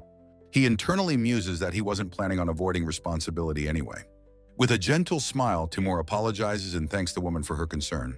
He turns to Sarai and asks if she has a moment to talk. Sarai, surprised but hopeful, shyly agrees to his request. Timur suggests they go somewhere private to speak for a little while. As they walk, he thinks that he had been meaning to find some time to speak with her. He reflects that, in hindsight, his own actions might have been rather selfish. The trio arrives at an elegant tea house, where a proprietor welcomes them. The proprietor confirms that there is a party of 3. Recognizing Timur's status, the proprietor becomes flustered, but Timur calmly requests a quiet room. The proprietor bows, promising to prepare a room immediately, as Timur addresses Gina. A hand is shown holding a small pouch of money. Gina cheerfully accepts the pouch from the flustered proprietor. The proprietor explains he has been studying since Timur's arrival and will guide them. Timur walks with Sarai, remarking on his review of his new hometown. The proprietor explains his philosophy of serving guests with respect rather than fear. As they walk upstairs, he asks Sarai about her appetite. Sarai, flustered, insists that she is perfectly fine. Timur simply instructs the proprietor to bring them some tea and sweets. In a private room, Timur gestures for both Sarai and Gina to sit down. The proprietor agrees to wait outside in case they need him. The door to their private room slides shut, leaving them in silence. Timur asks Sarai how she has been doing lately. He specifically asks if she is still in contact with the Shaibani clan. Sarai explains that everyone is living well and is deeply grateful to him. Timur smiles, stating he exempted them from taxes for 10 years so they could focus on work. Gina asks with concern if it's okay for her to be doing nothing. Sarai's hand twitches as she addresses Timur respectfully as Master. Timur reassures Gina, explaining that the women will naturally take care of things. Both Gina and Timur affirm that this is just the way things are. Timur's expression becomes serious as he turns his attention back to Sarai. He looks directly at Sarai and asks if she will come to his place. Sarai is completely stunned by his direct invitation. Timur asks why she is so surprised, stating it's the same invitation as before. Sarai concedes this is true but looks hesitant, with Gina peeking over her shoulder. Timur notices Gina's expression and asks what is wrong with her. Sarai explains her hesitation, mentioning that the Okusama is already there. Gina lets out a comical shriek of pure joy at being referred to by the title. She clasps her blushing face, gushing about being called Okusama again. Sarai is confused by Gina's reaction, asking if it's happening again. Gina turns to Sarai with a serious look, asking if there is a problem. Sarai is left speechless and flustered by the direct question. Gina points dramatically, declaring that her master is an incredible person. She proclaims that he will eventually build a harem of 12,000 people. Sarai is completely dazed, mishearing the number as her eyes spin with confusion. Timur sharply scolds Gina for repeating an exaggerated tale from the former emperor. Gina cheekily sticks her tongue out, admitting her mistake. Timur smiles with understanding, thinking this is just like Gina. Sarai points at Timur, realizing he's actually enjoying the chaotic situation. Timur explains that Gina's antics have dispelled Sarai's tension. He concedes that, well, that's one way to look at it. He then turns serious, telling Sarai to listen to what he has to say. Timur leads Sarai and Gina into a tea house as a title page appears. The proprietor of the tea house welcomes the party of three. The proprietor is flustered by Timur's presence, who asks for a quiet room. He promises to prepare one, while Timur speaks to Gina. A hand holds a pouch of money, ready for a transaction. Gina happily accepts the pouch from the proprietor. The proprietor leads them, eager to serve the reincarnated prince. Timur walks with Sarai, mentioning his review of his new hometown. The proprietor explains his philosophy of serving with respect. He asks Sarai about her appetite as they go upstairs. Sarai insists that she is fine, though she seems flustered. Timur tells the proprietor to bring tea and sweets.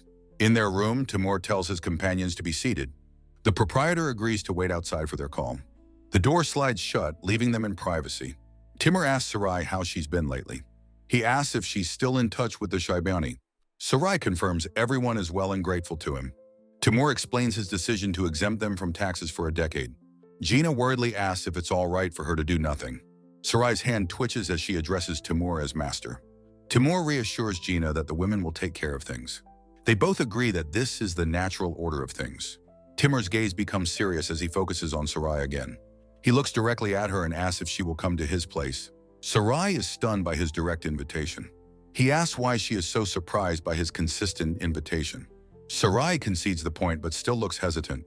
Timur turns to Gina, asking what's wrong with her. Sarai explains her hesitation, mentioning the presence of the Okasama. With a cry of pure shock, the cat-eared girl reacts to a stunning revelation. Overjoyed at being called Okasama, she asks to hear the flattering title again. The blonde woman confirms her wish, as the cat-eared girl eagerly prompts for more. Her expression turns serious as she directly asks if there is a problem with her new title. The blonde woman is left completely flustered and at a loss for words. With a dramatic finger point, she declares that her master is an amazing person.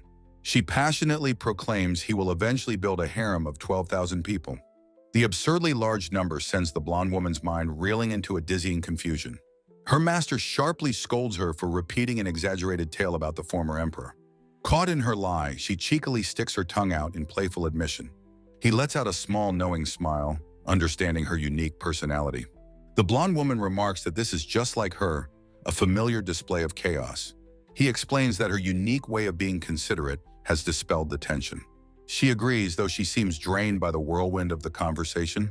He decides to simplify things, asking them to listen to what he has to say. He declares he will take full responsibility for any woman who gives him her heart. The blonde woman is stunned into silence by his powerful, heartfelt declaration. His words echo, stating there will be no exceptions to his solemn vow. The profound promise leaves her speechless and deeply moved by his sincerity. A memory of a burning city flashes through her mind from a past life. In her past life, his previous incarnation had apologized to her for his actions. He stood over her dying form, repeating his sorrowful apology as she lay wounded.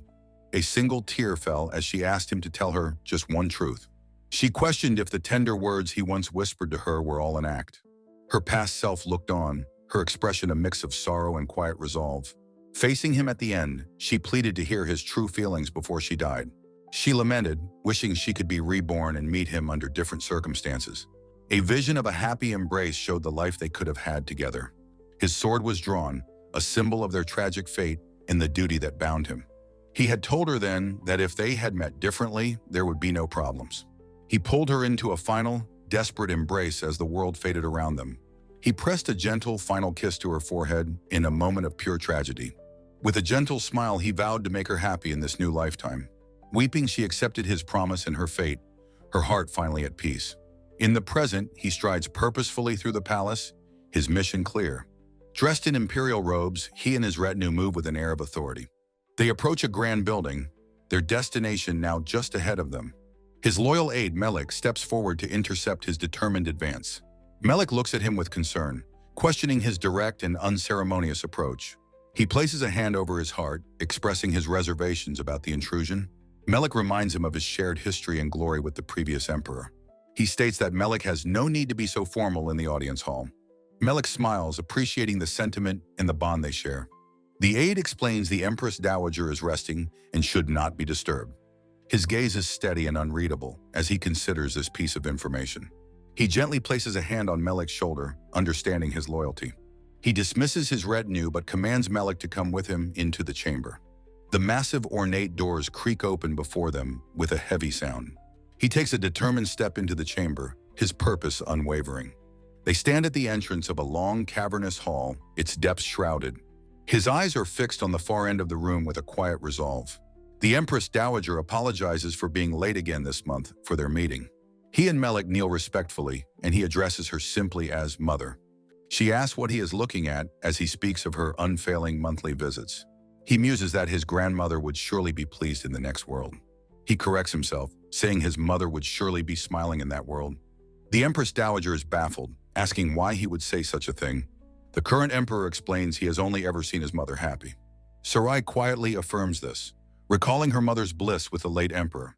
Timur, listening, questions if this kind of happiness is truly a good thing. The emperor reveals the late emperor used his power to silence her with happiness. Sarai wonders if this is man's logic, feeling such love would be a blessing. The emperor states his predecessor made every woman he was with happy. Timur concedes that the late emperor certainly had a heroic quality. He blushes, recalling his own awkward and chaotic encounters with adoring women. The memory of being overwhelmed by his harem makes him visibly flustered. The emperor reflects on always promising to handle things, which made everyone happy. Sarai notices Timur's flushed face, surprised by his sudden strong reaction.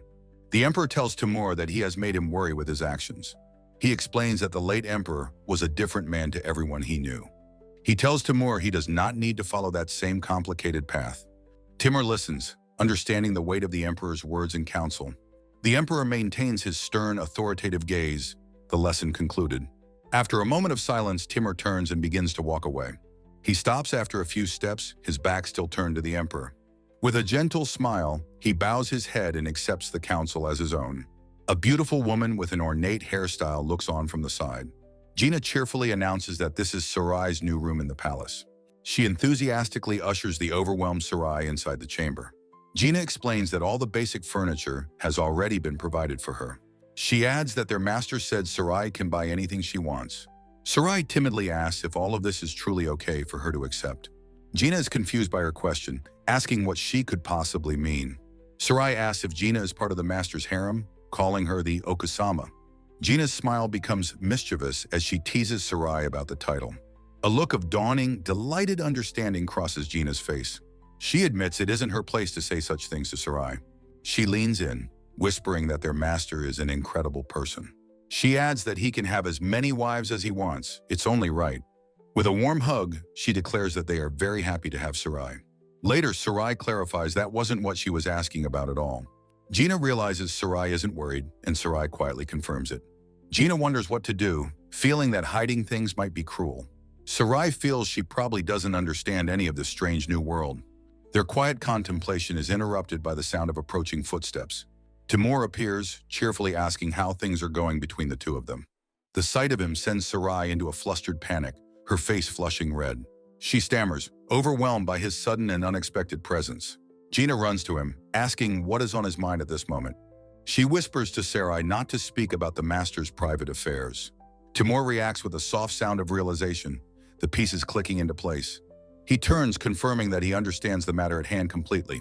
With a gentle expression, he apologizes to Sarai for the delay in his explanation. A bright, confident smile lights up his face as he formally introduces himself as Timur.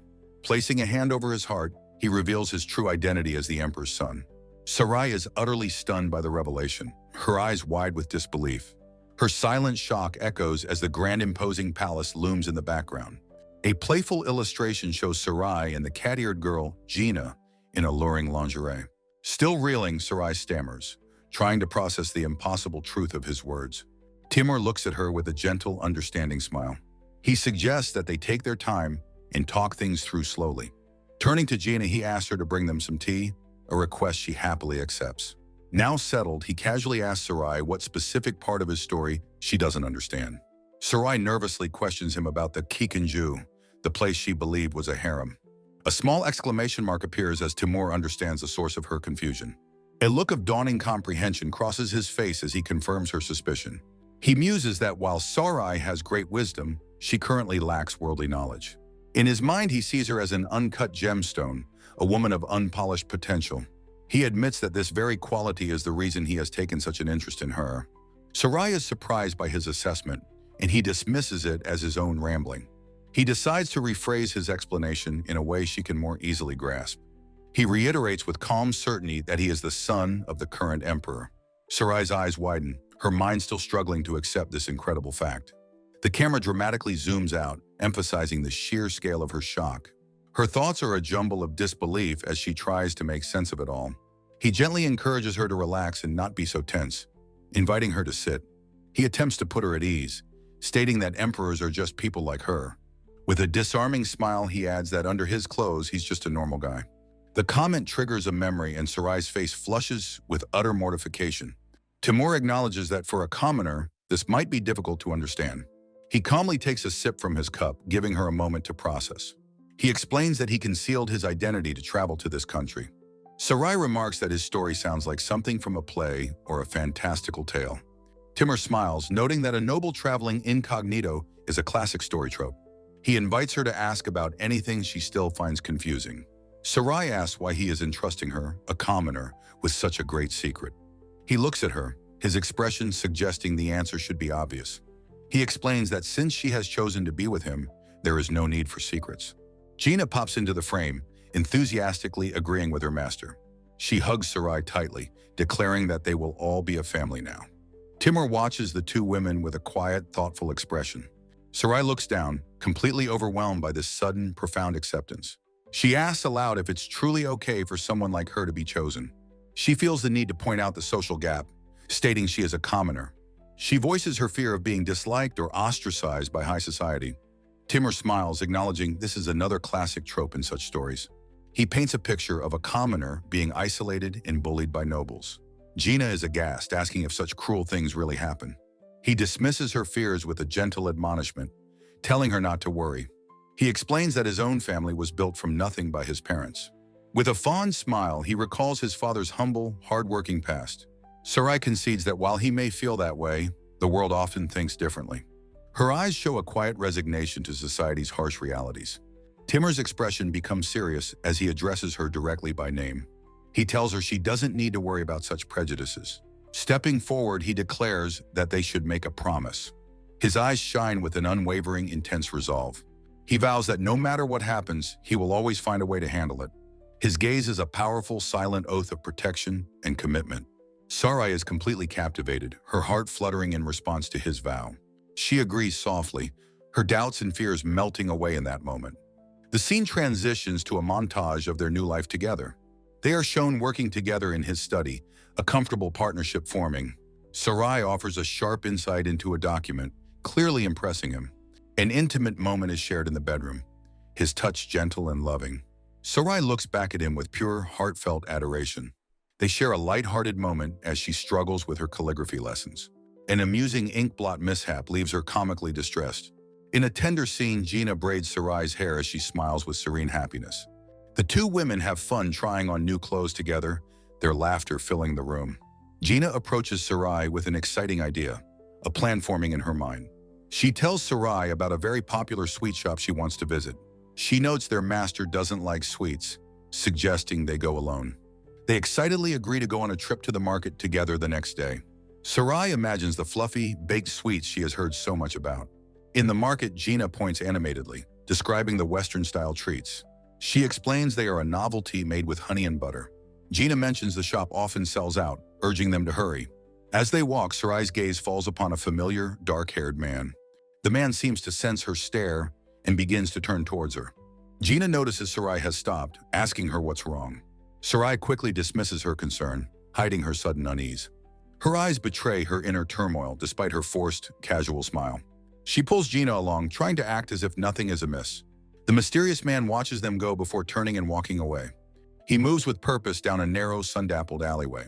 His path leads him deeper into the city's quiet back streets. He enters a large walled compound, his clandestine destination reached. Inside, a group of people kneel in solemn worship before a great ritual fire. The atmosphere is one of a secret and serious religious gathering. An advertisement for the manga's third volume is shown. Back at the residence, a servant respectfully takes their leave from Timur's study. Gina announces the arrival of a messenger from a certain Melik-sama. Timur looks up from his work, questioning if it's Melik himself. He instructs Gina to let the messenger in, but to ensure no outsiders are present. An official named Shah Gil enters, bowing deeply and introducing himself. He asks Timur to be at ease, his demeanor one of profound respect. Timur notes he has never heard the name before, and Shah Gil explains his recent promotion. Shah Gil thanks Timur for his time and turns to leave. He gives a final, crucial instruction to relay a message of understanding to Melik. An official's intense, calculating eyes stare forward with sharp focus. With a knowing smile, Timur understands the situation perfectly. Melik explains that the court ladies will not be involved, so he will handle it. Timur then asks what Melik has come to tell him. An official named Shagil delivers Melik's warning about Duke Nabdo's movements. Upon hearing the news, Timur's expression becomes serious as he quietly processes it. Shagil thanks Timur and asks Gina to deliver a small pouch to Sarai. He presents the pouch as a token of gratitude for their cooperation. He asks them to relay a simple message back to Melik. "I understand." With a respectful bow, the messenger Shagil takes his leave. Timur leans back in his chair, letting out a thoughtful sigh. Sarai, noticing his pensive mood, softly asks what is wrong. She is still reeling, murmuring in disbelief that he is actually a prince. Her sudden exclamation takes Timur completely by surprise. Another official identifies the messenger as a man who once served the fourth emperor. Timur realizes this is why the man was so unusually deferential towards him. Sarai adds that he was later promoted to a higher rank. She marvels that such a person could even exist. Now understanding the man's fawning behavior, Timur gives a satisfied smile. Sarai looks down, flustered and unsure of what to say. Gina returns, telling them not to worry, as it was just a joke. She then asks her master what Melik had to say. Timur holds up a document, guessing it's the report he requested. Gina and Sarai look at the report, Gina asking if it's about Sarai's suspicions. Timur confirms he had Sarai investigate rumors of a prophet. The report speaks of a new, fiery, religious sect that has emerged. Gina asks Timur what he thinks about this new development. Timur reveals that an infiltrator's report mentions the name Garaku-sama. Gina repeats the name, speculating it could be a nobleman's hidden child. She playfully suggests it might be a messy affair involving a mistress. Timur thinks that if it were that simple, the matter would be easily solved. He connects the new religion, Garaku-sama, and Melik's earlier warning. Gina confidently asks if her master knows the sect's location. She suggests he should just crush them as he did the mountain bandits.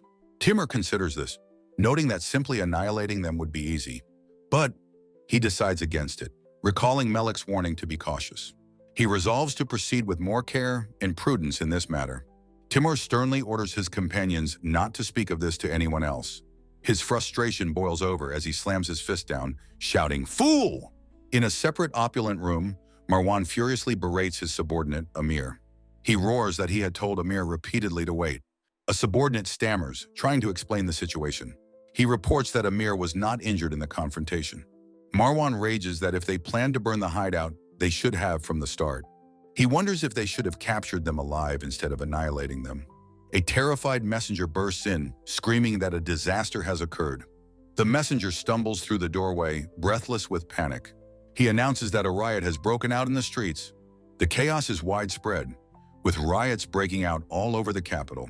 In the throne room, the emperor looks on with a grim, silent expression.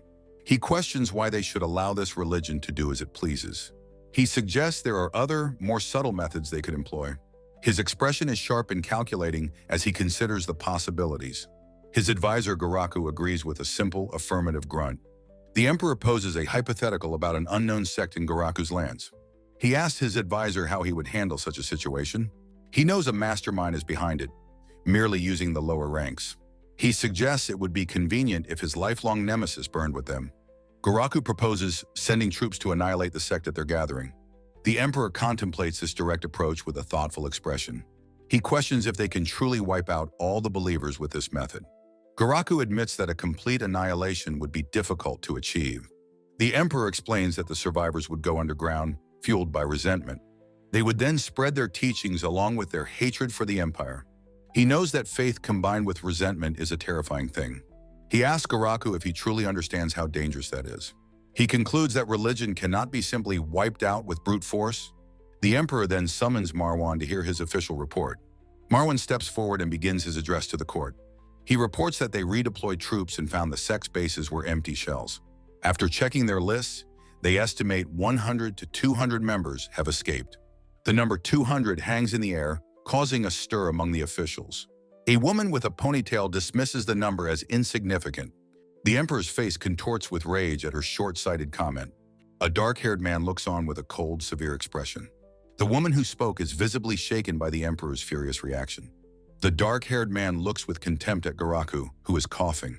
Garaku clears his throat, still reeling from his coughing fit. He states that the confessions from the captured members were half-hearted. They claimed that their actions were useless and that Garaku-sama had fallen. They vowed that one day they would pass judgment on the dog and his mongrel. The emperor repeats the word dog, his expression grim and thoughtful. He asks if this is the work of a survivor from the Jurgen Empire. His advisor Garaku confirms that this is probably the case. The advisor reports that further interrogation has revealed a name, Lin Chen. The name appears, marking a significant turn in the ongoing investigation. The emperor notes he has never heard the name, but the man claims to be a fifth son. An official points out that the late emperor only had 4 sons, so the math is wrong. The advisor recalls that the emperor's father destroyed the Jurgen Empire 30 years ago. The emperor concludes that the man's claim is a clear fabrication. The other officials in the hall let out a collective sigh of relief. A woman notes that while the calculation is simple, the common people wouldn't question it. The advisor glances over, his expression sharp and knowing. The woman stands before the assembly, a focal point of intense attention. The officials look at her, their expressions a mix of confusion and anticipation. The advisor reflects that the survivors of the former dynasty lent credibility to the emperor's son.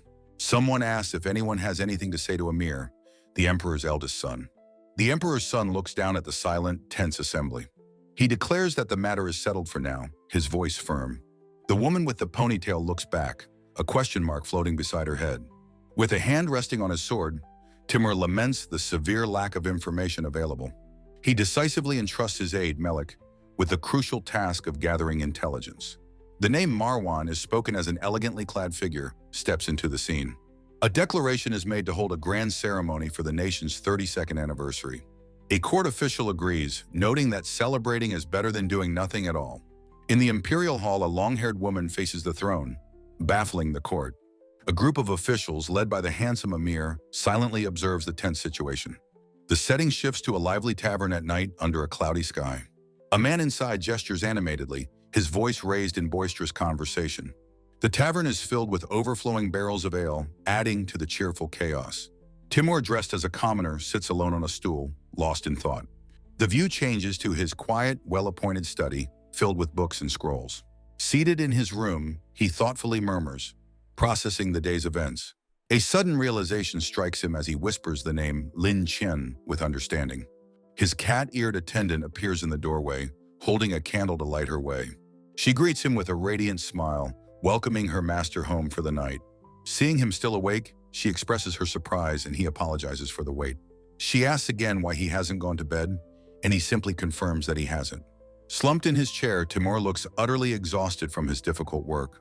His attendant worries that he has had too much to drink and offers to make tea.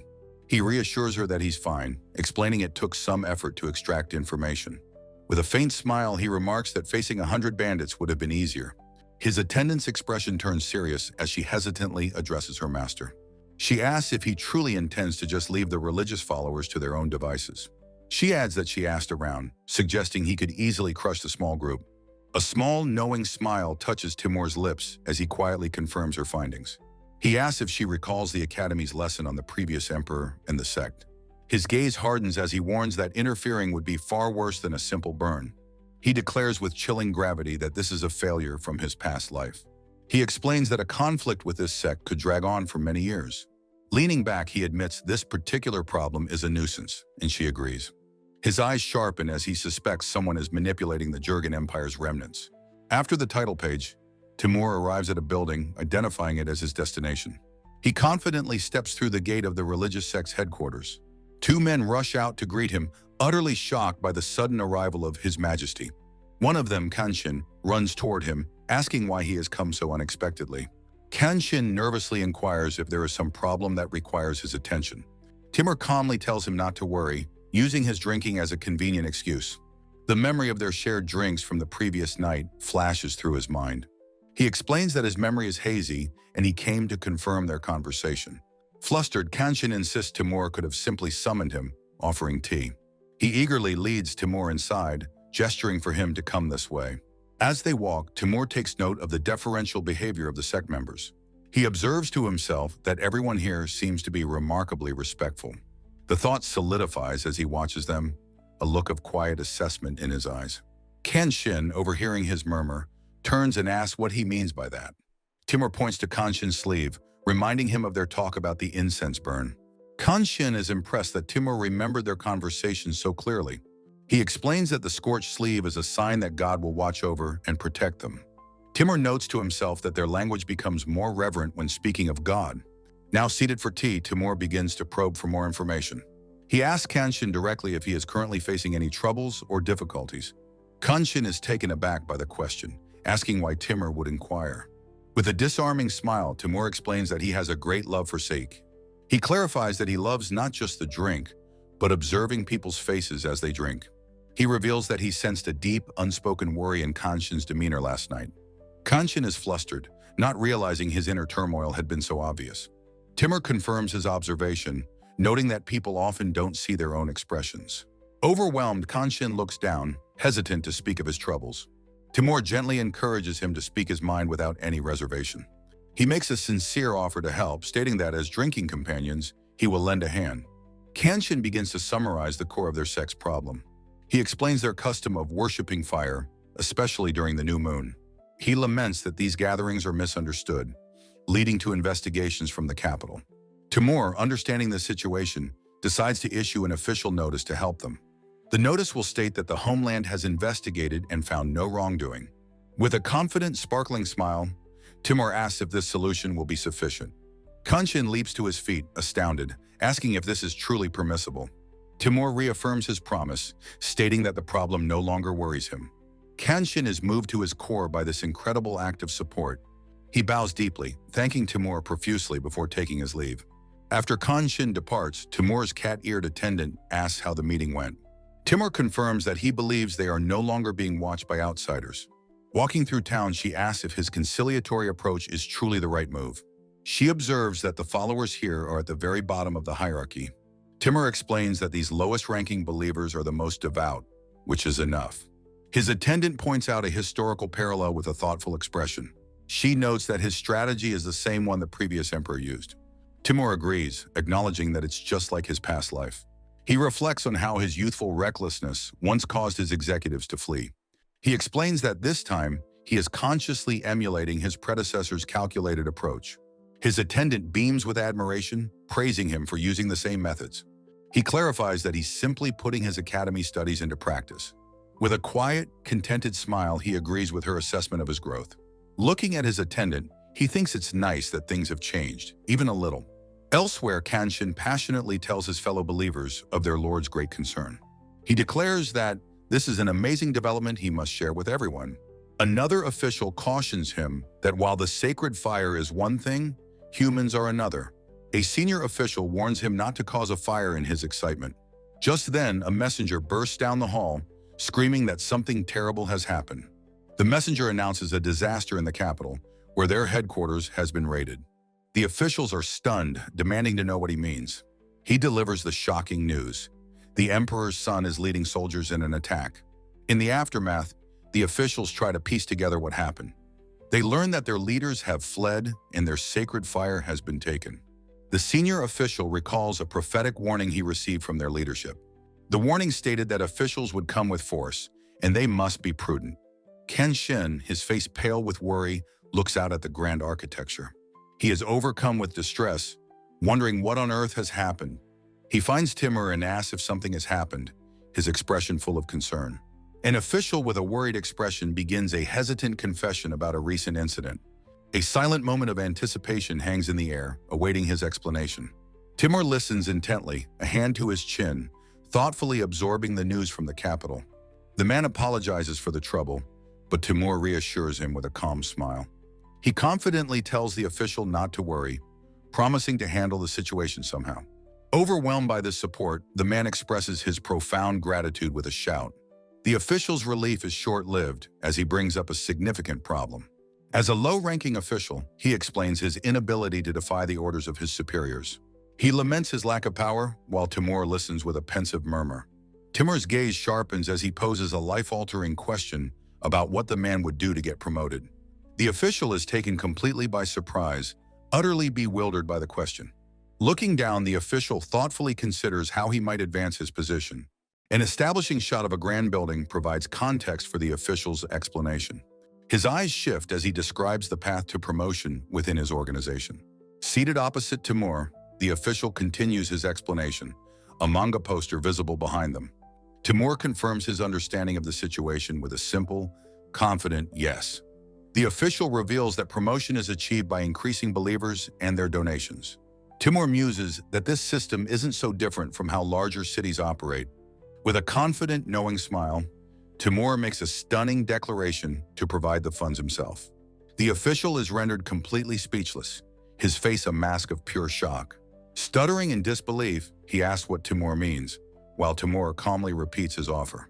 Timur explains that the man can use the money to gain influence and secure his promotion. The official's hand trembles as he asks if his new master is truly offering his support. Overwhelmed by this generosity, he asks Timur why he is going to such lengths to help. A simple statement declares that one needs no grand reason to help someone in need. Timur adds that there is, however, one small condition to his offer. With a warm smile, he requests that the man simply keep him informed of any major events.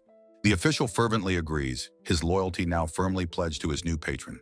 Timur places a reassuring hand on the man's shoulder, telling him not to worry.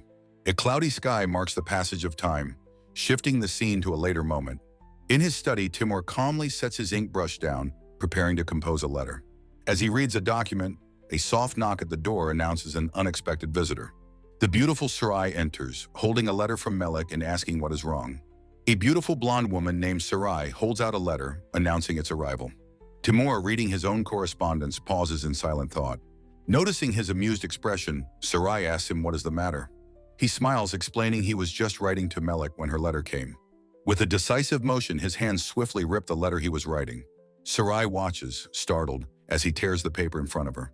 She understands he tore it because he would have to rewrite it anyway. Timur extends his hand with a gentle smile, asking her to keep him company. Her face lights up with a radiant smile as she happily agrees. In the study, Timur reviews the new letter while Sarai observes him. Seeing his troubled expression, she asks with concern if he is all right. She senses that something unpleasant must have been written in the letter. Timur is impressed by her perception, as he had tried to hide his reaction. Realizing she cannot read the text, he decides to explain the contents to her. The letter, he reveals, concerns his older brother Emil's recent blunder. Sarai asks about this brother, whom she has never heard of before. Timur explains that his brother has about half the strength of the former emperor. She admits she knows nothing of the deeds of the legendary Emperor Timur. He finds this unsurprising, given she is from a small, remote village. Sarai sees this as a positive, allowing her to view things without preconceptions. She then asks him if he knows about the legendary creatures known as dragons. Her knowledge of dragons comes from frightening tales passed down as legend. Timur casually confirms that the legends about dragons are generally true. Sarai marvels that the former emperor was powerful enough to slay a dragon alone. He clarifies that his brother, Emil, possesses about half of that legendary strength. A memory of Emir who explains that Emil's power leads him to rush in and fail. Sarai agrees, recalling a hunter's wisdom about the dangers of overconfidence. Timur wryly notes his brother is currently being outmatched by a neighborhood old man. His playful mood shifts to serious determination as he plans his next move. He resolves to gather all available intelligence reports in this one village. Working together, Sarai diligently helps him organize documents in the study. When asked if she knows where to place a document, she confirms she does. Impressed by her perception, He gratefully thinks to himself that she's a good woman. The beautiful Sarai turns to Timur, gently asking if she may make a request of him. Her face alight with joy, Sarai agrees wholeheartedly, promising to do whatever he asks. In a moment of comical thought, the cat-eared girl wonders if that woman seduced him. As Sarai stammers with embarrassment, Timur calmly reassures her that everything will be fine. From his study, Timur speculates that rumors about her will spread, which she quietly affirms. With a knowing glint in his eye, Timur decides to secretly share some information. Her curiosity piqued, Sarai asks what it is he wishes to discuss with her. In the privacy of an ornate room, he asks if she knows of the fire god's followers. He explains the local lord greatly values the fire god because of his iron-making business. A look of sudden understanding dawns on Sarai's face as she grasps his intention. He offers a confident smile, confirming that she has understood his plan perfectly. With sparkling eyes, Sarai proclaims that he is indeed as perceptive as she believed. He advises her to share the information casually, like gossip, to avoid raising suspicion. Brimming with determination, Sarai puffs out her cheeks and gives a firm, energetic agreement. A fond smile crosses his face as he thinks about how hard she's trying. His gaze sharpens with resolve, his focus now on protecting the country for her.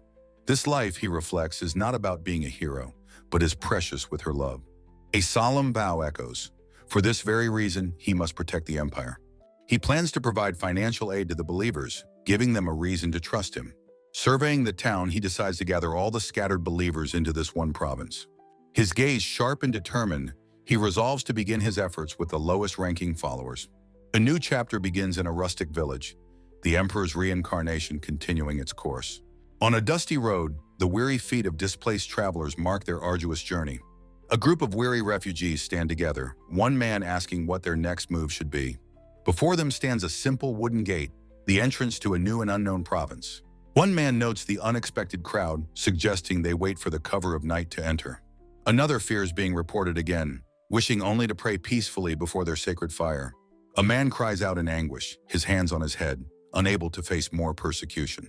One woman suggests they find a secluded spot at night, though another fears getting hurt. Disguised as a commoner, Sarai reassures her friend that she can endure it for their god. A kind man offers to carry the baby she is holding, and she gratefully accepts. Clutching a letter, Sarai silently notes that they should be arriving at their destination soon. A local leader asks who will go to meet the arriving party, and one man volunteers. On a village path, a man watches another depart, expressing his mild surprise. A man with his hair tied back recognizes another, exclaiming in surprise. Amidst a fiery backdrop, the man expresses his profound relief at being saved. The younger man, Timur, tells him to raise his head as they are brothers. Timur reassures the man, telling him to ask if his family needs anything. The man confirms he will attend the worship service, a source of comfort for all. He hesitates, saying there is something more important, and Timur asks what. The elder notes how unusually friendly Timur was with the townspeople. His expression turns suspicious as he asks how Timur is hiding his identity. Timur looks slightly surprised by the directness of the question. With a calm, knowing smile, he states simply that he is not hiding. The elder is shocked, but Timur explains openness is sometimes necessary. Timur recalls the letter he sent about the local lord's reverence for the fire god. Despite the letter, the elder voices his deep-seated worry and doubt. Timur reassures him that everything will become clear at that night's service. He explains that while they once worshipped in secret, here they can do so openly. The elder, still unconvinced, questions if this is really true. To quell his doubts, Timur offers to arrange a meeting with the Lord himself. He is confident a face-to-face talk will resolve all the man's fears. A view of the grand residence is shown as Timur speaks of the meeting.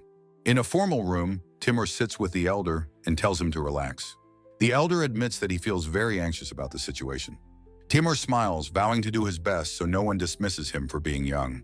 The elder insists his anxiety has nothing to do with Timur's age. Timur tells him to be at ease, admitting he also dislikes stiff formalities. He mentions hearing about the hardships the believers faced in other lands. The elder confirms they were looked upon with suspicion and strange glances. Timur expresses his sympathy, acknowledging it must have been very difficult. He then asks the elder what he knows of the situation in other provinces. Timur's gaze sharpens as the elder begins to explain their persecution. He reveals the empire is actively trying to capture a man named Garaku-sama. The name is revealed in a stark panel, Garaku Linshin. A man with long dark hair is shown, a survivor of the Linu dynasty. The text explains this man is a prince who fought the previous emperor. The elder adds he has been searching for certain medicinal herbs to no avail. He glances at Timur, beginning to ask what he plans to do about it. Timur feigns innocence, claiming he knows nothing about this Garaku-sama. He pivots, asking if the elder knows the province is focused on iron-making. He explains the fire god's mood is more important than human squabbles. With a mischievous wink, he subtly emphasizes his true point. The elder is taken aback, processing the clever and indirect message. Timur begins to explain his own feelings on the complicated matter. He states that while he welcomes them, he hopes Garaku-sama stays away. The flustered elder asks why he would say such a thing. Timur explains the story is decades old and likely forgotten by the Empire. The elder, still confused, asks why Garaku is being pursued by them. A predatory smile crosses Timur's face as he confesses to wanting what others have. The elder recounts that the first to claim to be the Rin heir was a youth. A small chibi-like Timur laughs as the elder confirms it was a young person. Timur thinks he must be careful not to let his own mind be discovered. The flustered elder tries to get his complicated story back on track. He reveals the situation was made worse by a relationship with a woman. Timur erupts in laughter, dismissing it as a common male folly. He calms down, leaving the elder completely bewildered by his reaction. The scene shifts to a view of the capital's grand architecture at night. In a study, a long-haired blonde official, Malik, examines a document. He smirks, noting that someone has managed to track him down by name. He muses that this development will limit his options, but he finds it amusing. Using a magnifying glass, he reveals the name Lin Shinian on the page. The report describes Lin Shinian as a womanizer who covets others' things. Malik sees a parallel to Timur's past failure and decides to set a similar trap. Timur's smiling face appears as Malik recalls his previous mistake. Malik continues to study the report with his magnifying glass. He decides to dispatch an unknown person to meet the target. Sitting at his desk, Malik concludes that the plan is worth trying. A vision of a beautiful woman appears as Malik speaks of his plan. The plan is set in motion, with the woman sent to gather information. In the throne room, Malik reports his findings to the dark-haired emperor. The emperor listens as Malik reports the target has no link to the Rin family. However, Malik reveals that the man appears to be a relative of Duke Nabd. The emperor leans forward, asking if this information came from the agent. Malik confirms the agent heard the man state he was a relative of the Duke. The emperor considers this, a thoughtful expression on his face. He muses that the man was easily seduced by the woman's charms. Malik had thought the seduction was a translation of some southern tales. The emperor agrees, noting the late emperor was also susceptible to such charms. A dark panel suggests the true purpose of the plot is something else. The agent reveals the man's plan to start a rebellion and make her empress. The emperor notes that for a schemer like Duke Nabd, this is a logical goal. He asks how far up the sect's leadership knowledge of this plan extends. Malik reveals that this crucial intelligence came from Timur-sama. The emperor is surprised to hear Timur's name mentioned in the report. Timur is shown explaining his plan to gather sincere believers into his faction. The emperor processes this new information with a visible jolt. His eyes widen in a flash of brilliant understanding as he exclaims, "So that's it!" Timur's smiling face confirms he is deliberately aiming for an internal split. Malik reports Timur is gathering lower-ranking believers to incite a civil war. The emperor's stern face breaks into a pleased, cunning smile, praising the plan. He realizes if the sect destroys itself, the empire can reap the rewards. Malik smiles, agreeing with the emperor's assessment of the situation. The emperor declares that they will proceed with this two-pronged strategy. He instructs Malik to let Timur handle the lower ranks while they corrupt the leadership.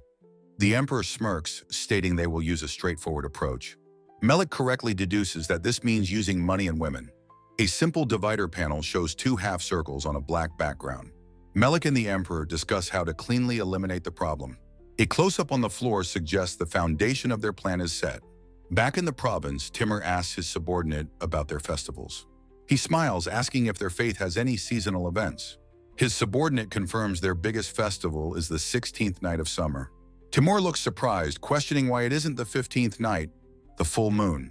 In a quiet, ornate room, the official confirms that his people perform their worship on the new moon. He explains to Timur that for their sect, the new moon is far more important than the full moon.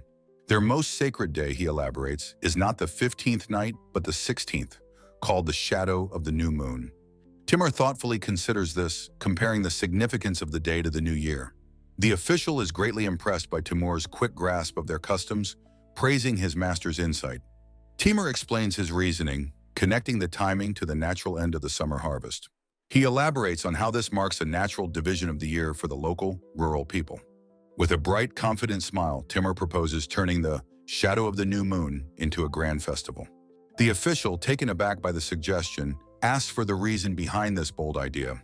Looking out at the town's architecture, Timur begins to explain his strategic thinking. He believes it is better to be more closely integrated with the land and its people. He states that suddenly preaching their doctrine to outsiders would only make them wary and uncomfortable. The official waves his hands in frantic agreement, understanding the point perfectly. Timur smiles, suggesting a more relaxed approach is better than a rigid, dogmatic one. He explains that a casual festival will more easily blend with local customs and attract new followers.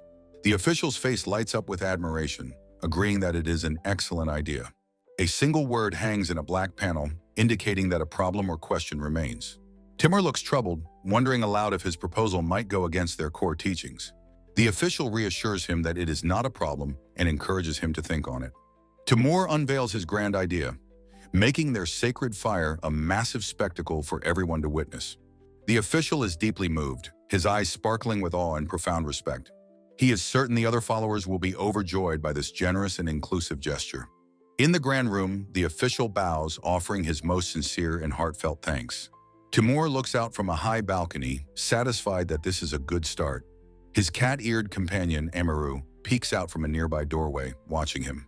She rushes to his side with a cheerful greeting, noting that he must be tired. Amiru comments on how incredibly pleased the official seemed after their discussion. She then voices her concern, asking if getting so deeply involved is truly all right. Her expression is worried as she suggests her master's getting in too deep with local affairs. Timur calmly tells her that the reality is the complete opposite, leaving her confused. He explains that as an outsider, the effectiveness of his direct influence has its limits. Therefore, he must take a different, more subtle approach to achieve his long-term goals. With a knowing and confident smile, he declares his intention to remake their customs. Amiru repeats his words, confused by what he could possibly mean by remake. He uses an analogy, explaining he will dilute their doctrine to create something new. Amiru listens intently, still trying to grasp the full, transformative scope of his plan. Suddenly, her eyes widen as she notices a subtle, involuntary movement. She sees Timur's leg twitch, a telltale sign of his true underlying intentions. Timur turns to her, asking what's wrong as she addresses him with dawning realization. Amiru understands his ambition isn't just to help, but to make the entire movement his own. Timur looks over his shoulder, a hint of something hidden in his expression. A wide, triumphant, and almost predatory smile confirms her suspicion without a single word. A caption indicates the passage of several months, showing the waxing and waning of the moon. A voice calls out, beckoning someone to look at the unfolding celebration. A young woman in a cheongsam excitedly points out that the festival is in full swing.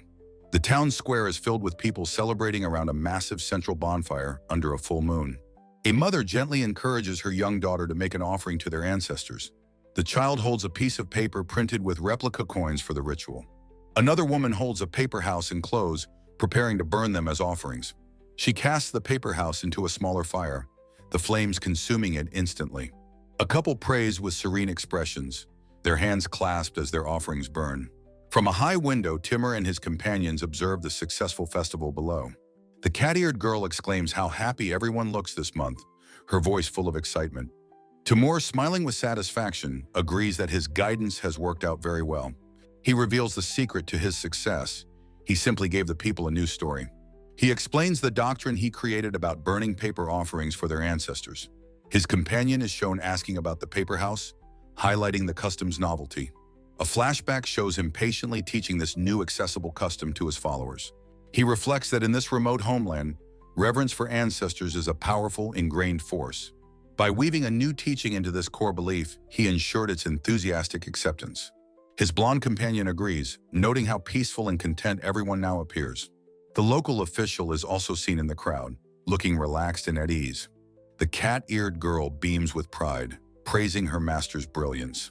Timur allows himself a small, pleased smile, acknowledging the success of his plan. He feels that the threat he once posed to the community has now significantly diminished.